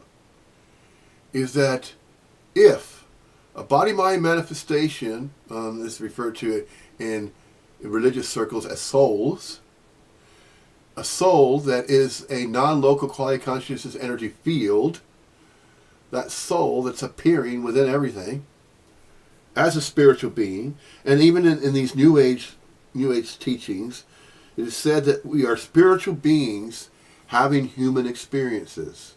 So in a sense, a human experience is not even having human experience. So that is heard a different way now. It was once believed to be true when the seeker was involved in that. I remember listening to that statement, just as I never ever heard the seeker is a sop before, or that which is perceived is not what's perceiving. Those kind of profound statements, never heard those before until I looked into non-duality, the English version, of course. How can an English-speaking entity that believes it's a separate entity, how can that realize and recognize that if its knowledge base is only communicating via one language? It only learned the English language. It doesn't know any other languages, none of those ancient tongues. And so that's how the open secret has been even more secretive. It's been concealed within a language, but not in the open. It's been concealed now, and those body mind action figures that happen to have been born in that area of the planet of the Earth in India just so happened to have been exposed to the Upanishads, Advaitans, and got a direct hit of that. And then enlightenment became an idea, as though enlightenment could be acquired by doing spiritual practices and the action and things of that nature. And then it got spun that way into a belief system when it was neither intended or unintended. It just simply happened that way. It ran its course like that. Just like all other beliefs that were turned into ideas that those beliefs should be practiced, that the beliefs have practices of doings that are required in order to understand what it means whenever a certain teaching is being conveyed. Now, just this simple message of Advaita Upanishads just naturally turned into a religion, and then Buddhists got a hold of it and they called it Buddhism, and then Hindus got a hold of it and called it Hinduism, and then groups of separate selves grouped together and said, we are Hindus and we believe in whatever is written in these books, and we're going along with that, but this is our language of Sanskrit, and there's no other tongue speaking it. If there are other tongues speaking it, it should be translated. And then once it was translated, it was mistranslated, and the meanings got lost in the translations. And that is how it was further kept secret and accessible to the other body minds. Meanwhile, they were learning other continuously learning other different languages. And then it's even taught in some of these religious circles that it was purposely done. Let us scatter them. At the Tower of Babel, let us scatter them so that they don't acquire knowledge too immediate. They're not ready for it. They cannot be responsible for that kind of knowledge, that kind of information. The infancy, they're too innocent to know that as a human species, as a human race. They're not ready for it yet. So that's where that idea stems from.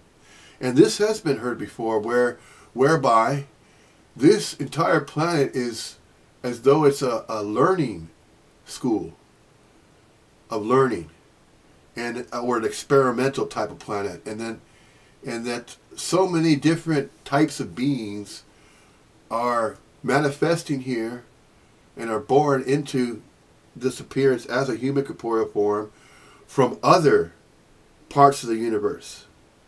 In other words, they're like visitors, and this is where the idea of the wanderers came from. The idea of the star seeds, and they're even this at this very moment. There's a group of on a website, starseed.net, I think it is, and see that's when this body mind, I can say I because that's where this separate sense of self resided. It thought it resided in this manifestation of this body mind. That's why there's still memories of that story. But I'm no longer proclaiming that is so. It was just conjured. Again, I'm admitting to the conjurings that were taken to be what I was. In other words, I thought I was a separate sense of self that was seeking, and then I gathered all this information I was gathering was for a purpose. And the purpose was to figure out, I wanted to know about everything that's appearing and how it appears and why it does. And now it is recognized that there is no why or how, but it is recognized how it apparently appears to be. And that has to be good enough. How everything apparently appears to be has to be good enough. And that is so much information to be shared, because it's going to take that much information about non-duality to share with those seekers that have spent so many years seeking for this all along. For simply this, which is a recognition that you're not that separate sense of self that was seeking. You were not that character, you were not that entity that thought it was alone and separate. And it was seeking on its own, that it had to figure things out for itself. In a sense, it had to figure out for itself, but it also had to recognize it from what? From here. From nothing. From non-local quiet consciousness energy. Because that's where everything is outsourced from. Everything that appears. As time is time, the appearance of everything. From nothing. From nothing, manifestation of everything. And that's it. No meaning, reason, purpose behind it, other than of its own accord and volition. And this is how Krishna was thought to be the bringer of all that. And then there were other deities just below Krishna that are regulating the appearance of all these other kingdoms and all these other manifestations. And that's how those ideas became conjured, see? And then it was thought, oh, well, we need teachers to teach the rest of these human corporeal manifestations that have yet to appear, the next generations, see? And that's how the story of Earth evolved in that way. And in various ways. And then the translations in different languages. A lot of this information that's being shared here was lost in translation. It was lost from the original Sanskrit writings of the Upanishads. It was lost. And now, there apparently appears to be a restoration of that. The reason why it's taking so long is because so long it had been happening the other way. so long the popular opinion about being a separate person has been reinforced with a majority of the manifestations of human corporeal forms. It had been emphasized that way for so long and for so many years. So it may take just as long to do that. So let's say if a body-mind happens to be apparently appearing in this, we call it reality frame, for a few years, say it's a teenager, well, it has so many additional or more time to spend looking into this, rather than continuing to think that it's a separate sense of self. It has its birth name, birthright, believing in that. And so it will take longer for a separate sense of self, a human corporeal form, to get that immediate hit. That there's not that block of a separate sense of self interfering, that distortion pattern that's interfering for that recognition to be more an immediate hit. And so there it is. Now, the next generation, because of the internet and because of how quickly information about non-duality is being shared, that ancient teaching of the Upanishads is now been translated into the English version, and now the information is so immediate, and there's these recordings, and it's being discussed and talked about so much now. And then the people that were into spiritual seeking and spiritual books and new agey stuff and that kind of thing are going to be the ones in the forefront of this Advaita Vedanta movement, so-called Advaita Vedanta movement, or the so-called non-duality movement about non-dualism, and that there is no separation, that non-duality is about, non-separation, and continue on, just as been said in the previous volumes. And so, there it is.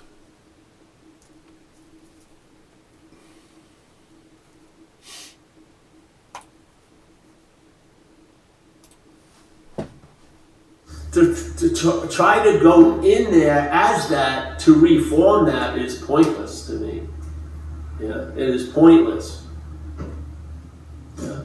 Now, there's a maintenance, which incredibly, in this case, this body has a maintenance plan, and the brain is working on it, but it has an incredible word that sort of is the top little topic, which is enough. Yeah, so it gets to a certain point where it's fucking manageable. Let's say I can walk 100 yards, so that's enough. There's no more. The maintenance crew gets lifted. The attention and interest gets to be free ranging because the job's done. Yeah, it's not working on the Toyota to make it a chariot of the God. It just wants it to get to the store, or get to here, or be able to.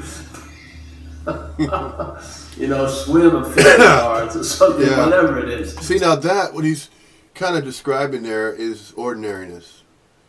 And he used to say in his earlier science, dog shit awareness.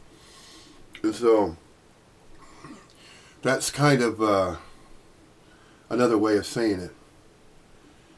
That, and as Tony Parsons refers to the open secret, and then as Jim Newman refers to simply this, just different ways of sharing the same message. Paul Hederman has his style. The style that is used here with this body-mind is associated with science.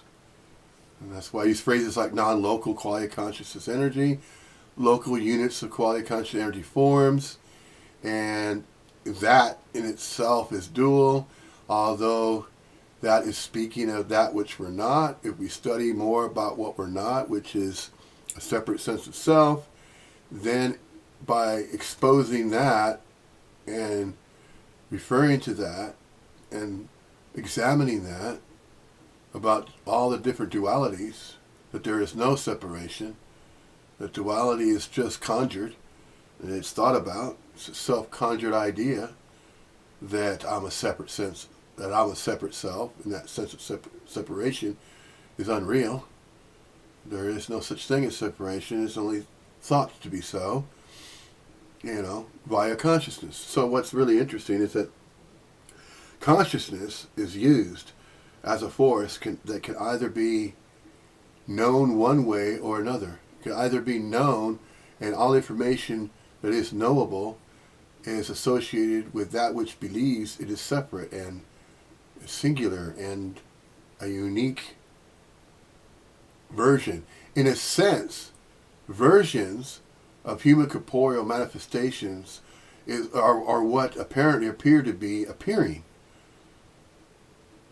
In a sense of regarding the appearance of a human corporeal form, different faces, different skin tones, different organizations of that energy. See, reorganizing, complexity, infinitudinal complexification. Why is it like that? It just is. There's no reason why it's that way. But a scientific explanation can trace certain types of energetic movements, such as, for example, in biology, with the genome, with the DNA, and then referring to not birthrights, but ancestral lines of the actual genes that contain signatures. And in those genes, those signatures are simply referring to, see, at the microbial level, at a very, very small level, extremely minute, there's still a degree of energetic movement going on, an organization apparently appearing to be that way. And even notice with physics, they say a majority of what constitutes an atom, a majority of that is just space. A majority of it's just open space. Nothingness. There's nothing there. Just a void, just voids. And then there's a nucleus. And then there's electrons traveling around the nucleus. And this is just a scientific explanation to say matter is comprised of a majority of emptiness. So to say that everything matters, yeah, everything does matter, but only to a certain degree, depending on how much attention and energy that a separate sense of self provides it. So scientists that decide to use the study of science to some degree, either physics, scientific analysis, some type of manifestation. They can even look at physics as a whole, or physics as as an explanation or a study regarding forces in nature, gravity. Astrophysicists refer, of course, to gravitational pulls of planetary bodies and things of that nature. That's what's discussed there. A standard physicist would refer to the physics of physiology regarding the body, and then it just it's the conjuring. All of these studies and all of these different approaches regarding knowledge, a knowledge base focusing on particular subjects.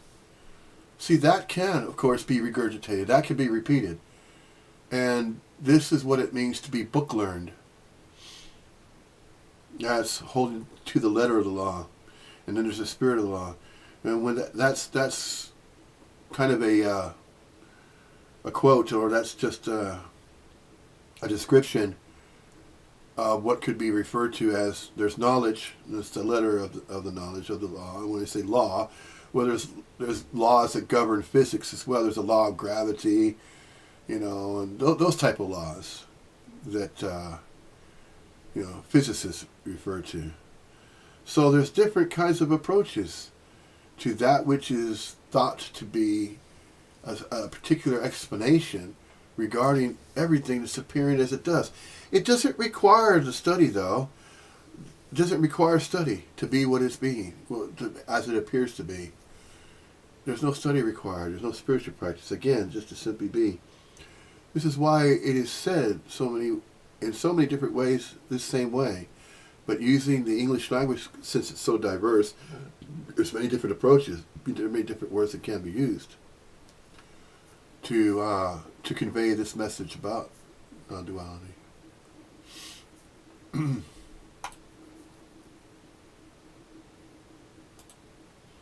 So there's a level of enough, and basically, the whistle, the work whistle goes off, and then the attention and interest is just what? It's not beholden to yesterday and tomorrow, so it's really what people, I believe, are calling presence. To me, I believe presence is just undirected interest and attention. You're just sitting in the interest attention that could be going to your knee, that could be going to yesterday, that could be going to your future, going to my zippers down, all this stuff, yeah? It's now free from that, and it's just resting in itself. It's not resting in a thing, it's resting in no thing, so to speak. And then what the day demands, I don't mean 40 years of fucking trauma or anything, but what the day demands is readily given, because it's not like it doesn't tap out your whole account, because it's an infinite supply of interest and attention, yeah? So, I can make it through a freaking day easily, but I'm like 40 years of, and see, so the head wants to garner all the attention and really direct it on its little idea of being a you. And it takes a lot of interest and attention to keep the story going. It really does. And you lapse out of it quite a lot all day. If you do something you love, it's forgotten. If something grabs your attention, like a book or a movie, you forget. It's not like a wedding made in heaven. Yeah, it's just the one partner, the interest tension, would rather leave the same old. It's gone over. I'm a loser for 45 years. It's combed through that like a monkey picking the things from another monkey. It's combed I'm a loser. It's like, if you ever did a journal and kept them, it's the same thing that you were afraid of like 40 years ago. You're still afraid of. I'm afraid is the beginning, and then there's a different object or topic. But the fear precedes it all, because that's you. That's the idea of what you're not. Truly being afraid of being discovered, really, in my case, in my feeling. So, notice all these different ways of approaches. Notice how Paul speaks this way. And then another speaker of non-duality, such as Andreas Mueller. But in the case with Andreas, well, the body-mind with the birth name and birthright of Andreas in Germany, I say German because that's his first language is German. And yet, in some ways, the language of German, if he speaks German, he would reach those particular human corporeal body minds that happen to reside in Germany and only know of the German language. And so they would get an immediate hit regarding that which is non-separation. See, the message of non-duality and non-separation, the Advaitans, see, the Upanishads, they would get more direct hit because the German people only know the German language. And so I'm sure that Andreas Mueller can translate about non-duality so much clearer and easier and quicker via the German language rather than a second language, which is English. English is a second language, as far as I know. From what I gather, that particular body mind grew up in Germany. He's originally from Germany. He's not from the States, not from the United States. Well, I happen to be from the United States. I wasn't born in the United Kingdom. And yet, I didn't adopt. Even when I was in the United States, I didn't adopt all the religious beliefs. I was going along with them because I thought I had to. I really didn't have much of a choice, since I was kind of in a position of where it was my word against the words of the adults. So there I was realizing already in my innocence that I knew that the knowing and realization that I wasn't a separate self And yet, that kind of information was not imparted, if it ever was imparted. So to say that I had a past life and that what I'm doing now is picking up where I left off from a past life is to hold on to a belief of reincarnation, that this body-mind manifestation appeared differently, but that the non-local quiet consciousness energy field, which is what we are, manifested this particular manifestation of a human corporeal body-mind in this fashion as a male version of its true self. So of itself, there's non-local quiet conscious energy from nothing, and then it's going to go through and travel from wherever nothing is. It could be the galactic center, could be, but see, it's as though it's heard this way.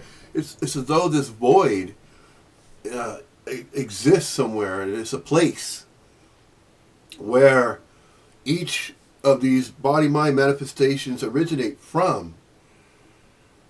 Actually, it's not a separate place. It is everywhere, but it's on the side of unobservable, unreal, unknowable. It's on that side. This side of what's temporally temporary, as space and time manifesting everything to appear as it does, is on the side of what? Of what apparently appears to be real. And then the unreal part is back there. And why is there a partition between that which is unreal and real? There's only the appearance of partitions. And those partitions are the consciousness stream and the time continuum stream. So there's the time continuum of a thought or the concept, the idea of a past, present, and future. And then there's consciousness that provides the precipitous of an energy form that happens to be humanly corporeal to take consciousness as a thought, take it in, translate it from the thought itself, and then translate it through a language outward. So it's taking all the information that's everywhere, it's available everywhere, processing it via the manifestation. And see, it's all interrelated, it's all intermingled, but there's some kind of seems to be some kind of a play in all that. There seems to be some kind of a course that certain energies will take. Certain energy fields and certain types of energy forms based on, again, going back to that frequency of resonance. A radio station broadcasting a certain frequency, certain programs in a certain way is going to explain stuff, and that's just the audio alone.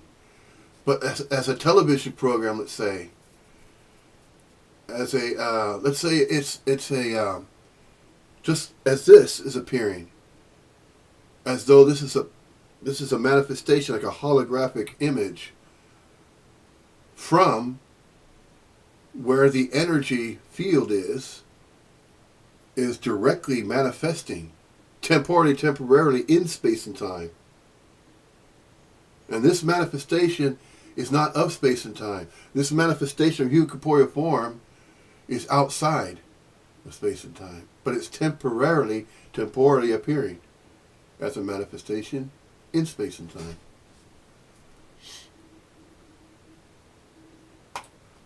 It's because its whole lifeblood is relevance. So it even finds relevance in spirituality because it really believes it can block you off from the sunlight of the spirit. The head thinks it can really separate you from what you are, which is totally insane, you know. And the head really believes it can be out of the moment, which is mind-boggling. So what would happen? There's this thing we've been riffing on. It's a famous mantra in yoga practice, like the physical yoga practice. And the end of the sentence is, first it says, gone, gone, gone, attaining the other shore. Right? Attaining the other shore. And then the attaining of the other shore is on having never left. So you never, where you're attempting to get to, if you ever arrive there, it tells you, hey, I think someone's there. Just closed. Really what it's really basically telling you that you never left. Yeah. So what would happen if you went on a spiritual search and you arrived at the goal? What does the goal inform you that you've never left? So before having to go through so much stuff, gone, gone, gone, gone, gone, gone, gone, gone, gone, and then arriving at the other shore, finding out on having never left, yeah? Why not on having never left? Stay there. Why not having a sense, look at your own experience. Hey, have you ever been out of a moment that you've been in? No fucking way. You're it. Without you, there isn't a moment. So this whole idea of wanting to get into the moment is predicated on an insane idea that you could be out of the moment. The mental state, if the mental state could keep you out of the moment, there's relevance. See? It's provoking that it could have an effect says it's a cause. Like the Course in Miracles would say, it's a causeless effect. So it believes I can block you off from love, therefore it's a cause. Yeah? So it tries to throw out these effects. Oh, you're totally out of the moment. And of course I'm the one who fucking put you there. You're totally out, therefore what do I need? I gotta get into the moment. Well, it's just in and out, in and out, in and out. It doesn't go anywhere.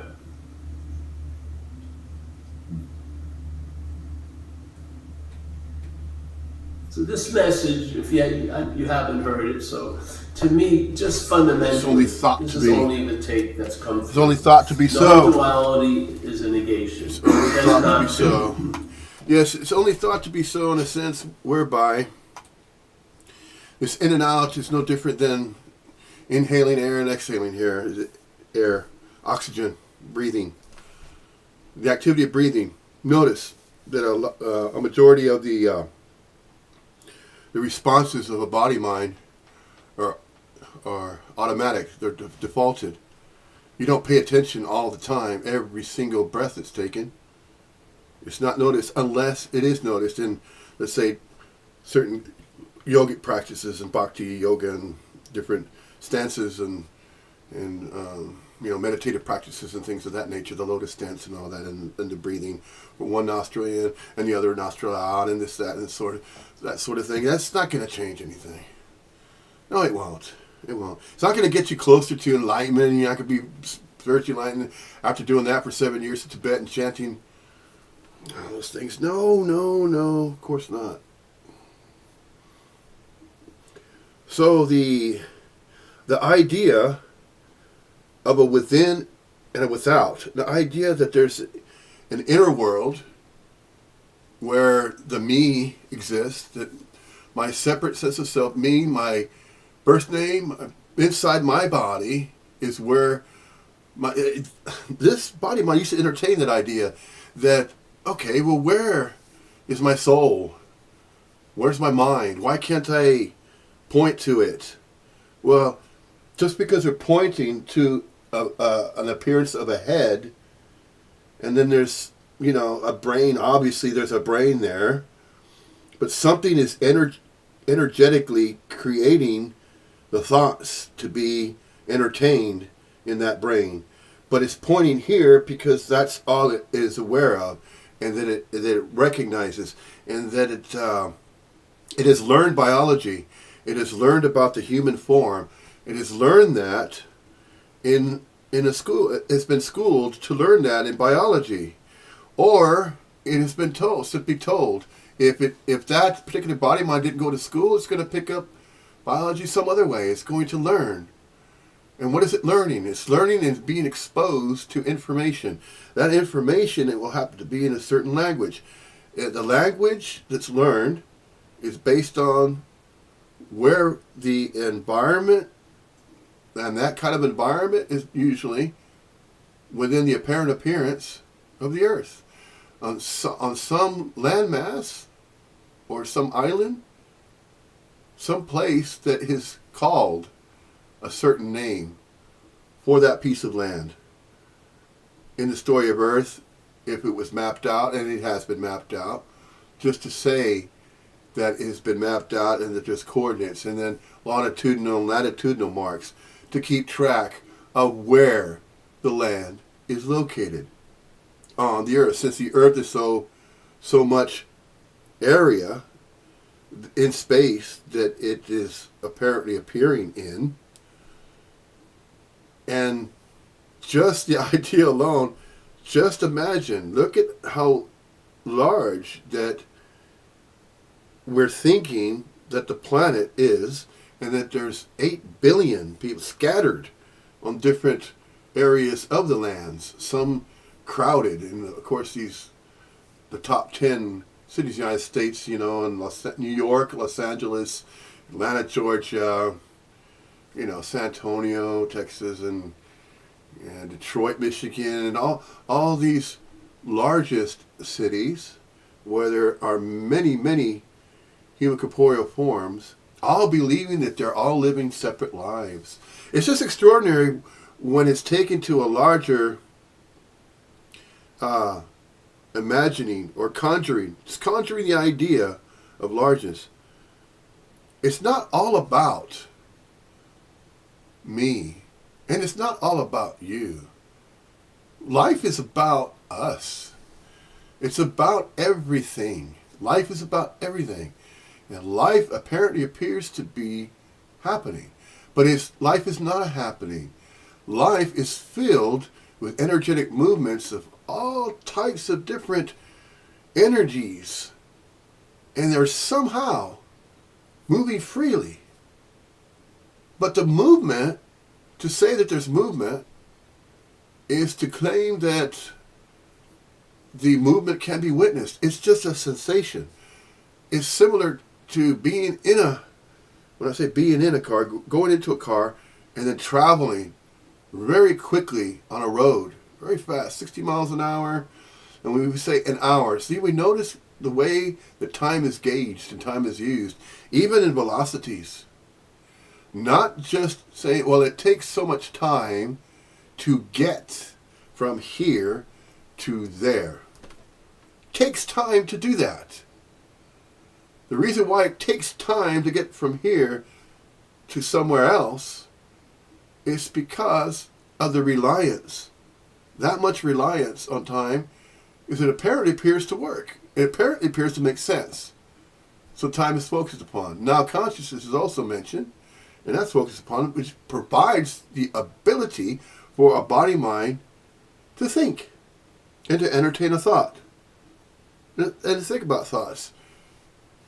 But it doesn't have to focus on that, and that's what meditation is about. Meditation is about emptying the mind. That's kind of what it said, to find peace, because too many thought wars that are going around in the mind is not necessarily bad, but it's not very helpful to simply function. If there's some instability in the mind, which is referring to mental health, if there's some kind of imbalance going on there, then the functionality, the apparent appearance of function, is going to be interfered with somehow. It's going to. So, what about them? What about those body minds that don't have the ability to do that? And they may require help to do that. Maybe they require medications, maybe therapies, somebody that cares, a family member that cares about them. And then it starts spinning that way. And then there's compassion for those that are still believing in a separate sense of self, and they have yet to not necessarily figure it out, but recognize. Figuring something out is subjectivity and objectivity. Subjectivity, mainly, because to figure out something requires information, requires knowledge to figure out something. But why does anything need figuring out? It really doesn't. It's only the idea as though there's a problem somewhere. Life's not a problem to solve either. So you hear in non-duality speech when they talk about the ultimate problem, which is trying to figure out how this all comes about. There's a theory already, see? The theory is that there's these experts of consciousness. I showed you an example earlier in this presentation. Check it out. Look what he's into and listen to the information that he's espousing or he's sharing. He claims to know that it's possible that an entity that's a separate energy field can travel out of body. He may be referring to that, but nobody can know that for sure. But you see, I'm simply saying that there's non-local quality. It's just an example of trying to come up with how it might be.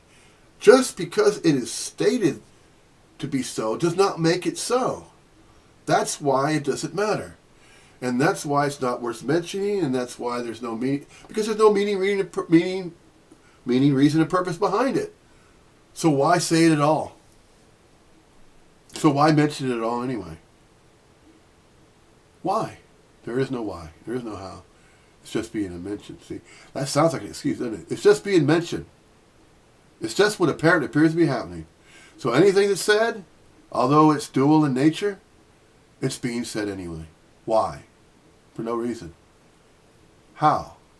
Well, the how, to a certain degree, can be recognized and attempted to be explained, but it doesn't matter. It doesn't matter if there's another body-mind that either understands it or they don't. Either they do or they don't. And if they do, then there's non-duality to talk about. So the subject gets talked about. And then meanwhile, life continues on as it appears to have. It has been continuing.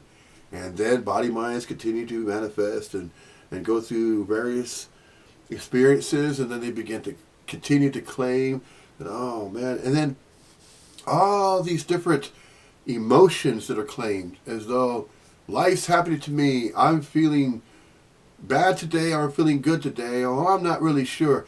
See, it becomes very difficult to continue that kind of behavior whenever going to a job, going to work, because a majority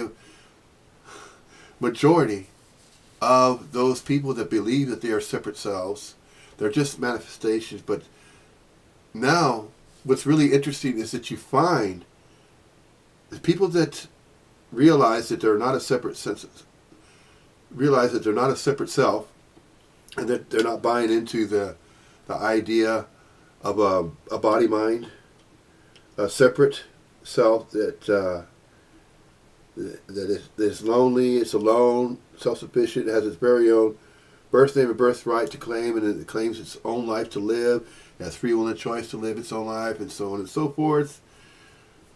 Most people are obviously not thinking that way.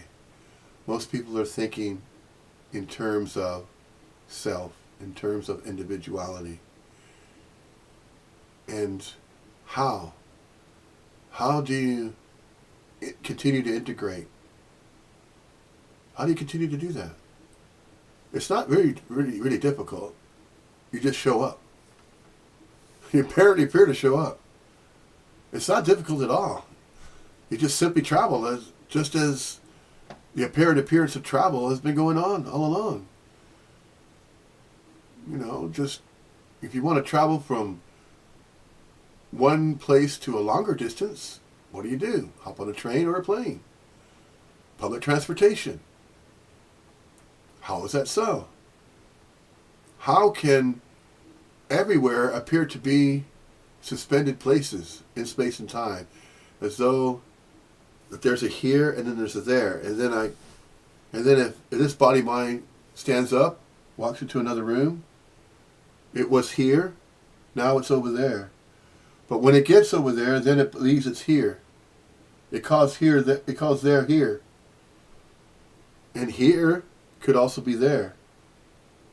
That's how and why there are no separate coordinates up here and there.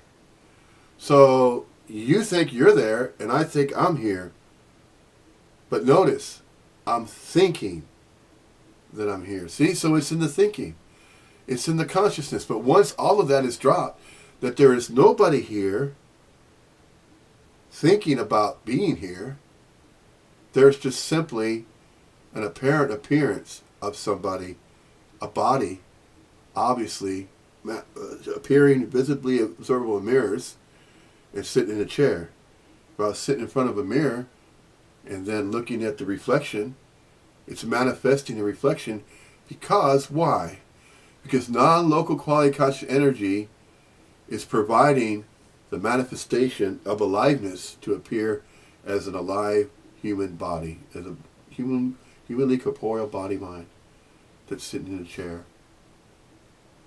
See? So that's how and why it is said that this is no thing bodying. That's what it means. No thing which is non-local quiet conscious energy. It's causing. In a sense, it's the cause of the manifestation of appearing as a human corporeal body sitting in a chair. So, as long as that aliveness energy is radiating, emanating that, it'll continue to emanate it everywhere that body-mind may appear to be going. It may appear to be going places, but those places are apparently appearing where? In space and time. Although, again, we're not of space and time. That which is not of space and time is what we are, which is non-local quality conscious energy outside of space and time, which is timeless. And that just apparently appears to be the setup. Apparently appear to be the setup, and that's the setup. And that's what all non-duality speakers are referring to whenever the English language is being spoken. This is the way it is stated. This is the way it apparently appears to be. Everything appearing out of nowhere, going nowhere. All that is simply this. And as simply this is apparently appearing to be simply this, there is everything appearing from nothing. And timing the apparent appearance of everything, as though anything can appear within everything, is also appearing as though there is something within anything. And that something can be anything. See, something can be anything. It can. It can appear as anything. Why? Because it's everything. It's already everything. But it can't be isolated. It can't be separated. That's what non-separation means. It can't be just like a whole pie. And you cut the pie and you say, oh, well, I cut the pie, now I'm having a piece of the pie. See, the body mind is consuming a piece of the pie, yes. But that's just consumption. The pie is still around, but now it's broken down and it's changing states, and it's apparently appearing to be consumed, and then it changes into a different state, and that's it. It's just, in a similar way, to use that analogy, take water for instance. Water, if it's heated, what happens? If heat's introduced to it, it changes the environment of the water, or the appearance of the water. What happens to the water? It turns into steam. It apparently appears to be steam, what we call steam. So you notice that the English language, the way it's used, and then as it pertains to everything.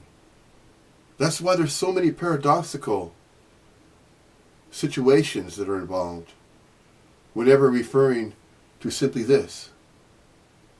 That it is recognized that everything, all that is and all that is not, all that is and isn't, all that is and all that is not empty fullness, is appearing, both real and unreal, observable and unobservable. Observable manifestation, unobservable from non-local quiet consciousness, outside of space and time, not of space and time. Observable as a manifestation in space and time, as a manifestation, as what's blending with everything as it appears.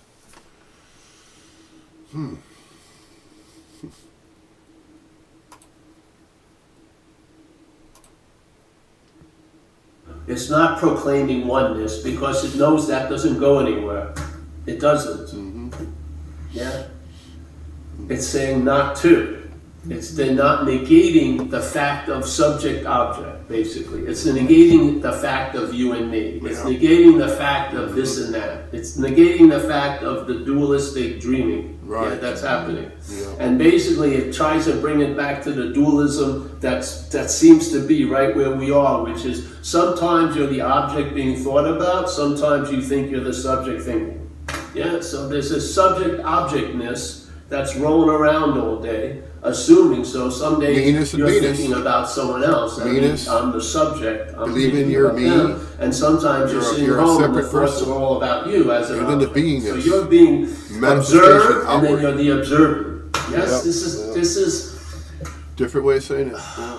You can see it, yes? Well, There's something off there. it's recognized. Subject object. So it's Yeah. a negation of that. It's Yeah, it's saying all recognized. there is subjectivity, let's say. All there is awareness. All there is consciousness. There isn't anyone who's conscious, and then if there is a one who's conscious, it believes it can be unconscious, and that's what drives most of the fucking urge to find something, is your belief that you're not enough or you're unconscious. Yeah. And so basically the Toyota, just like in Tesla, you know the Tesla? You had this an emergency or a natural disaster, and some people with the lesser Teslas were caught, and they got in touch with Tesla, and they said, listen, we got to get out of here. And Tesla just gave them the password because the batteries in the lesser Teslas and the bigger Teslas are the same battery. But there's a chip that inhibits the use of the bigger battery in the cheaper Tesla.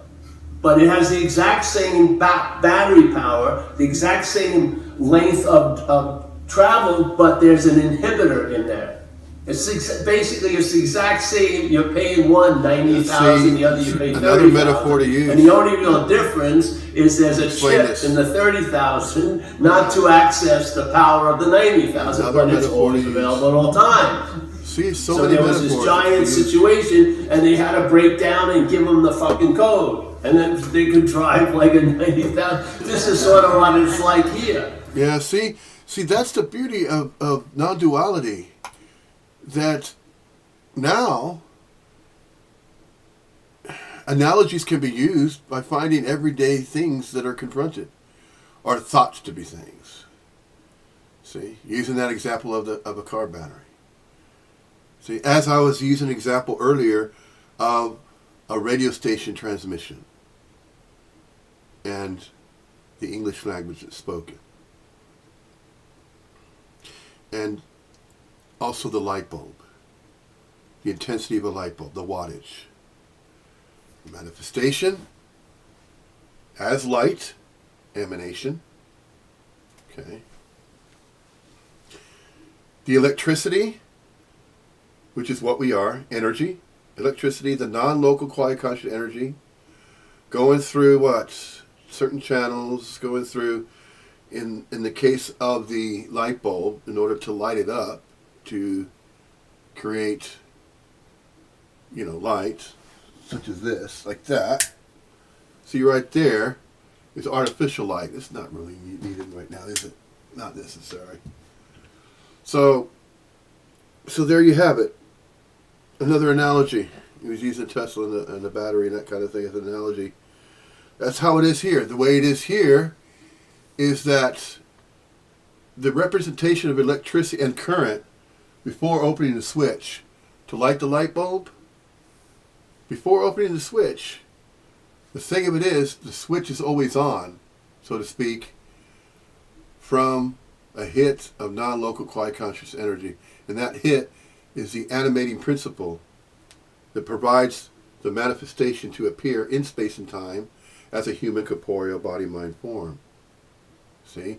But the intensity of that manifestation that appears as different appearances, different faces, different skin tones, different dimensions, longer torso, shorter torso, long neck, short neck, big head, oval head, peanut shaped, melon shaped, rounded, all the different shapes of different body minds is likened to different radio stations that are broadcasting, and also that's just the sound, though, as far as language goes. Different languages it could be broadcasting and speaking with using sound, using different languages, and then words spoken, words in various languages. Okay, radio station. Along with the radio station, the visual field. Let's say it's a televised station. Then there's a visual field, and it looks a little bit different. And the programming is going to be different. The programs that are interpreted, or the interpretation of the information that's going through the airwaves in order to be received by what? A television device. It feeds that information that's going through. So there's a visual field, and then there's also the sound field. So there's sound resonance, and then there's visual resonance as well. But all of it's traveling upon different wavelengths or upon different frequencies, energetic movements. And so it's a mixture. But the way that works and how it works is just incredible. It's amazing. Just as magical as this is appearing in space and time, and then it's projected into a recording device. There's a camera. It's taking in the image of that space, of something that appears to be there, and then it's repeating it. It's taking that the energy field of manifestation, and then also everything behind that, which is included. And then notice, right there is a border. There's a border right there. It goes, border right there. And there's a border there and a border there. That border is not visually seen here. You see? That border is being seen via the recording. So this recording is going to be played back, but it's capturing the flow of the energy. It's capturing it in space and time. So the duration that it's capturing the image it's manifesting, you see. It's magical, isn't it, how that works? And so there is one stream of audio recorded, and it's understood via the English language.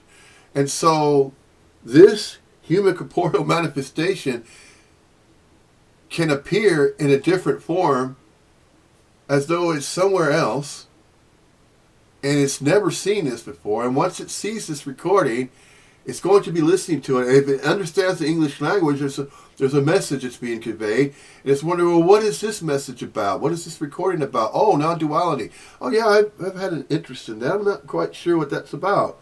I'll check it out. I've already seen some of the other more popular ones. I've already seen Tony Parsons. I've already seen Jim Newman. Seen Paul Hederman, which we're featuring today in this particular volume, volume 10. And so on and so forth. And there's these other, Richard Sylvester, and then there's the female ones that are appearing as females. There's the Lisas, Lisa Lennon, Lisa Cairns. See, I remembered your surname this time, Lisa.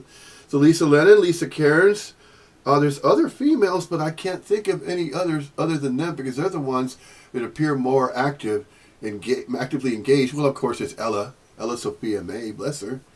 You know, she's trying to earn a living. She's taking a break, of course, but that's okay. I mean, you know, body minds choose to do that. It's a choice. Yes. Does a body mind still have a choice? Well, yeah, it believes it's exercising free will and choice. That's not to say that it has its own free will and choice. It's borrowing.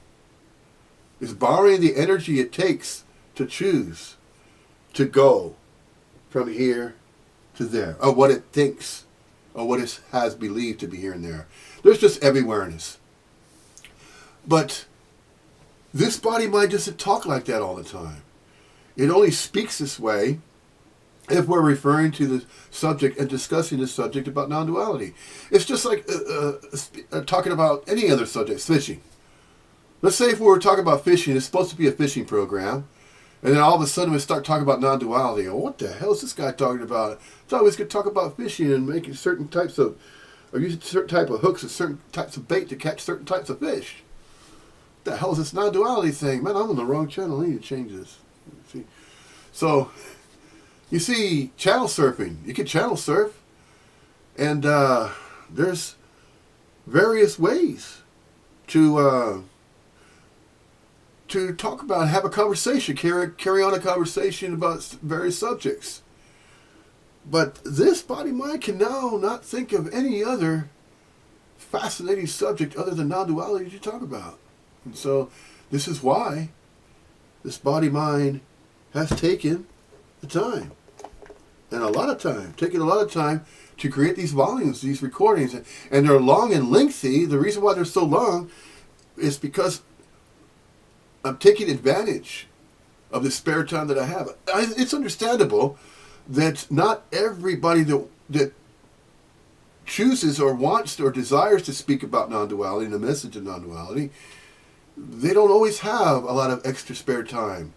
And when I say have, they cannot spend so much time creating recordings. First of all, there are many body minds that wish they could talk about this and perhaps wish to do this, that, or the other, and they just have yet to make that so. To exercise the energies around them and then make use of things around them that apparently appear to be things, such as computers and recording equipment and things of that nature. And so this body mind happens to have some spare time, plenty of spare time. Is no longer responsible for raising children, a previous marriage. I have 30-year-old sons. I have a 38, he's 32 now, and a 28-year-old son. So I have two sons from a previous marriage. They're living their own lives, And if I'm going to contact them, I am. If I'm not, I'm taking the time to do that. But they understand. They realize they're adults now. They realize that, look, we have our own lives, we have our own wives, and we have our own children to look after. I said, okay, well, I did that with you guys, and now it's your turn. So that's what they're doing. So anyway, as far as doing, well, you know what I mean. There's this story that everybody has, and there's these stories that are going on. But within the story of a body mind, that can apparently appear to happen, whereby a separate sense of self dies, and it is recognized that there is no longer a separate self that believes it is physically solid and real, and that it matters. It only matters to itself. The self-importance. But that self-importance diminishes drastically.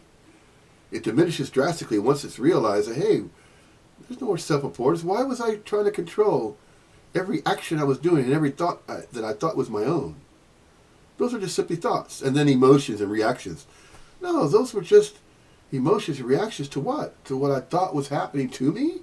Life's not happening to me. Nothing's going on to me or for me. But I am with whatever is happening. See that the speech changes, doesn't it? You see, we are with, I am with.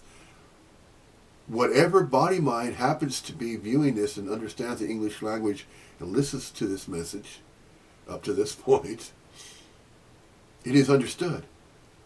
What is being stated, what is being shared, what is being said here. Well, when I say here, well, what is construed as a place that is here. There is no here and there, and then so on and so forth, but yeah, that may be true. So, I could simply say everywhere. Everywhere that a body-mind believes it is and it isn't, but it always is inherently on. It's always inherently on as what? As a manifestation. As long as it casts a reflection in a mirror, then it's alive. It is being. It is alive, it is being alive. It's the aliveness mingling with everything else in space and time. It's apparently appearing as everything. It's mingling with that. Provided that it's casting a reflection in a mirror, and provided that it can speak a language to and communicate or speak to address to other English-speaking body-mind manifestations that are humanly corporeal and are viewing this particular recording that was captured of space and time for a certain duration.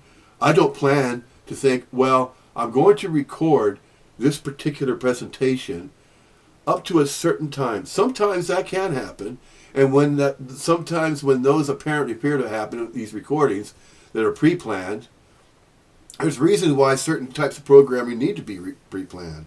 But this is so free-flowing. This subject is so free to talk about, and it can be expressed in so many different ways, especially using the English language. It can be presented using all types of different words, of descriptors, to describe the subject and the subject of non-duality regarding not two-ness or non-separation or non-duality.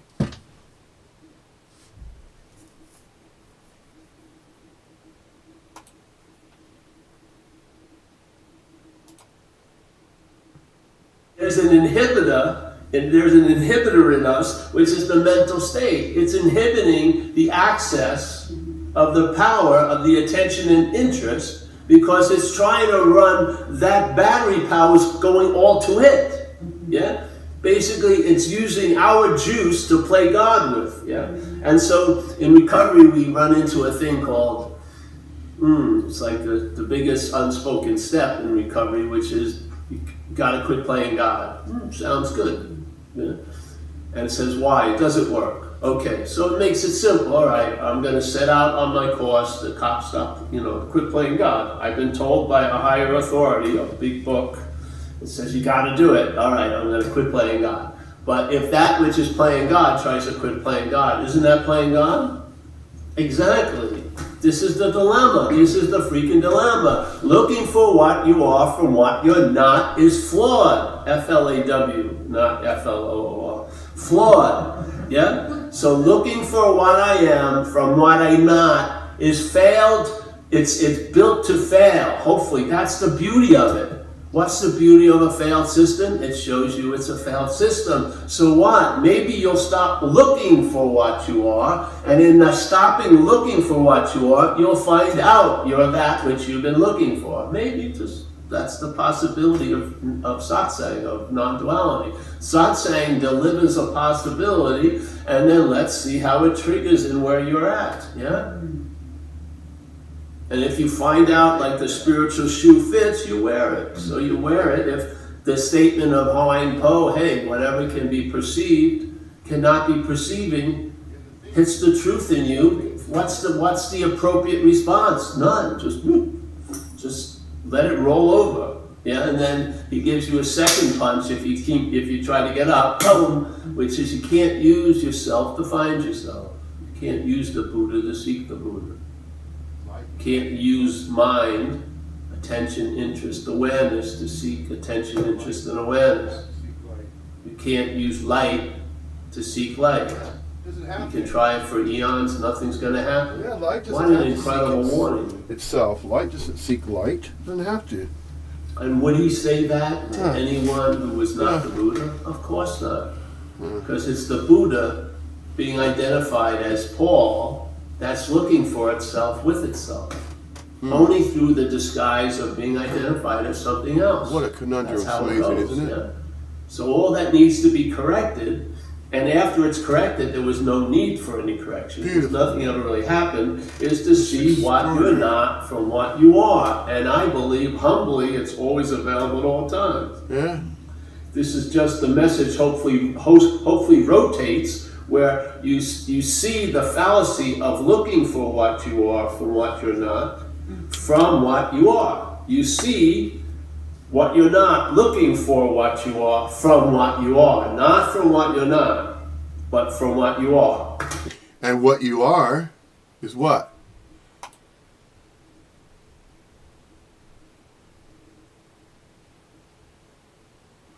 What you are is what? Energy. Your non-local quiet consciousness energy. That's what you are. You're not a whom. No, you never were a whom. You never were that single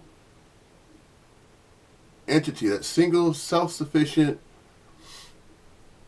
sense of a separate self. You were never a separate self that had its own story to tell, and that you were living alone in this world, in a world of your own. And then you thought, oh, this world I'm living in, I feel so alone in it. The reason why you feel alone is because you think you're alone. See, it's in the thinking. That's why consciousness can be turned around. When consciousness is used to think that way, to think in as a sense of a separate self, as though everything is separation, that there are separate things within everything.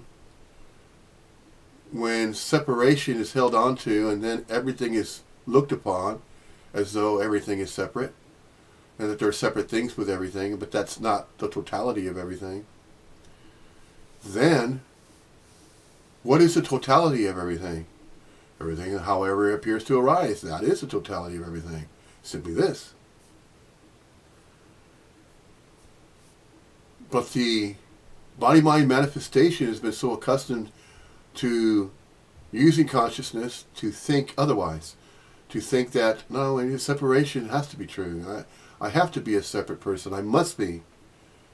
I must be, because everybody else that I've ever known is telling me that. They're telling me, you're crazy if you don't think you're a separate self. What do you mean? What is that rubbish? You're not an individual? Oh, that's stupid. That's absurd. That doesn't make sense. What do you mean you're not a separate person? Sure you were. You were born, weren't you? Yeah, you have a name, don't you? Your birth certificate, that proves you are. Oh, that's proof, really? Okay. So I need to go along with it, don't I? Yeah.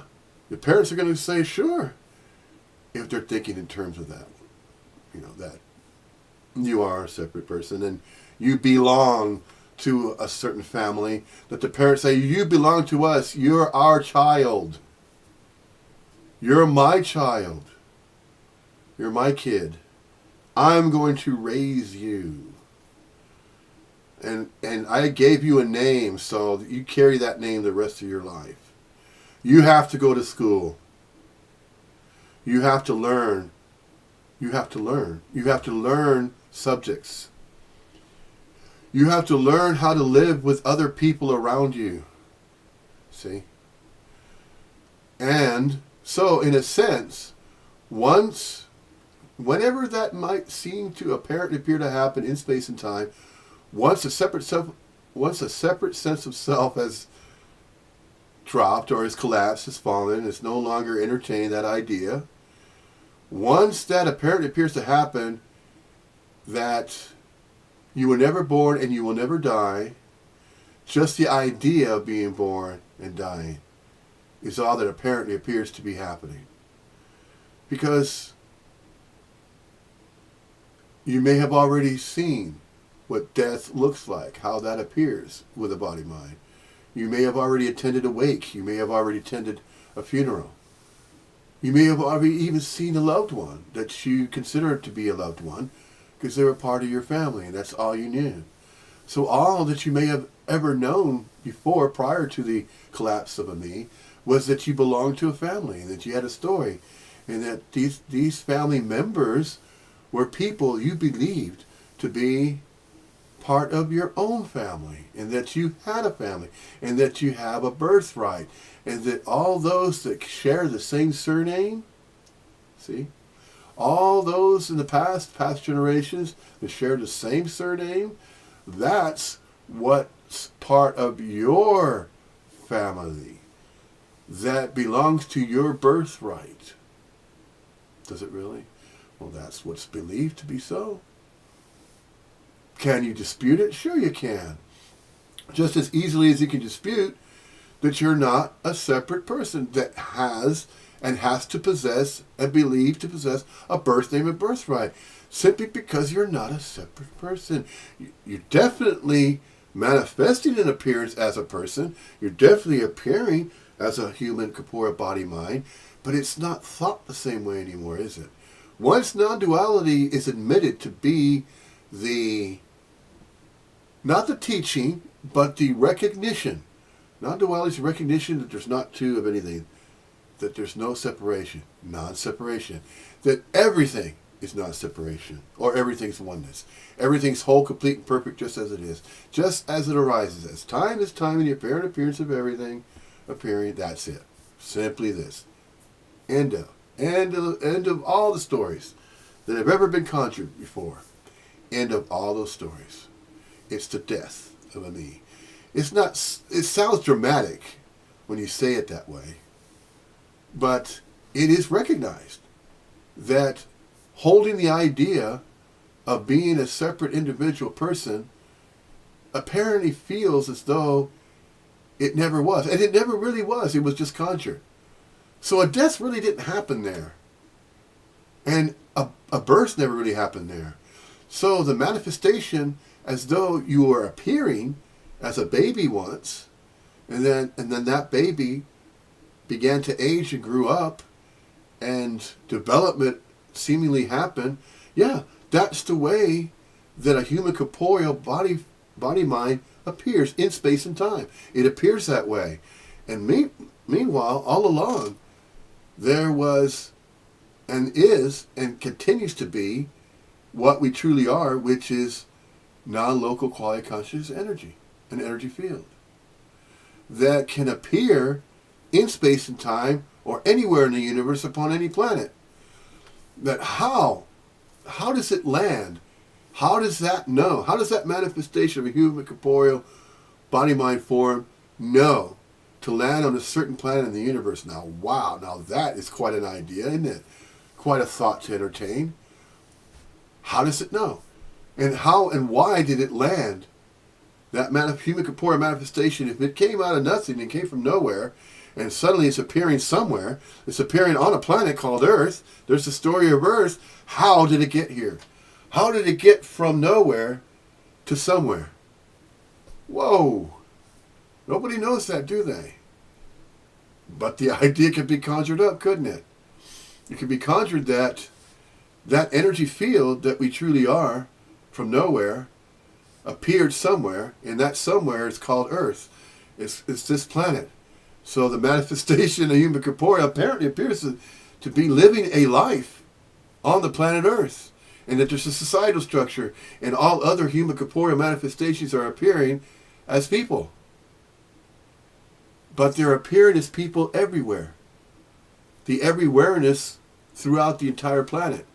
The planet is, in a sense, the abode, the home of the human species. It could be said that way, that the story of Earth is like that. And that there have been many other types of human corporeal manifestations of forms that share as a manifestation in a different form from other parts of the universe, perhaps. And that idea has been entertained with the idea that there's 52 different races, give or take. 50, 51, 52. Something like that. There's maybe even 57. It's been said like the Heinz 57. I remember going to so many UFO conferences that idea was entertained before. That there's just as plentiful and a vast array of an infinitudinal array of types of life forms, just as it's witnessed in nature, so it is the same with the human species. That there are just as many varieties of apparent appearances of human corporeal forms and manifestations throughout the universe as there are, and even on this planet perhaps have visited in the past history, or the story of Earth in the past, is referring to timelines, if that's to be believed. So, or that's to be something that really did happen. And so, well, there's historical books that apparently appear to be the case, especially when you look in the ancient aliens story, books that were, video series Ancient Aliens, the History Channel. And so, just as plentiful and a vast array of an infinitesimal complexified appearance of oceanic life, and a lot of species still haven't been identified in that kingdom, the oceanic life. And then there's the insect kingdom, too many to count. The scientists that study insects, there's too many of them to put names on them all. That's why there's too many. It can be also said there's too many different human corporeal forms, and then you run out of names, and then you find that there are a lot of other body minds that share the same names that I have. I'm serious. This body mind that used to think it was an individual person, wasn't really special all along anyway. And I can even say that in the sense of, as far as names that are being used. Richard Trevino. You can go to San Antonio, Texas right now and look in the phone book. And there's nearly 3 or 4, 5 pages of Richard Trevino's. And they all have a different address. So you see, that's one way of proving that there are no separate individual cells that are unique and special alone in the world.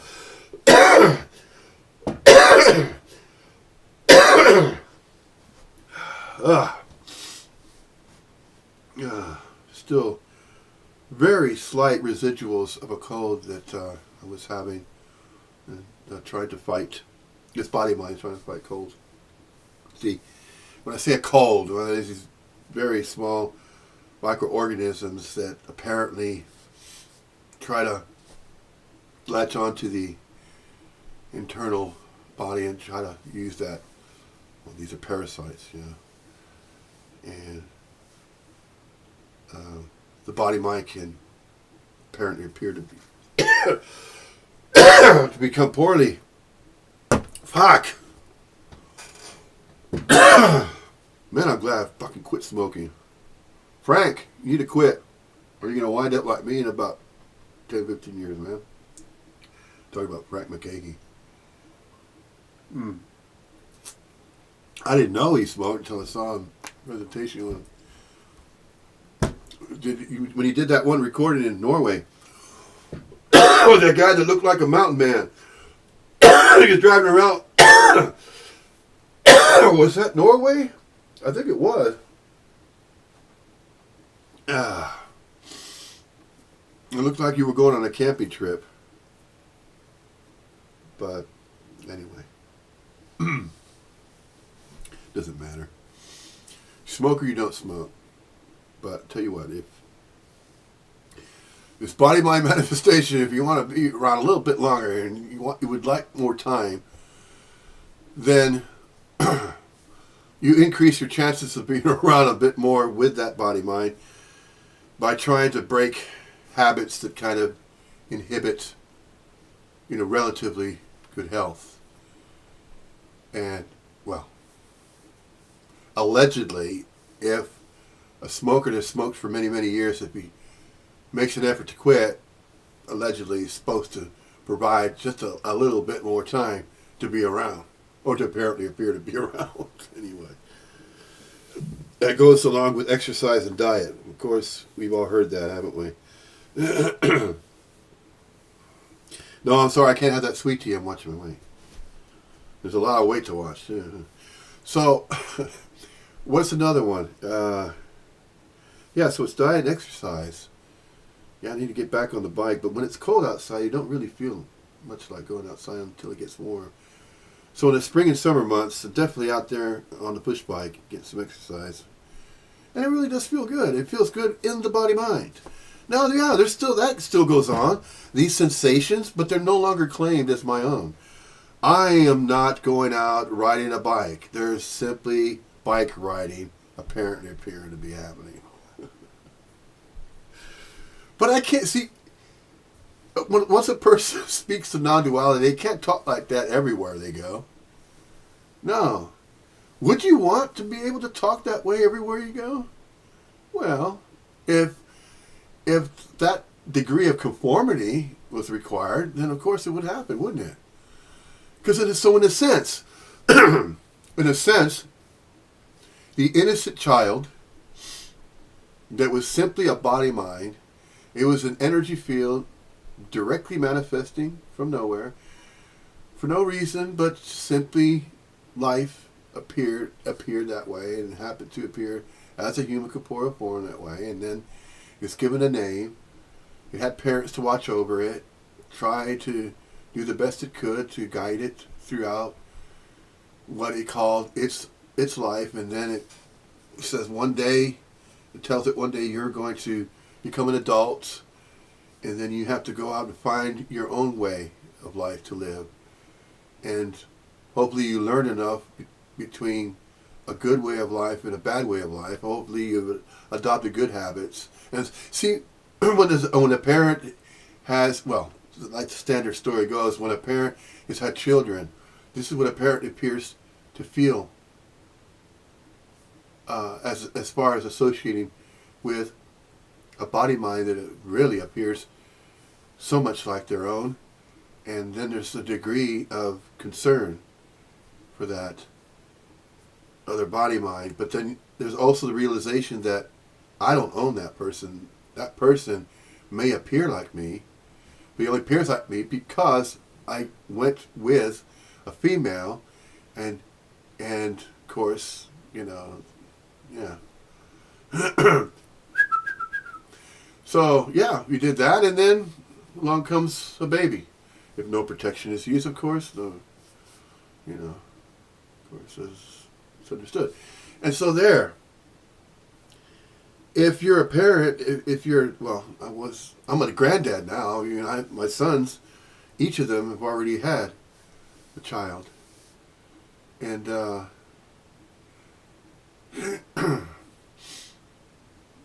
and then a person feels a certain way about that.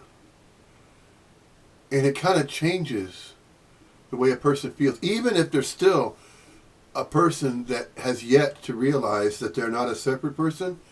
The story goes that they feel strongly about that. If they father a child that feels there's a very strong feeling of camaraderie and connection with a family member, especially if there's a parent that's parenting child that was conceived. And when you say conceived, of course, born. And, the tradition, in a traditional sense, of course. You can't deny that really happened. You have pictures. Of course, we all take pictures, don't we? Those of us who are parents and have raised kids and that kind of thing. And still, even now, you're involved. Frank, you have kids. You know what I mean. What I'm talking about. How can you neglect that? No, you can't neglect them. Of course not. That wouldn't seem right. Of course not. But there's going to come a time, of course, and you realize that, I'm sure, but that hasn't happened yet. In the future, they're going to become older, and just as my kids are old now, they have their own kids. And then now I'm a granddad. You'll be a granddad one day too, perhaps. I don't know. Why am I just talking about Frank?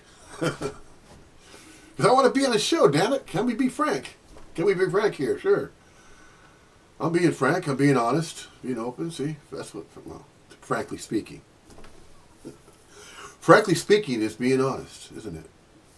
In a sense, that's what that means. To be frank is to be honest, to be open, and to straight to the point. Well, even whilst this body-mind, apparent appearance body-mind, used to believe it was a separate person, in that story of that separate person, with the thought it had its own birth name, birthright, and so on and so forth, and it had my life to live, so on and so forth, and it had its own free will and choice to choose whatever it wants to do, keep doing that.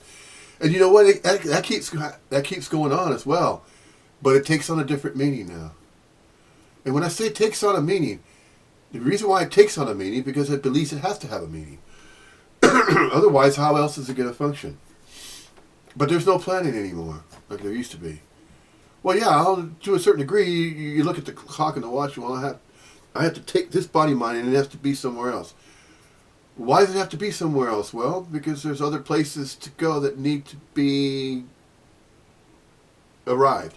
In other words, I got to go from here to over there, such as what? A job. Yeah. Well, fortunately, I have a whole week off, so one volume after another, I'm going to be able to record up to, let's see, maybe volume 10, volume 11, 12, 13, 14. Might reach up to 15 volumes by the end of next week. And this is Sunday, isn't it? Yeah? Yeah, this is Sunday the 3rd of February. So I have a week off from work. Oh man, that's dangerous for this body mind. Especially one that's really on a roll right now with the recording thing. But you know what? I feel as though time is running so short and time's going by so quickly that I need to record these. And you know what? In a sense, I'm also recording these for my kids and for my grandkids. So they'll be able to go into YouTube and say, wow, that guy was my granddad, but I never really got to know him because the guy moved away so far away from where we live in Texas. And you see my grandkids are in Texas, and then the other grandson, Lucas, he's born in it was Oklahoma, isn't it? You see, I have an older son from a previous marriage, Richard Wayne Trevino. He's a military man. He might be a lifer. He may be staying there for much longer. He's a sergeant now. He may even have higher rank. I don't know by now. But he did make sergeant at one point. Could be higher rank. But very proud. As a father can be proud of a son, what he's done. Very proud also of Justin as well. I have a younger son. Their mom's not around anymore. Bless her. But I'm not with her anymore, of course, because we just didn't get along. That's just another story. I'm not going to bore you with that. But yeah, this body mind has all kinds of memories and been through a lot of experiences. Apparently, they were apparent experiences. Truck driving, worked at restaurants, worked at warehouses, worked at grocery stores. Like my father used to say, jack of all trades, master of none. Master of any of them. But a jack of all trades, so to speak, all kinds of different, various jobs. And I'm going to do various things, various abilities. And I'm not going to call them talents, just abilities. And learn various things in life. And learn how to construction, know how to pave a driveway, put a driveway, prepare and create a driveway, cement, roofing, building a house. Hell, it's not that difficult once you get involved with it. Carpentry, even electronics, a little bit of storytelling. Oh man, I can do real good storytelling. All kinds of volumes of books running around through my head. Now, non-duality books, I've been interested in publishing a few of those, but you know what? All that material is thrown into a website anyway. So just never bothered to publish a book and send that material to a publisher, and just never got around to it. I guess I'm just lazy that way. So I figure I'll emphasize doing these recordings and turn them into volumes and then say interpretation of satsang. I'll just do it this way. Since I'm that lazy that I won't... Well, I tried it before here locally in Peterborough. I didn't go anywhere.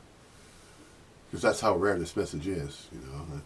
They were too busy attending the crochet meetups. There's this online, there's meetup.com, and you can create these meetups and create these clubs and various kinds of different things. And Philosophy in the Park, man, it's very strong here in Peterborough.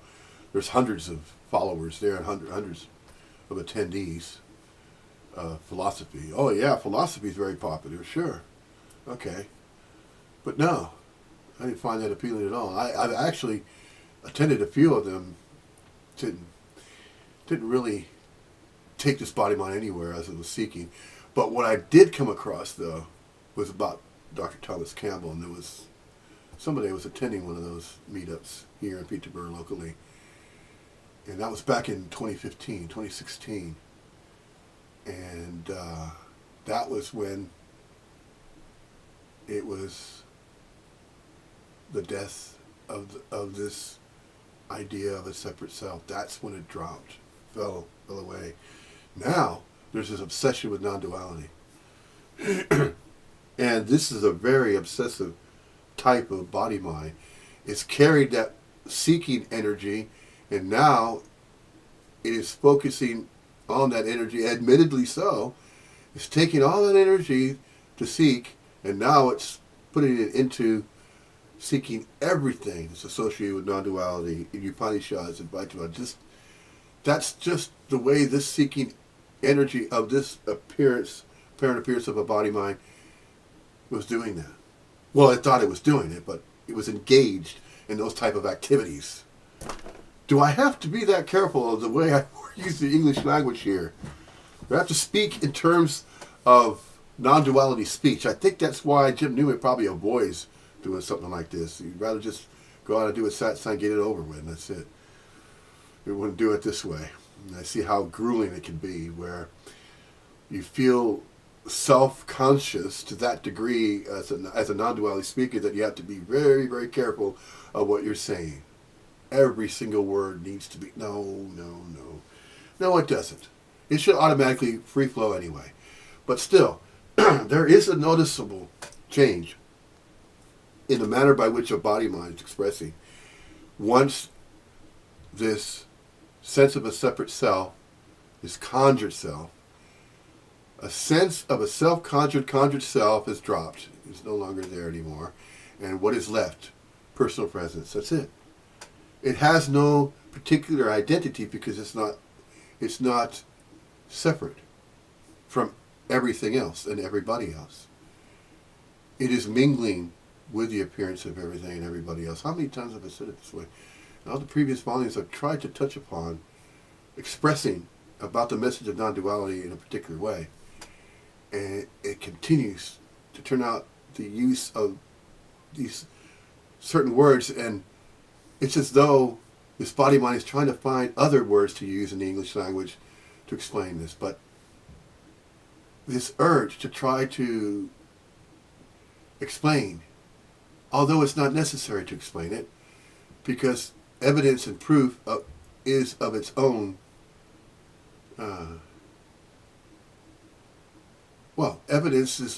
the evidence is not required, it's not needed, and yet the evidence is in the recognition. The evidence is in the recognition that there is no separation, that everything is non-separation. Everything what? What do you mean by everything? Well, everything is appear to be everything. What do you mean everything is appearing?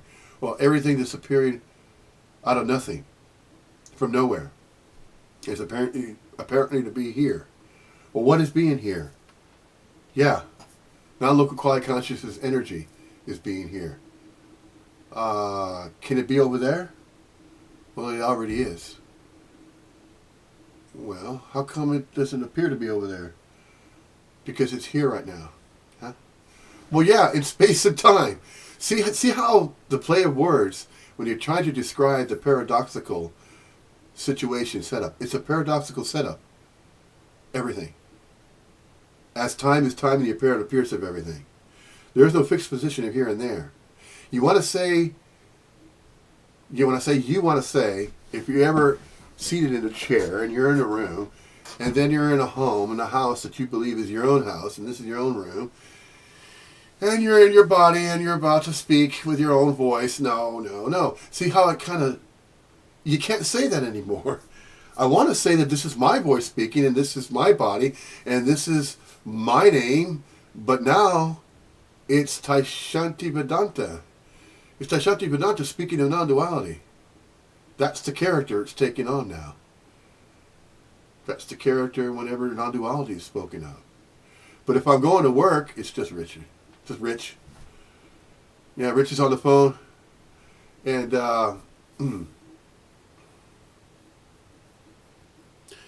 yeah, how does it go? Over and over. Yeah. Oh. Yeah, you've reached you reached the home claims department. May I take your full name, please? And so usually the other person on the other line is wants to create a claim, a home claim. With hard to say. Royal Sun Alliance. Apparently it's been around since the freaking 1700s, 1800s. It's funny, my Mrs. Beverly, Bev, her name is Bev Nichols. Beverly Jane Nichols, before she became my wife and took on my surname, Trevino. So it's Beverly Trevino, not Beverly Jane Trevino. And she's my rabbit. I love my rabbit. And that's the term of endearment I use. She's my angel bunny. My angel bunny, my love of my life. See? I can still say that, and it still feels that way. And my angel bunny, that person keeps me grounded. And when I say grounded, keeps me sane, in a sense. Well, I don't project that. I can't project that I have to have her in my life, and I need her, and we need to share life together. It just feels that way. It feels like as though at one point I felt, no, I don't want to be alone. So when I was no longer married to my previous wife, I thought, well, I would like to be with a partner, share life with them. What's wrong with that? Ain't nothing wrong with that. If there's a body man, if there's a man that feels lonely and he doesn't like to feel lonely, well, what is he going to do? He's going to look for a girlfriend. Or if he doesn't have a girlfriend, a steady girlfriend, then he's going to marry a woman and say, would you like to share life with me? And then we get married, and then it hits, and then they go and raise a family. If they're older age, they already had a previous family before, or they just want to share life with somebody else without children involved, well, that's how it happened with this particular body mind. And Beverly and I, we got married in San Antonio, Texas. It was back in 2007. But this presentation, why is it turning out to be about me, my story? No. Where did that come from? That doesn't matter in the grand scheme of what apparently appears to be everything. What's the grand scheme of everything? Is there a scheme? Is there a scheme? There's an apparent appearance of a scheme. What is the scheme? The scheme is that there's the apparent appearance of a human race. There's apparent appearance of a planet. It's called Earth. There's the story of Earth. And this apparent appearance of a human corporeal body mind, along with all the others, 8 billion or so, appear to be part of the content of the story of Earth. If that's the case, if that's the content of the story of Earth, let's talk about that. Let's refer to that. How did this all come about? Well, there's various ways to share the story of Earth, isn't there? And this particular presentation, these presentations are about what? They're about everything. Yes, they're about empty fullness, they're about all, and you can't turn empty fullness, you can't turn everything into a subject, can you? Sure you can. What do you call it? Non-duality. What do you mean non-duality? Not two. Not two of anything. Not two of everything. Everything is not separate, it's not separation. Really, how so? Well, it apparently appears to be as though there is separation, but it really isn't. It's just thought to be so. So, if you throw in consciousness, if you throw in thinking, then it throws a wrench into the whole damn concept of non-separation, doesn't it? It already automatically, if you bring in consciousness in all this, and you think about it, that causes duality, that causes separation. You know why? Because then there's a different subject to talk about. Then there's a different way to speak of non-duality. Then it starts going as though, well, there's a separate person speaking of non-duality here, and then the guruing fits in. And then there's a guru that happens to be speaking of non-duality in a specific way, and he wears robes, and then he speaks of love sprinkles, or he's serious about it, or he, in a monotone voice, or real slowly and sluggish, or with loving gazes. Yeah, and loving sprinkles, kiss my feet. No. I know I'm joking around about that sort of thing, but oh man. No, it's not like the Pope mobile. Kiss my ring like the Pope going around and silliness. Come on, really? Moochie, what the fuck? Moochie, what the hell are you doing, man? Why are you allowing people to kiss your feet? What the hell's that all about? Oh, well, I'm sure that must be nice, but no, I'm not sure of that. Oh, man, I have ugly feet. I wouldn't want anyone to come near them. I don't even let my wife come near them. I wouldn't let her do that. Would expect her to be doing that, kissing my feet. She'd kiss my ass, though, she was. Now, she will find that funny. Yeah, she's got a good sense of humor that way, but I see we could joke about it. You know what she calls it? You know, if anybody's curious, if my missus, if Beverly, if she goes along with this, no, she thinks I'm fucking crazy. She thinks I'm fucking Looney Tunes, man. But I lost it. But I'm still functional though. She calls non-duality even anything spiritual. Or she's a staunch atheist. She agrees with everything that Ricky Gervais says. Yeah, the invention of lying. That's okay. Anybody that self-professes to be an atheist, I don't have a problem with that. That's what they choose to believe. If they believe that they're atheists, they're going to call themselves an atheist, well, fine, go ahead, do that. It doesn't matter anyway, one way or the other. But still, she calls it weird shit. That's her cute name for it. Oh, you're into that weird shit again? Are you talking about weird shit? We're not going to be watching any programs about weird shit tonight, are we, on the couch? No. We're just going to check out Netflix and we're going to watch a movie together. And so we watch horror flicks, horror films, anything science fiction. I still enjoy science fiction. This body might still take some time, and we'll go into Netflix and we'll choose a movie we haven't seen before. Or I'll go into the laptop and I have it set up with HDMI, hooked up to the big screen TV, big screen telly downstairs in the living room, and we'll spend an evening together and we'll do something like most couples do and watch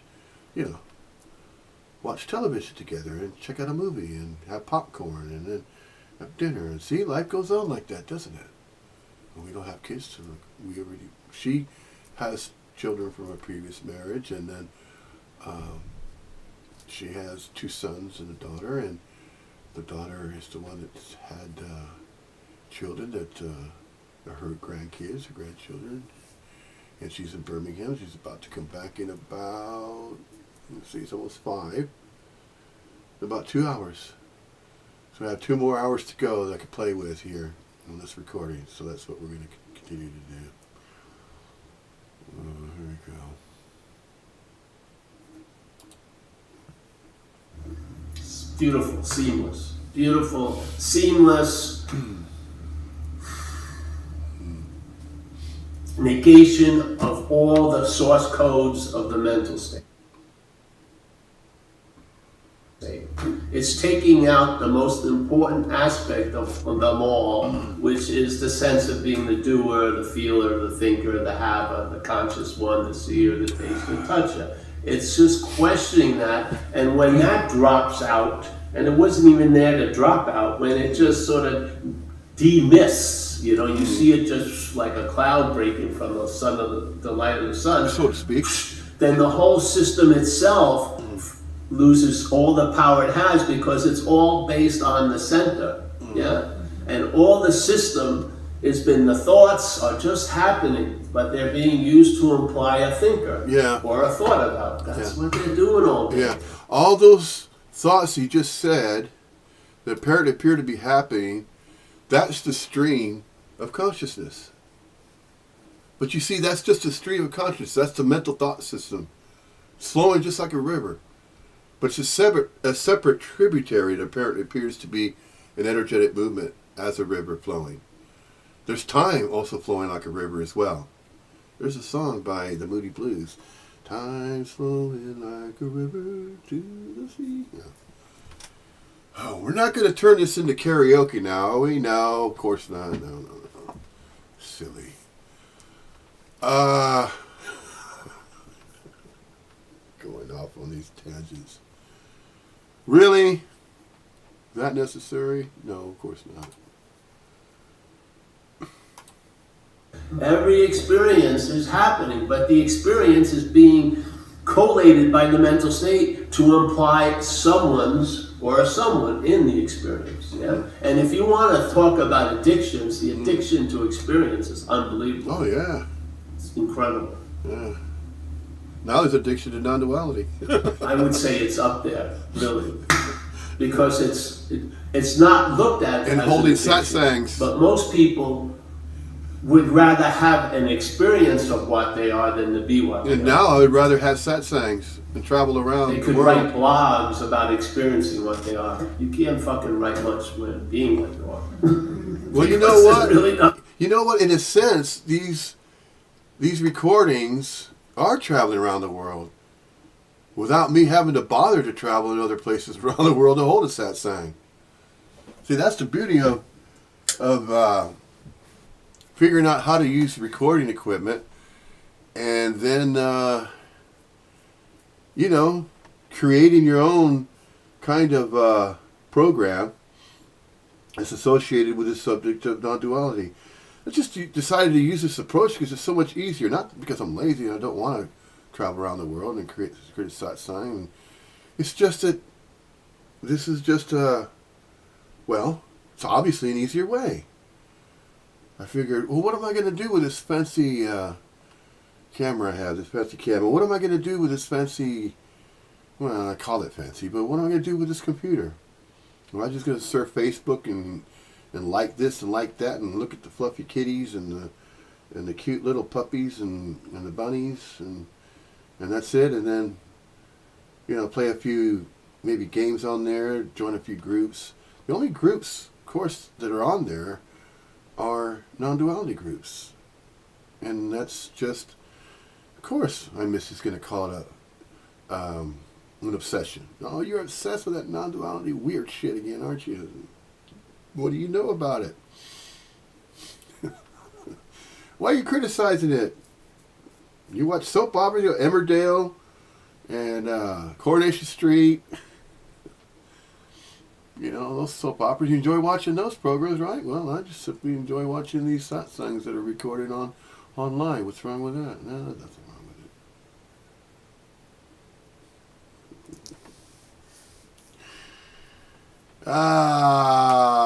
it. Whatever. Not much going on. You know what I mean? It doesn't provoke much mental interest. It really doesn't. I mean, it's not like you look back and all the runners are way behind you. There's the race doesn't even stop. It's just like, it's a whole different, it's like I don't know what it's like, but I know what it's like to the head, and to the head it's fucking boring. So to the head it's fucking boring. It is. It'd much rather ingest some fucking exotic plant and have a complete experience. Yeah. It can write tons of data about that than just being what you are all day. Yeah, on a ayahuasca trip. Because of its reliability, Yeah. and because of its precedence, and because of its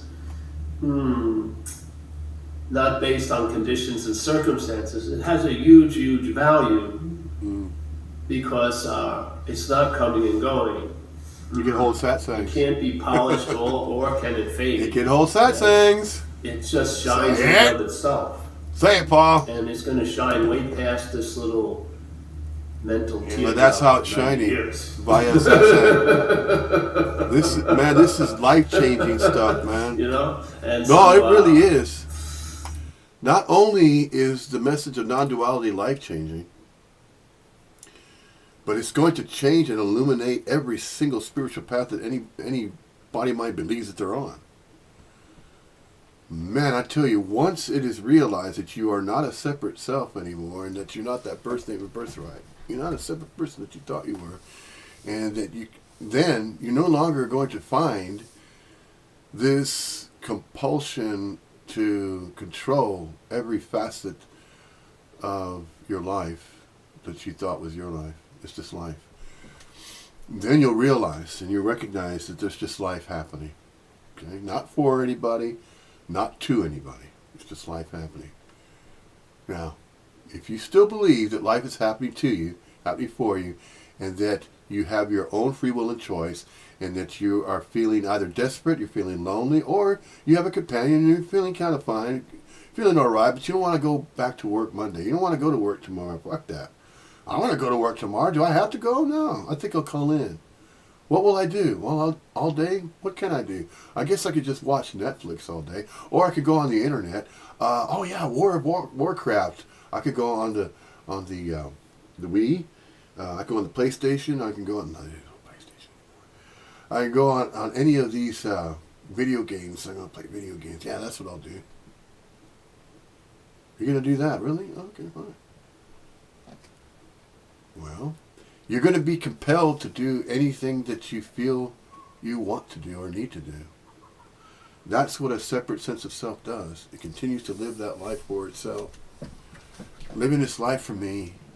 And if it happens to have a partner that it's sharing life with, then it's going to do that as well. If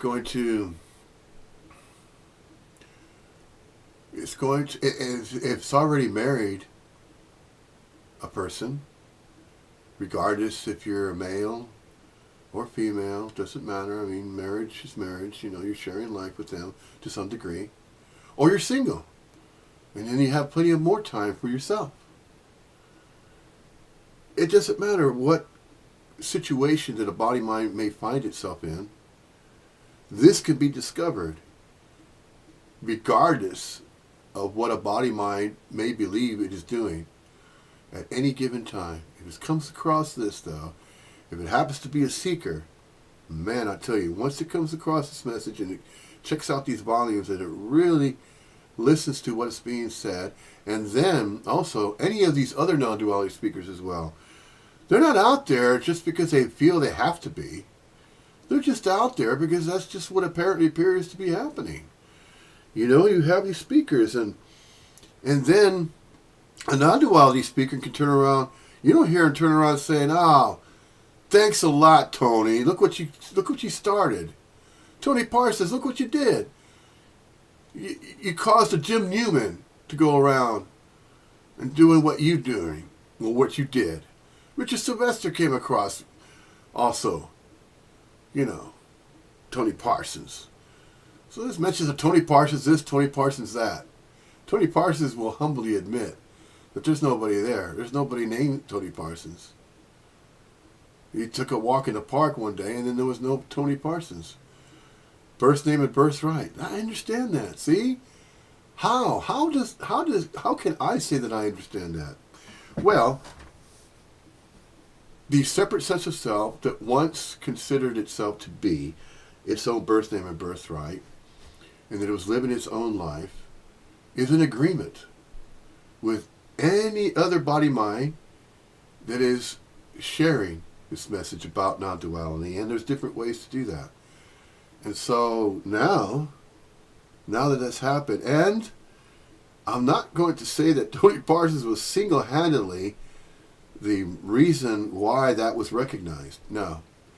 Because out of all honesty, that collapse occurred, and it just simply, that collapse of a separate sense of self will collapse and fall away and die, and that's that recognition that it never was, never existed in the first place, and all the story of the past that a body mind was having, and this, that, and the other, it didn't have that. It just thought it did.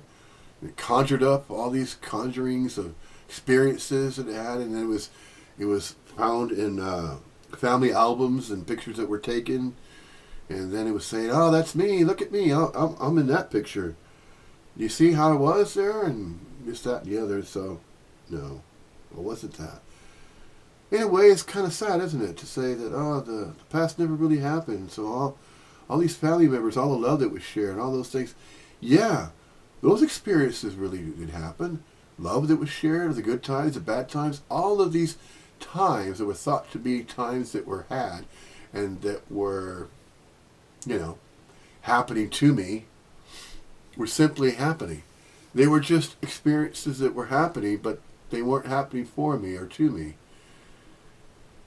It's just a memory of somebody that I thought I was. Does that sound right? A memory of a person that I thought I was. Yes, it's in the thinking. If you think that you are a separate self, a separate person, then you will live your life based on that belief. And then you'll say, and you're so convinced that that's so, that you will turn around and say, yes, I have my life to live. I was born. I have a birth certificate to prove it. I have a birthday and a birthright to prove that. And nobody's going to tell me any different. Even though there's these people that have these non-duality, they're speaking non-duality, and I come across them. No, I'm a spiritual seeker. Yeah, but I'd rather look into UFOs and that sort of thing. So I'm going to join the UFO groups. So that's what I'm into, because I made that decision to be into that. There's nobody making that decision. It just apparently appears to be happening that way. But if you're recognizing it and you think that you're a separate person that has to be compelled to look into UFO conferences and attend UFO conferences and then focus on that particular subject, hey, more power to you. Do that. If you feel you need to do that, go ahead. If you feel you have a free will and choice to exercise that free will and choice to look into certain subjects or take on a certain hobby, whatever that hobby might be in your spare time, and then you still have to go to work anyway. And well, if you don't have to go to work and you won the lottery, that's great too. Travel the world. Whatever. Whatever you think you're doing, do that. Fine.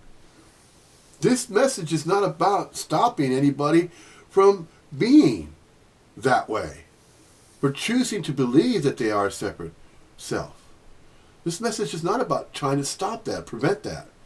This message is simply a recognition that there is nobody anywhere in a fixed position that is living their own life. That's what this message is about. If that doesn't sound right, then perhaps then that particular body mind is not ready for it. You're not ready. Do you have to be ready? No. Is there a necessity for a body mind that might be into spirituality right now, and they may be looking into they may be joining a certain spiritual club, a spiritual group, and maybe they're involved in a whole bunch of them, a whole slew of them, and they're still seeking, and they're checking it out, and they're looking into Facebook and joining all these different groups. And so that's just a path they believe that they're on. So if you believe you're on a certain path, and that path is a path that you chose, and you believe that path needs to be continued to be traversed, continue to traverse that path. Travel that path. Guess where it leads? Most likely going to lead you back to right here, where you've always been, which is a non-dual being, in a sense. A non-dual recognition will be recognized, but not from a non-dual being that's separate. It'll simply be recognized. Now, there is still a sense of a personal presence, though, and it is admittedly so. Otherwise, this wouldn't be possible at all. This wouldn't be possible. This manifestation of this human corporeal form is a personal presence of a manifestation. Like it or not, it's going to be recognized that. But it's no longer recognizing separation. It's no longer recognizing a separate sense of self. It's not recognizing that anymore. And it will admit that that's not apparently appear to be the case. The case now apparently appears to be a mingling. That there's a mingling with everything else that's appearing. And it's just an appearance. It's the human corporeal appearance. It's temporary. And the way that is, it's as though it is appearing from nowhere, out of nowhere, from nothing, as non-local quiet consciousness energy. As an energy field from nowhere, from nothing. And it has been continuously appearing, mingling with everything else that appears. As though it's a separate manifestation of a human corporeal form, as though that's separate. But it's not. Because all ideas and concepts associated with separation are no longer recognized. They're no longer recognized. It's not recognizable anymore. No, it's not. Now what's recognized is every-where-ness and everything and oneness. And it's just awesome how that is. It's beautiful. It really is. Because it cannot be denied. That cannot be denied. That there's non-separation and that there's oneness and that there's completeness, perfection, and wholeness in just as everything is arising as it appears as it does. It cannot be denied. I can no longer envision. I can't even envision it anymore. I used to envision. I used to have these plans. I used to think that, oh, wow, you know what? I'm a separate person. Now I could plan so much more. And that's not how it goes. Once there's a drop, okay, a collapse of this sense of a separate self, as though it's physically exclusively real, and it's a body mind that's saying, this is my body, this is my life to live the way I want to, so I am going to get into non-duality now. And then I'm going to be a non-duality speaker. Oh, look at me. It's all about me now. That's not even it. That's not even it. That's not what's happening. That might appear to be happening to an individual that's still self-centered to believe that they are living their own life. So they're going to see it that way. They're going to see this particular body mind, a man, that's an individual, and he's deciding to record information about non-duality, and he has this room he's in, and he's sitting in his own chair, and he's being himself, and then now he's proclaiming that, oh, now there's non-duality, and all there is non-duality, and everything that's being spoken is going to be interpreted a certain way, isn't it? Certainly it is. It's going to be interpreted in a different way. Why is it going to be interpreted a different way? Because there's different manifestations apparently appearing as though they're different manifestations of what? Of human corporeal appearances. And what are they doing?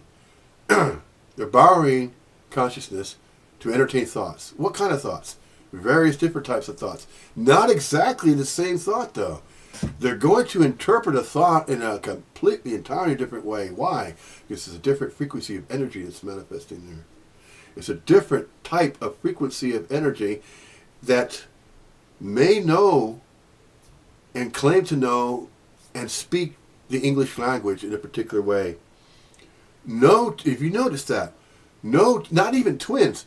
You notice two different human corporeal manifestations side by side. Put them side by side, and let's say that they know. We're just hypothetically, just picture this: two manifestations in a room, two different human corporeal manifestations.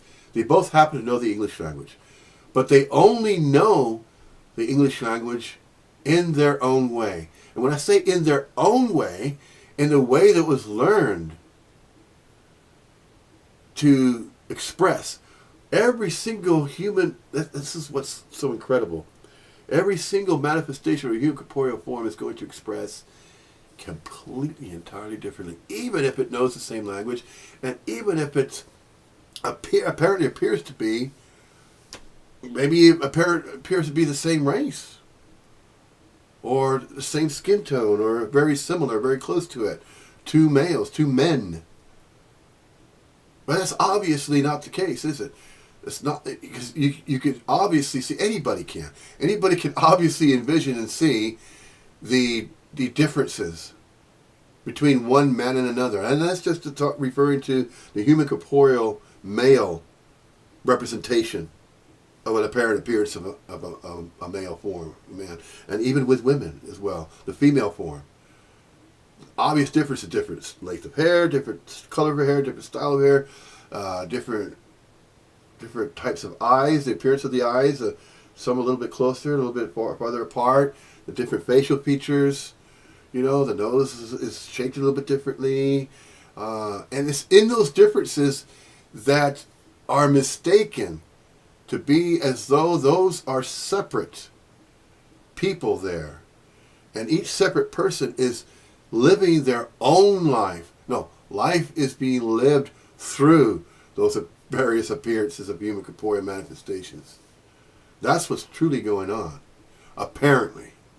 Apparently so. Now, that human corporeal form is going to express in a similar way, except it's in the interpretation of what it believes or what it thinks this is. All of this. All of this is just life, it could be said. This is just life. This is just an appearance of everything. It's simply this. Now, is there anything to do with it or do about it? No, but you can continue to appear with it, and you are, regardless if you think you are or not. That's the beauty of this. That's the beauty of the message. You continue to be, except there's no longer the beingness or the being of as a separate individual person that is being, that has and possesses its own life to live, my life. And then that's how the mindness works, the ownership, the claiming. That's not happening. See, that's what the message of non-duality is about. The message of non-duality is to demonstrate in some way or to try to explain regarding about the message of non-separation and what that means. And yes, there's different meanings about explaining non-duality in that sense of the word of meaning. We're trying to share that message, but in a certain way that is going to be said anyway, in a certain way. And so there's so many different ways to say it. And using just one particular language, just this English language can be used in so many different ways with so many different words, but saying the same thing, sharing the same message, but using different words, different terminologies, different arrangements of the English language.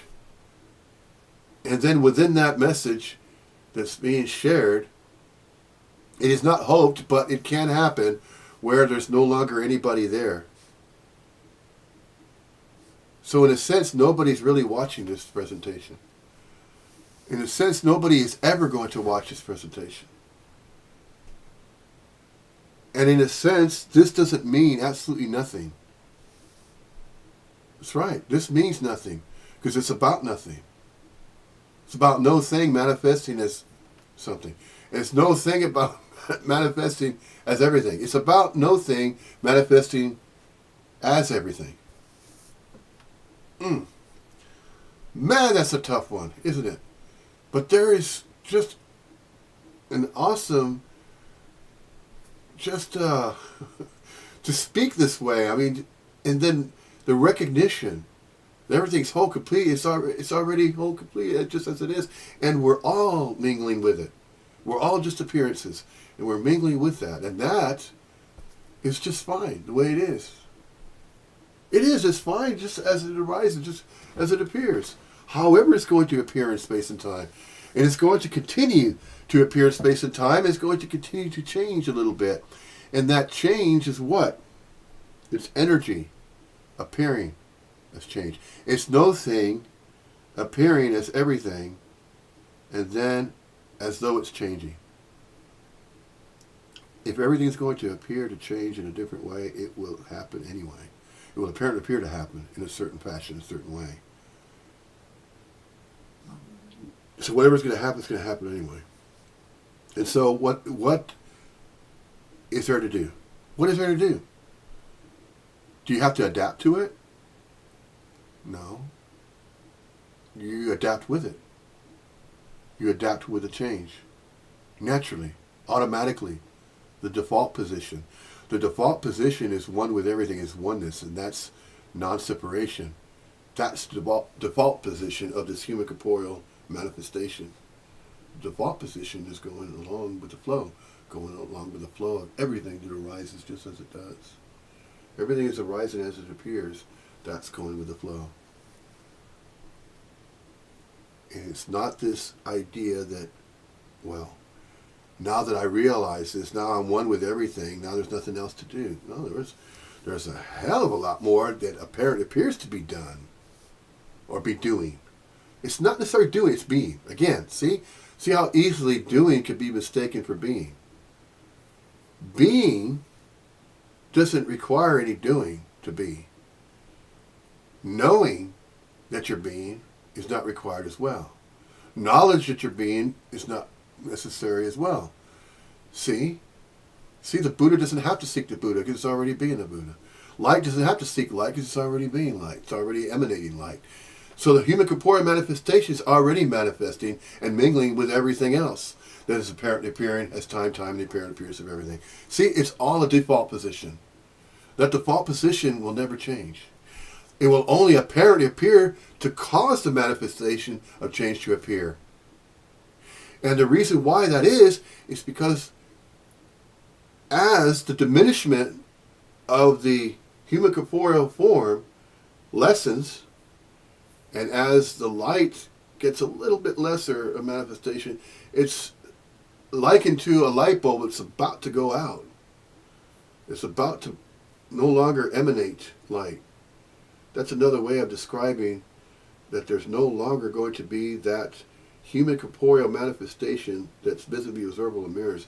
It's no longer going to be casting an animation of a human corporeal form visibly observable in mirrors anymore. It's not going to be getting out of chairs, sitting in chairs. It's no longer going to be going to go and get a bite to eat. It's no longer going to be drinking coffee. It's no longer going to be doing all these things that could be demonstrated. So why not go ahead, and since it can be done, why not go ahead and it's decided, you know what, I think I'm going to record. I'm going to make some recordings of what apparently appears to be a body-mind. It doesn't really matter. It won't matter to anybody, but what is being said may change. It may do what? It may cause the collapse of that separate sense of self. And you know what? If that happens, at least somewhere on this planet, and to somebody that thought that they were a separate sense of self, then that's as though that's an accomplishment or mission completed. That's done. Okay, my job's done. Then, okay, what is my job? Do I have a job? No, the job has me. What is the job? Well, the job already has me. It has me now. How does the job have me? Well, the job. What is the job? Is there a job to do? Is there a service that is being provided here? Is something going to change? It's going to apparently appear to change. And what is that? A recognition. And what is that recognition about? That recognition is about the fact that there's not two of anything. Non-duality is a fact. It's a fact that you are not a separate person that you continuously believe you are. You don't have a life to live. That birth name and birthright is not your own to claim. That birth certificate is just a birth certificate of what? Of a body-mind that appears to have been born at a certain time. And so there's a time stamp on there, and there's a certain place on the planet that body-mind appeared and was born. That's all that says. That's all that's saying there. But if you're thinking in terms of separation, if you're thinking in terms of singularities, if you're thinking in terms that you are a single individual person that's physically solid and real and takes that study of biology seriously and says, that's what I am. I'm what's studied in biology. I'm that physical body that can go to doctors and get work done if I need work to be done, if I need surgery to correct some kind of correction that requires correction in the body. My knee's giving out, or I had an accident, I have a car accident, so I need to try to get that surgically seen to. You know, and then, I like this example that once Paul Hederman once used in his satsang, where he goes, I was surfing one day and I hurt my knee. Oh man, I hurt it really badly. No, I did not hurt my knee. The knee became injured. The knee was injured because it was involved in an activity of surfing. That's what really happened. But it sounds like with the language that is being used when there's a separate sense of self there, okay, there, and when I say there, the body mind, it apparently believes it's somewhere. Here is a fixed position in space and time that's physically real, that this place that I feel that I am is a fixed position. But that's just in space and time. It's not permanent. It's an impermanence. It's temporary. And it's temporally temporary in space and time. But you are not of space and time. You never were of space and time. And you never will be of space and time. How do you like them apples? Like it or not, that's the truth. Like it or not, that's the truth. No, seriously, really, really. You are not of space and time. You never will be of space and time. And you never have been of space and time. You just think you are. And you just think you were. And you think you have been. And then you also think you're going to become in a future timeline. That you're going to become somebody different, a different version of yourself. You believe you're going to become. Do you hear what's being stated right there? You believe that you are going to become, of your own accord and volition, because it's your own life that you're living, you're going to become your own version of yourself in the future. Do you believe that? Keep on believing that. See where that gets you. It's not going to get you anywhere. Because you're nowhere in particular right now. You're everywhere. I know, that doesn't sound right, does it? And it won't. It's not going to sound right to a separate sense of a self that still believes that they are separate from everybody and everything else. Speaking that way, using the English language that way, it's not going to make sense. It doesn't make sense because there is still the thought and the idea that you are a separate individual self. See? See how it works? It's all in the way of thinking. It's in the way of thinking. And this idea of, you hear about it, and I've heard about it before, even before the collapse, that I was a separate self. Even the collapse of a sense of a separate self collapsed. That positive thinking is powerful. Positive thinking, in a sense, it is powerful if it's used with the idea of non-separation. And in a sense, it's already that anyway, automatically. So in a sense, non-duality is about positive thinking. But it's not about initiating positive thinking. Positive thinking just naturally happens. It just naturally becomes part of what? It seemingly becomes part of a way of life. It does. Somehow, I can't profess to know how that works. But it apparently appears to be the case. That there's still personal presence, and then it has this, not optimism, I don't want to say optimism, because optimism is relegated to somebody that's optimistic. And that's not what this is. This is a sense of personal presence that apparently appears to be operating on different circuits, so to speak, on different circuitry. The energy as a manifestation of a unit of local quiet consciousness energy is operating on a default mode that it didn't realize before. There's a default mode that's automatically just running its course now. Going with the flow of everything that appears as it always has been appearing. Because there's this immediate hit now. There's this immediate hit to understand what I am. Because I was never a whom. I was never a separate person that thought I had my own life. You see? Life is coursing through. Life is coursing through all human corporeal manifestations and forms. It is flowing constantly that way. Like it or not, notice it or not. You can either recognize it or you don't recognize it. Either you remain with the idea that you are a separate self, that you have a birth name, and you have a birthright, and you have your own life to live, and you're living in your own house, your own place, you're going to your own job, you made all those decisions because you have free will and choice, continue going that route. There's nothing wrong with it. That's not what non-duality is. That's not what this message is saying. This message is not referring to wrong and right. It's not referring to any of those dualities.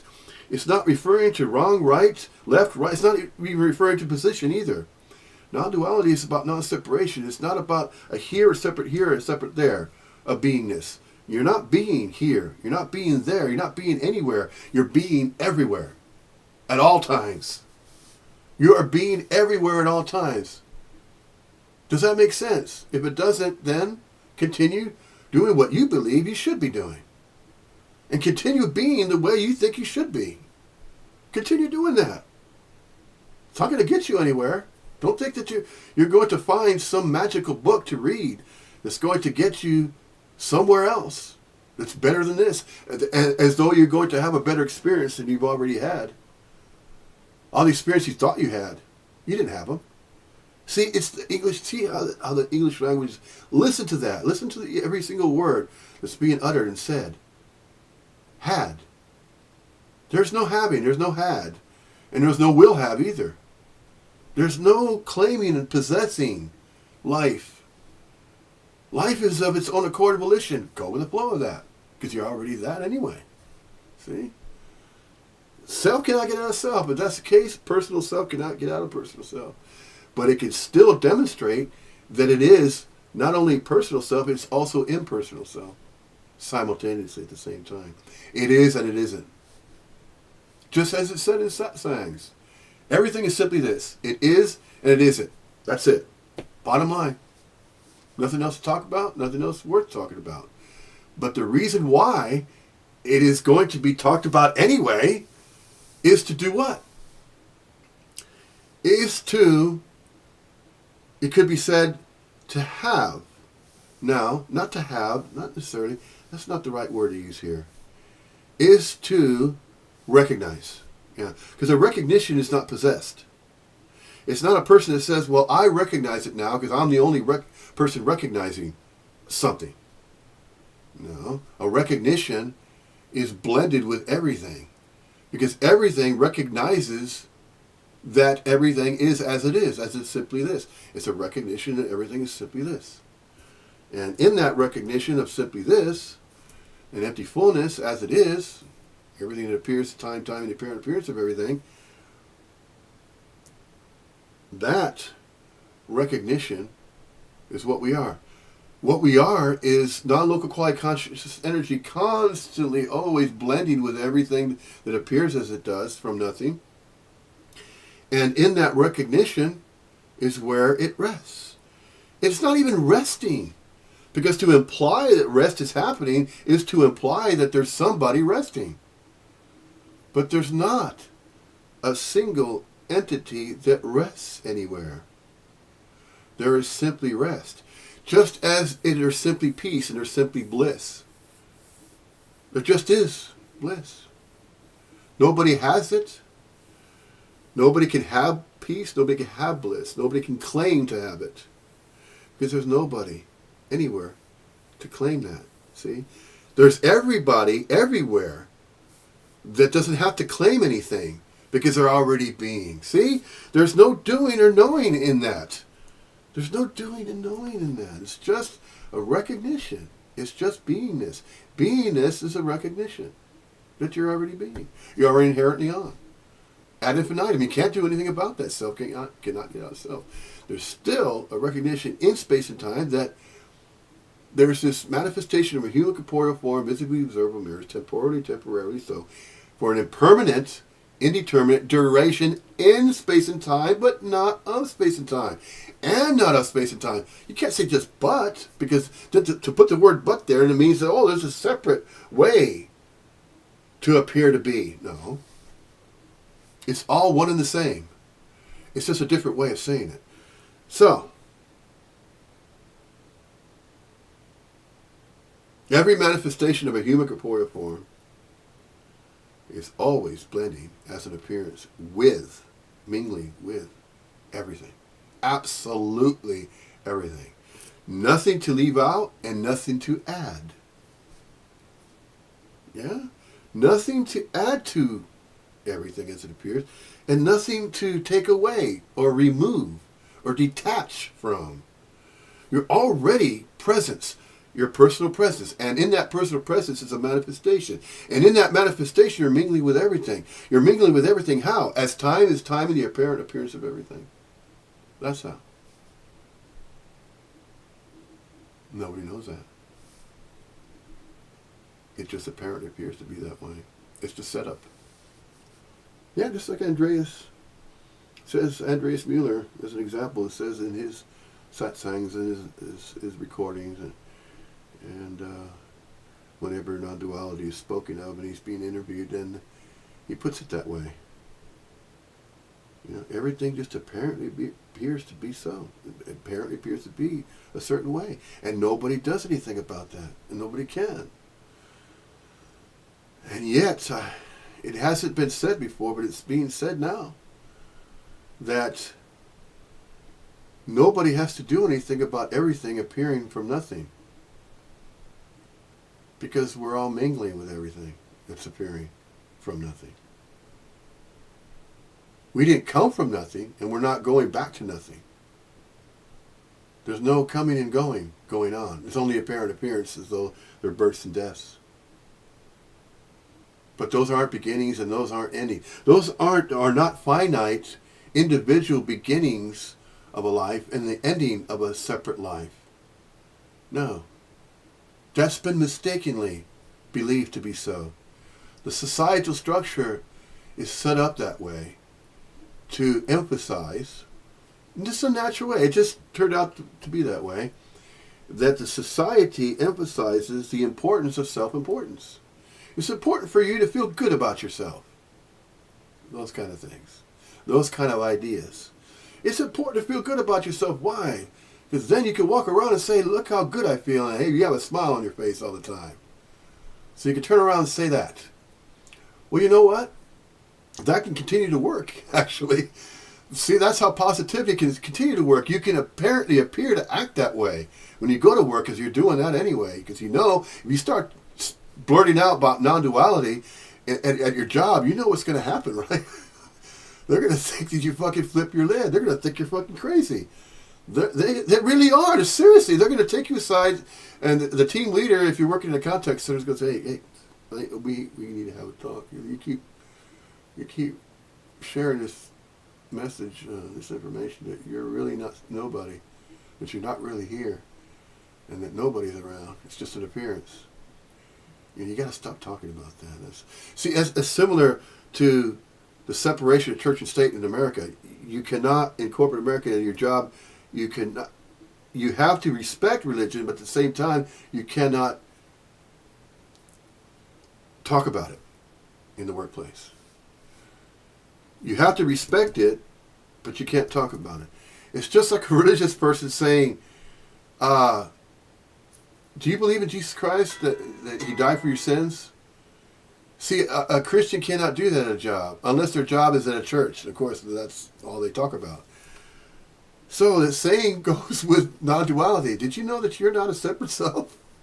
Can you imagine blurting that out at work at your job? You can't do that. You know you can't. Guarantee it. There's nobody that does that. Nobody, absolutely nobody, that holds a job, a 9-to-5 job, and then goes to work and takes this information and shares it with everybody. It just blurts it out. Hey, guess what? I have an announcement to make. Office meeting. We're going to need to go on this meeting. And let's say you happen to be a team leader of a few people at a contact center, and then you have this meeting. You say, I have an announcement to make. You're all not really here. You just think you are. And just I want you to just check out the satsang I'm holding, and you can go, and it's up to you to go there.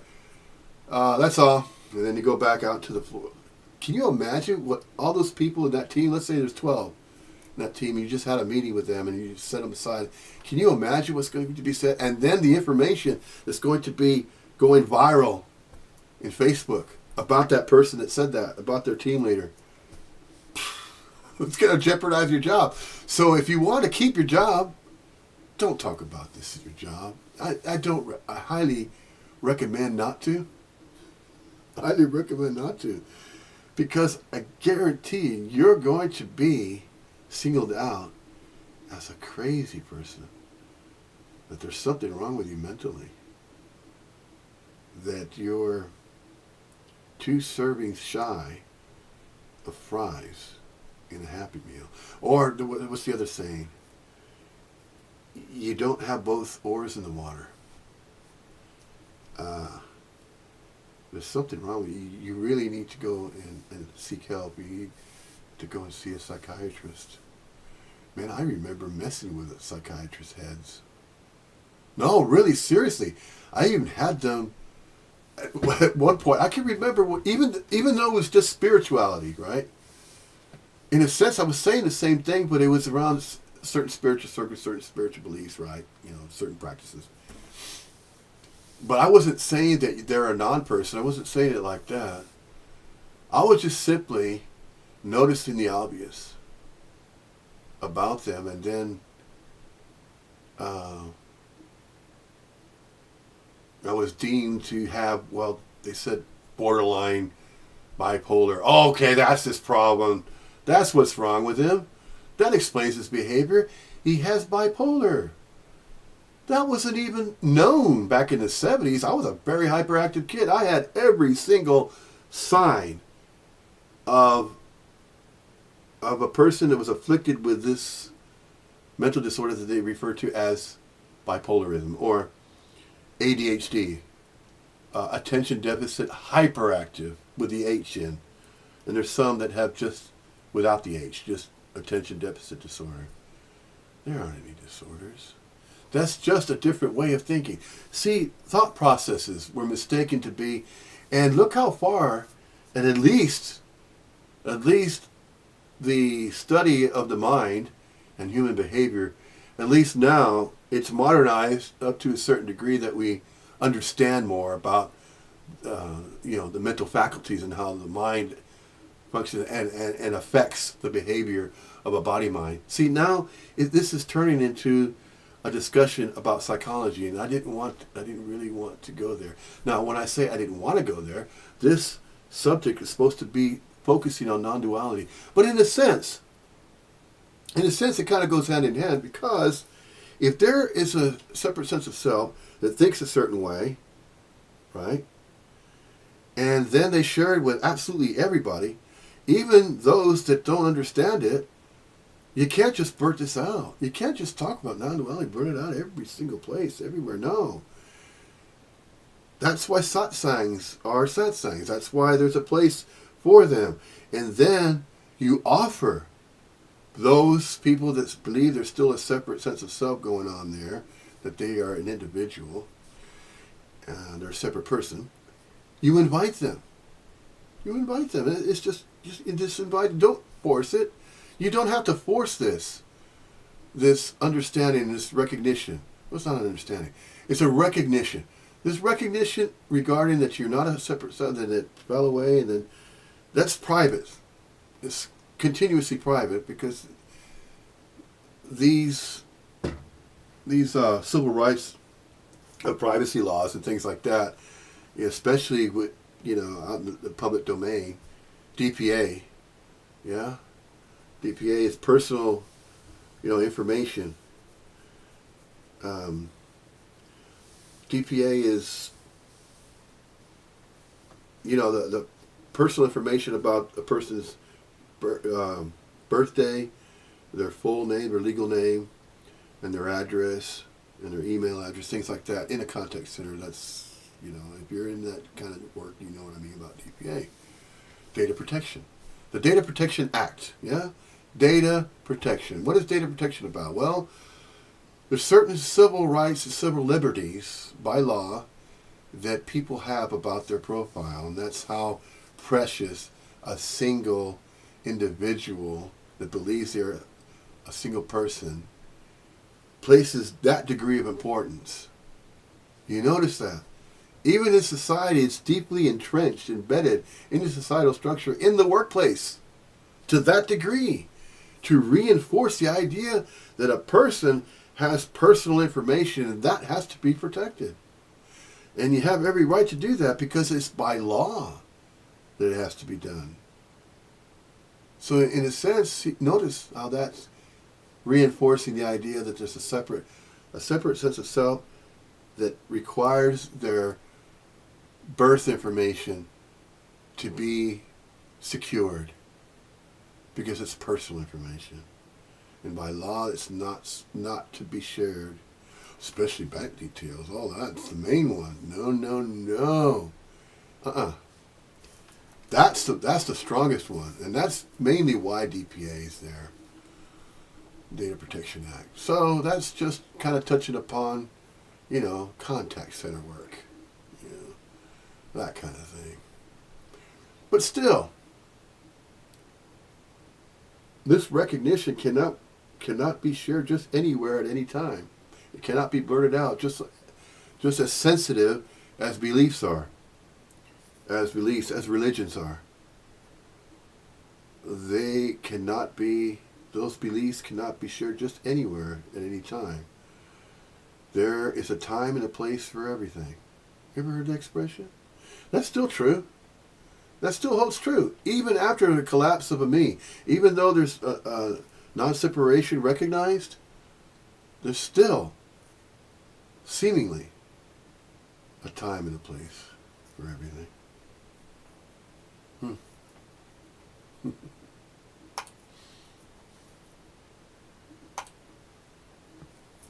Yeah. So this whole message is to see the fruitlessness of looking for or using what you are to look for what you are. Yeah?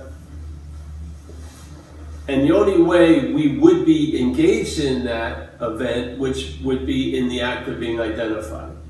That which we are must be believing or taking itself or assuming that it's something else to make this make total sense. See, the mental logic makes complete sense based on this assumption. It's the assumption that's insane. But if the assumption is true, that you are what you are, therefore you better start looking for your source, or you better start looking for the Buddha or the Christ mind, or whatever it is. Yeah, that's a pretty good noble endeavor here, and maybe it could be available and helpful.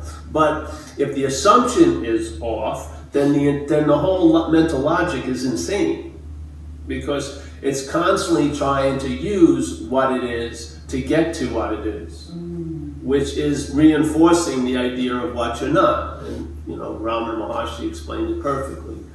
There's that non-existent thing, this idea of being you, let's say, usually cast as the body, and there's an animation of the body by what we are, but now the what we are gets forgotten, and you think it's the body that's animating. I'm the one. And so this non-existent thing wants to get salvation for the non-existent thing, or wants to get a pair of pants, or whatever. There's millions of things at once. Yeah? And so it goes, all right, there's the assumption. There's a non-existent thing that seems to be existing. And in that existence, it finds, let's say, irritable, restless, and discontent. And so it's called on for something higher, and it wants to get salvation for the non-existent thing. So it definitely it loves the idea of salvation, but it wants to guarantee that you're going to be there to get it.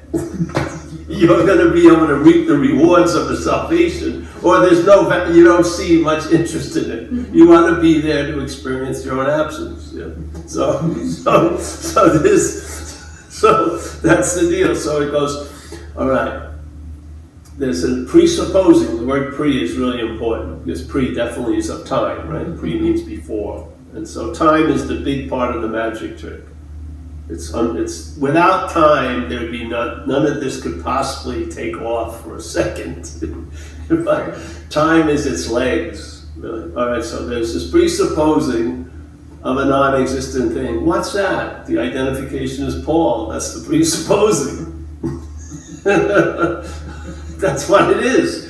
The embodiment of the presupposing is Paul, John, Chris, Sean, everyone. That's the presupposing. Where is it? There it is. Where's that presupposing? I want to say, no, this is, you're coming to at the end of the product line. The mental state has already presupposed it. And then you're seemingly before, and then if you hear this, then you think, I'm the one presupposing. No. There's a it doesn't say you and I are presupposing. We're the presupposing. There's not when Paul and Mike aren't presupposing. Paul and Mike are the presupposing. So seemingly the appearance of it. So presupposing the non-existent thing, wanting to get salvation for the non-existent thing. That's the logic of the mental state. Yeah. Based on the non-existent thing as being existent. See, this is the big leap. Yeah. So all right. So then it goes, if your spiritual practices, which I don't see how people. Can you imagine like a retreat, and then there would be like someone would run in like the third day, and this is a public spiritual broadcast. There's a presupposing before they tackle you. There's a presupposing thing trying to get somebody, and your spirit, it would be like someone at like a government. They have to grab the person out in the protest. Shut up! There's no, So there's a presupposing thing. So it says your spiritual practices, meaning all of ours, not yours, like other than me. Mine are still fucking gold, but yours, yeah. Your spiritual practices themselves are being used to reinforce the non-existent thing. Wow. How can they destroy it? Yeah, it's a good question. And first of all, how can you destroy a non-existent thing? If you set out to destroy the non-existent thing, you've given it the meaning of being existing. You see? To vanquish something, there's got to be a something to vanquish. That's all it wants is relevance, and you've given it to it. Yeah? I've got to get out of the ego. Well, you're in. That's a big in. There's no out in that in. There's tons of exit signs, but you never get out. The getting out is based on not being in, yes, which is inherent. It's an inherent possibility. You're not being in. Getting out is a crapshoot, really. But if you see it from I'm not in, then there's no need to get a huge strategy to get out. And those huge strategies are being used to reinforce the idea you're in. So, yeah, this is it. So I heard this stuff, smacked me a few times, many times. Some keep reverberating, most of them. That's why I use the same statements I heard like 20 years ago, because they have the same wallop that I had when I heard them. When I heard that thing, you can't use the Buddha to seek the Buddha, that had a huge wallop in my little affairs. It has never changed, and it just keeps reverberating. And like the famous one I got from a brochure for a therapeutic retreat in Australia. That one says St. Francis, what's looking is what you're looking for. That's had a lot of tread on its tire for 30 years. That was a major shakeup, because I got caught. The failed system got caught red-handed. These simple statements, not followed with 800 pages of fucking going, just a simple whack, my spiritual pants dropped. I just got caught fucking, the emperor had no clothes, so to speak. And that's its true nature. Why adorn it? It's not so. Yeah. So I keep saying the same thing, and I used to say a whole lot more, but over the years it just boiled down to this, because I really believe if you don't see this, you're going to be looking from it. Problem. And that's the problem, is looking from the problem. Even if it's looking for a great solution, it's still a problem, because you're looking from the problem. Yeah? Yeah. What another way of saying that is, if you're a spiritual seeker, like this body mind was a major, extreme seeker, I'm willing to bet that I'm even one of the most now that I'm speaking about regarding non-duality, about the story, the degree of seeking I did, man, I would put my seeking up there against any other non-duality speaker right now, and I bet that it surpassed more information about the seeking than any other non-duality speaker. And I'm not saying that just to say, oh yeah, look at me, I could claim that. No, it's not boasting. No, it only come across as boasting to somebody that likes to boast. If there's a separate sense of self out in the world, and they happen to be watching this up to this point, and that statement that was just made, they're going to think, oh, this guy likes to hear his own voice. He's full of himself, on and so forth. Hey, you interpret any fucking way you want to interpret anything. That's fine. You're going to do it anyway, aren't you? What this message is about is that you don't have to. See? And besides that, it don't mean a fucking thing anyway. It doesn't mean a damn thing. It doesn't.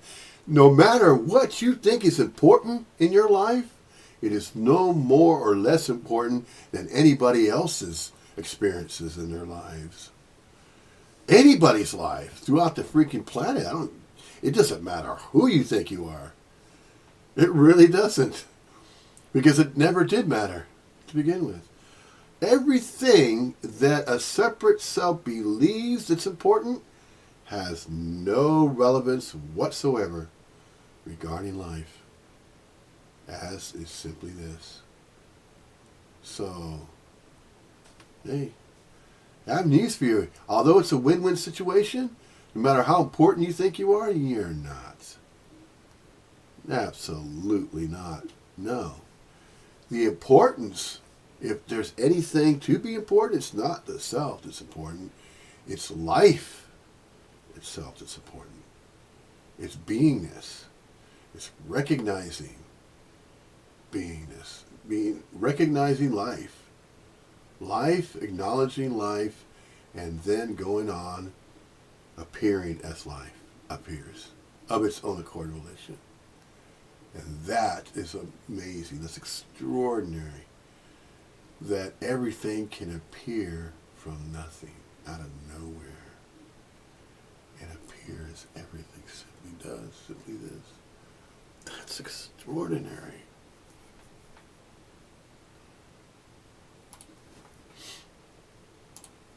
This is the whole message of non-duality to me. I don't find it in any other thing I've heard.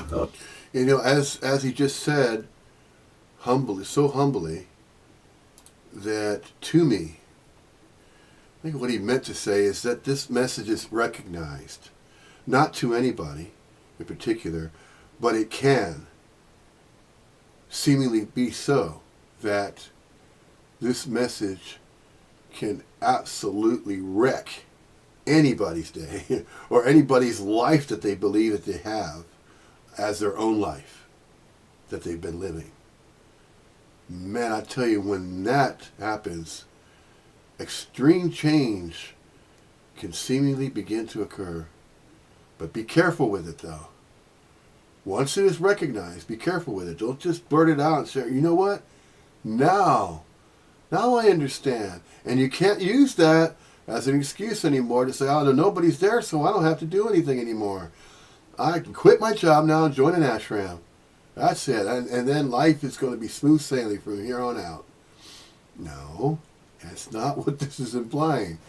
This is simply implying that it's a recognition. It could be a very, very smooth, apparently appear to be a very smooth transition happening that's being experienced. It could happen very subtly, gradually. The more that non-duality messages are viewed on YouTube, and listen to all the other speakers about non-duality. But be very careful of whom you decide to listen to as a non-duality speaker. If I was going to recommend non-duality speakers to listen to, for that collapse to definitely happen, and continuously look into as many non-duality speeches, not speeches, but satsangs, groups that have got together to talk about this subject, about non-duality. I highly recommend Tony Parsons, top of the list. Jim Newman, yes. Paul Hederman, yes. Richard Sylvester, yes. These non-duality speakers are the ones that apparently appear to be in the forefront. Jeff Foster, yeah. Kenneth Madden, yeah. Frank McCaughey. Now, recently, yeah, he still kind of touches upon it, but he's not, doesn't appear to be quite infatuated, or he doesn't seem to be emphasizing it very much, because I noticed that he will touch upon all other kinds of subjects, but then this one seems fascinating to him. But he will talk about other things, music, culture, other things like that. But that's okay. But still definitely a mention, because if Frank were to focus on this subject only, and continue just to interview, and he continues to seemingly interview quite a bit of non-duality speakers already, and recently Lisa Lennon and Kenneth Madden. Well, of course, Kenneth Madden, because he seems to be more local to where Frank lives. I'm not going to understand that if he's more easily accessible to go and seek out a nearby speaker of non-duality, and just record some episodes with him, or I'm already doing that in a sense without being interviewed. All I'm doing is just laying out all the information, all the different ways that this body mind happens to recognize, and using the English language in certain words in a certain way, and put them together in a specific way, and it happens to have a little bit more of a scientific leaning towards it, or a flavor, so to speak. As a non-duality is being spoken of, is more of a science of beingness, and it is recognized as a science of beingness, because that's how it was presented in the ancient teachings, ancient writings, not really a teaching, but the Upanishads. The Upanishads and the direct, regarding the direct interpretation, directly from the Sanskrit, directly to the English language. Not from that language to another, and then finally to English. Because if that is watered down to that degree, a lot of the meanings are going to be lost. This is what's happening with Christianity. That's why there's so many confused Christians in the United States. Because first of all, it's a gross misinterpretation of the message that was intentionally as clean and crisp and clear and concise and to the point and direct raw truth, just as non-duality is with Advaita Vedanta, directly from the Sanskrit to the English, and then directly from the Sanskrit to the German. See, because then no meanings whatsoever are going to be lost, because it's going to be a direct translation from the Sanskrit to English, or Sanskrit to German, or any direct Sanskrit to any other language, without going through another, even 2 or 3 other languages, which is what happened to the transliterations when they were written and the scrolls were seized in Alexandria, Egypt, in the ancient of days, before Christianity was seized by Roman soldiers, and the first pope was put into power, and then all evidence of past civilizations, including all the other human civilizations that visited this planet, which includes all the other races of beings throughout the universe. See, that's what's hidden. It's believed to be hidden. That's another conspiracy, though. It can't be proven one way or another. But it has seemingly been the case, though, that really did happen in the past history, where that's how the Vatican became so powerful as it is now, and so wealthy, and with its own laws. And they're getting away with all kinds of manners of immoral acts and things like that. And that's why you hear about priests molesting young choir boys and things like that. It's because the natural propensity of a male body is to have sex, and the urge is strong. And when I say to have sex, it's just an urge that's there. And that can become a perversion very easily. But then these perversions are looked upon as though they're wicked and they're evil and they shouldn't be happening. And so that starts being propagated as a belief, and then that turns into something that religious people talk about, and then that goes in that direction. But that's not what we're referring to here. We're simply referring to what has happened to information. And a lot of the information that was shared in these scrolls, whenever the Old Testament, New Testament writings were put together, a lot of the versions are transliterations from one language to another, and then mistranslations, and then there's missing there's missing scrolls. The key scrolls that are missing are being hidden in the catacombs, allegedly, apparently, just as the Dead Sea Scrolls were hidden as well, because the Dead Sea Scrolls proved that how invalid that the Old and New Testament writings were when the Dead Sea Scrolls came about, because it completely said something entirely different from the Old Testament writings that were being accepted by Catholics and that type of thing. And then they have their own disputes. This is not about disputing the truth either. And it's not about emphasizing the fact that a lot of these religious teachings were just simply, when I say man-made, they were conjured. The interpretations were conjured, as though there were certain people that had the right to translate the scrolls, and when they were translating them, there were a lot of errors, because the translations turned out to be from various different languages that were saying different things. Because to say just one sentence alone can mean something entirely different in a different language. That's how it became tainted with just conjurings. Conjurings entered and tainted a lot of these original writings that were on scrolls and tablets that were direct translations of information that was conveyed.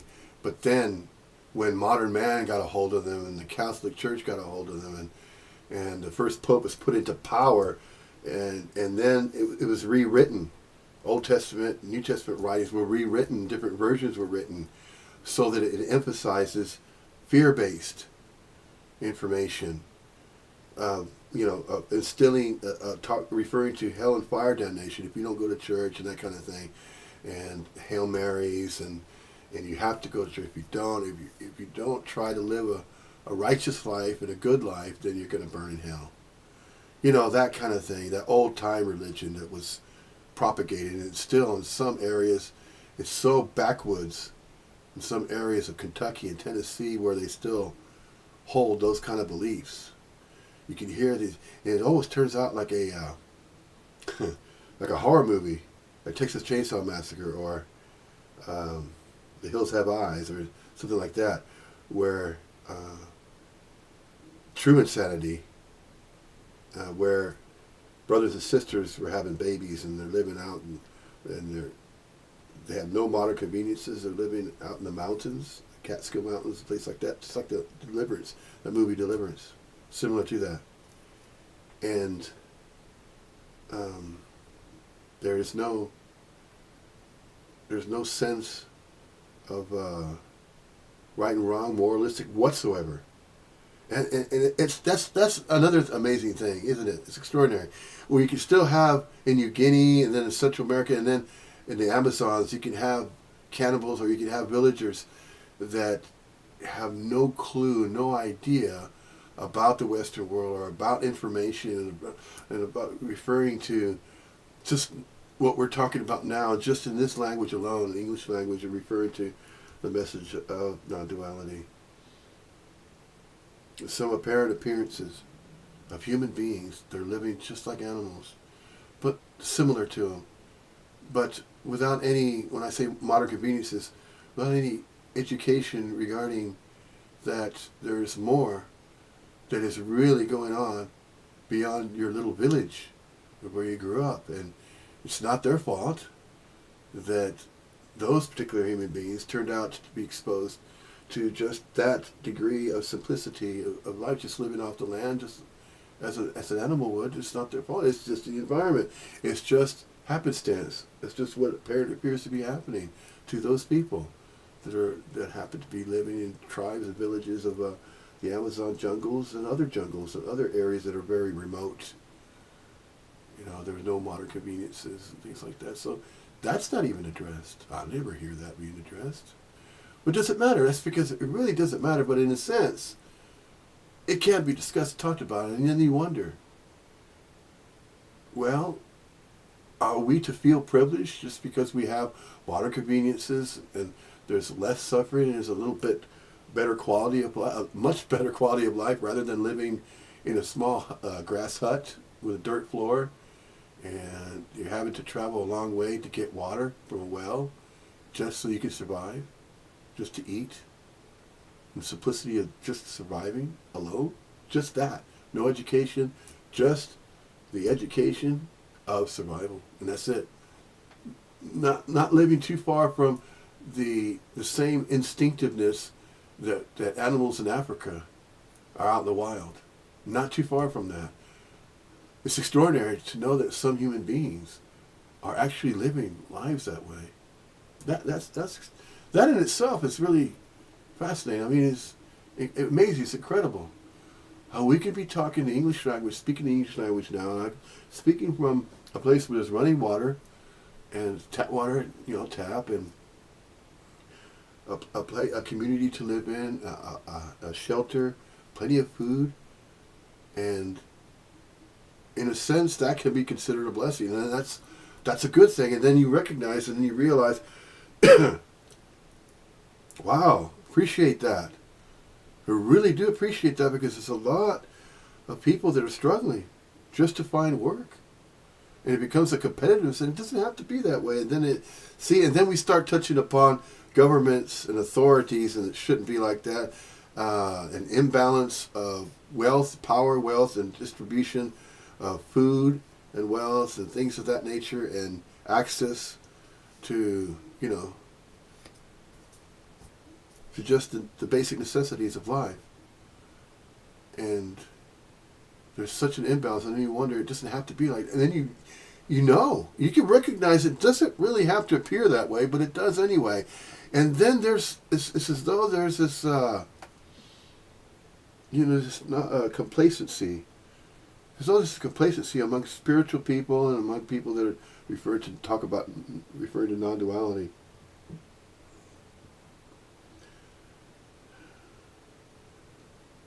The state of affairs is the way, if there's a societal structure that's real out there, and apparently appears to be one, here in the United Kingdom, and you have government leaders, you have the President of the United States, Trump. I don't even want to get into that.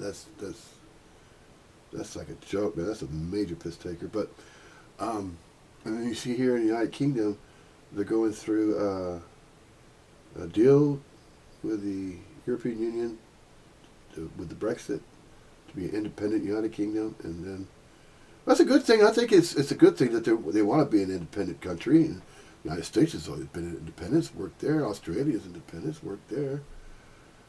It'll work here too. But without getting into politics as well, so sorry about going off on a tangent like that, but let's just finish this video, shall we? Let's finish going through this satsang. Most things tend to have a point where you still are the main mover and shaker as the irrelevant one. Yeah. So I find, just to be clear about this, because I went to talks and I heard people describe what I called, and sounded very beautiful, like, well, there is consciousness and all these things, beautiful, but unbeknownst to me until a little later, what I was hearing was proclaiming to be the hearer of this beautiful message of what it is. And because that wasn't going to override its sense of what it was, it tried to become that. But as what I'm not. Yeah, that's what it was. It was attempting to use what was being described to arrive at what was being described, and for the benefits not to be that which is being described, but to me. So I become more like that because I was tired of being like this. Yeah, but I didn't know, wait, did I want this to be, I just wanted to get upgraded, yeah. And I was willing to, you have to see you're motivated if you sit 13 hours on a fucking very little bit of cotton, little cushion, in a fucking kuti, they call them in Thailand, a little room. It was a wonderful experience, but that's what it was. I would rather have other experiences than that. Because my ass wasn't enjoying it. 13 hours is a lot of sitting. Well, 7 hours sitting, 36 hours walking. Luckily, they throw in the walking. 13 hours, 20 days, I lost 20 pounds, a pound a day. And I was very thin already. And because all you had was like a weak soup. And then you could have a yogurt drink, like one of those fucking yogurt drinks till 1 o'clock in the afternoon, and then that was it. No talking to anyone really. Just the master didn't know how to talk. So he just give you points, which I thought were good, Vipassana, so you just sit there, go over. It was like, adding a mile to your racetrack, like knee, elbow, big toe, just on and on, on and on.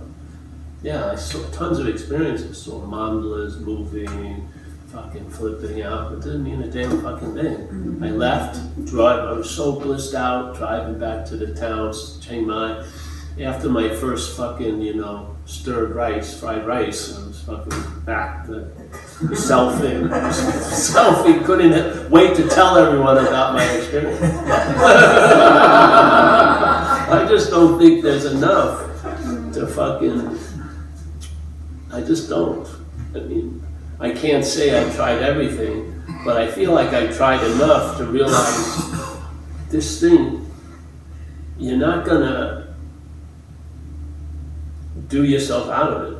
You're not gonna meditate yourself out of it. You're not gonna do anything to get out of it. Because everything that happens, you'll be claiming to be the one doing it. So, it's a tough one. So yeah, I feel, what's so bad about a Saturday? What's there to be grateful for? What's the joy of starting the day on the point on having never left? I've never left that which I was yearning for so unbelievably. I've never left. I had this great, went to that therapeutic thing in Australia, and they had they had it down, and they could produce effects on people, cathartic events, yeah? So they'd have these meetings, it would be like 3 groups, like 12 each, and they have everyone, and they had all these people around the circumference of the room, never saying anything, just holding the space, which I was really keen about, it was cool. And then you would be sharing and sharing and sharing, and then in the afternoon, they'd clear the whole place up, put all these mattresses, start playing music, and they produce like cathartic events. People would be going crazy, joy pouring out of them, everything like that. And one of them I was in, and I kept saying this thing, I can never get back, I can never get back. And it was so much sadness, as if I had left the beloved or something. I was on moaning and groaning, and it was just ecstatic, ecstatic spiritual loss, so to speak. Oh, I just kept never get back. Now in hindsight, I realized because I never left.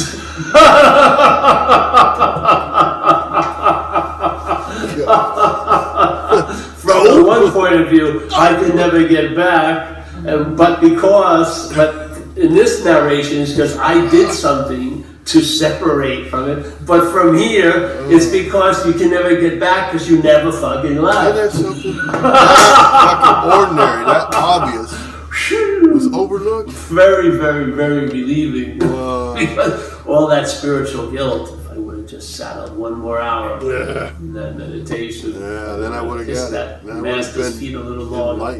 Maybe I should have gave more money, which I hope you do today. That's what they need to do with Muji. Whatever, something would have caused to know. Maybe that's the problem with that some of these followers of Muji, they're not kissing his feet enough. Maybe that's what's going on there. It's nothing to do with all that, yeah? Because you've never left. that which you're bemoaning and crying about, Yeah. you're there now. See? This idea that you're not self-fulfilled, that's not necessary. You're already part of all that which is already fulfilled. It's fulfillment. Everything that appears already complete whole is fulfillment. It's fulfilled. And you're part of that. In fact, you are that. Whilst you're temporarily, apparently appearing as everything appears. You're already part of it. So why are you trying to seek fulfillment when you're already fulfilled? You're already enlightened. You're already awakened. You don't have to seek enlightenment or awakening. You don't have to seek to be awakened. But once you recognize the simplicity that you are not a separate individual person anywhere, that you are part of every-where-ness and you are everything, and it's really, really true, then you'll realize there's nothing to do about that. There never was anything to do about that, and there never was a reason to believe that you were a separate individual person, because you never were. So all that time, just imagine all those years spent seeking for that which you always already were.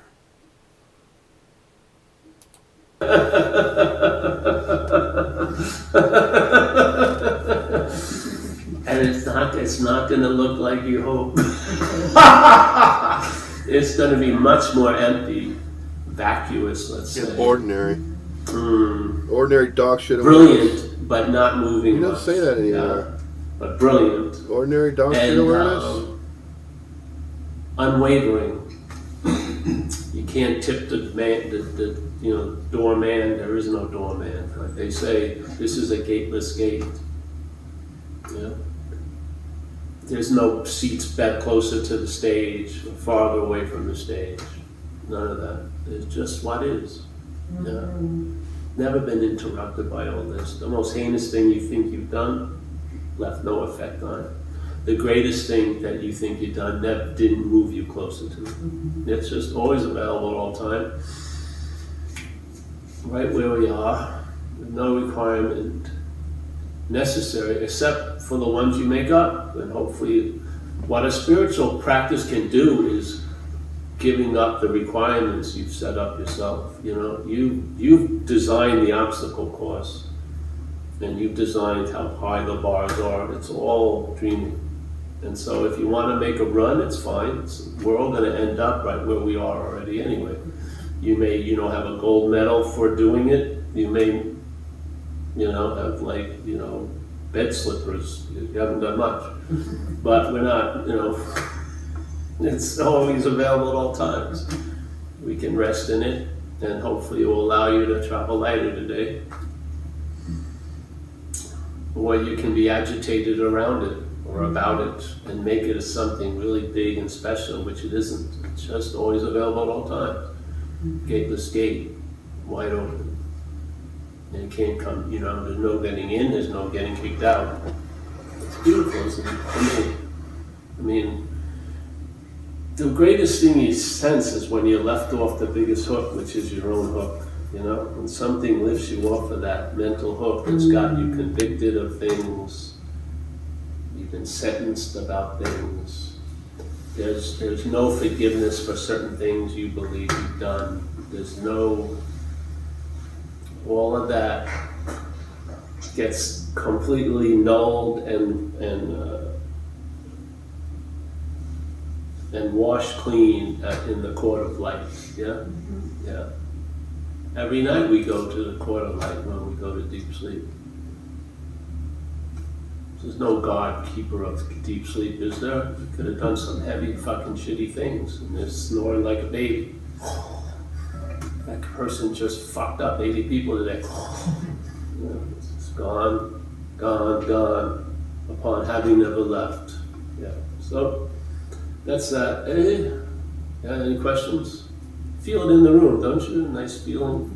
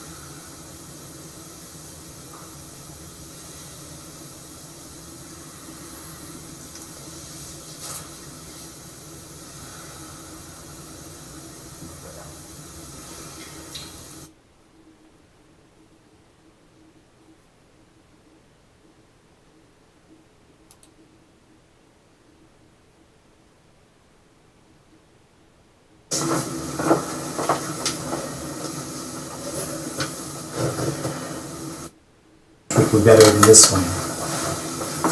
Hope, if you think about it, is really quite a horrible thing because it's never this, it's always somewhere else. And hopelessness is the end of the need of something next. The need of an experience that's going to make this better, that's going to fix this.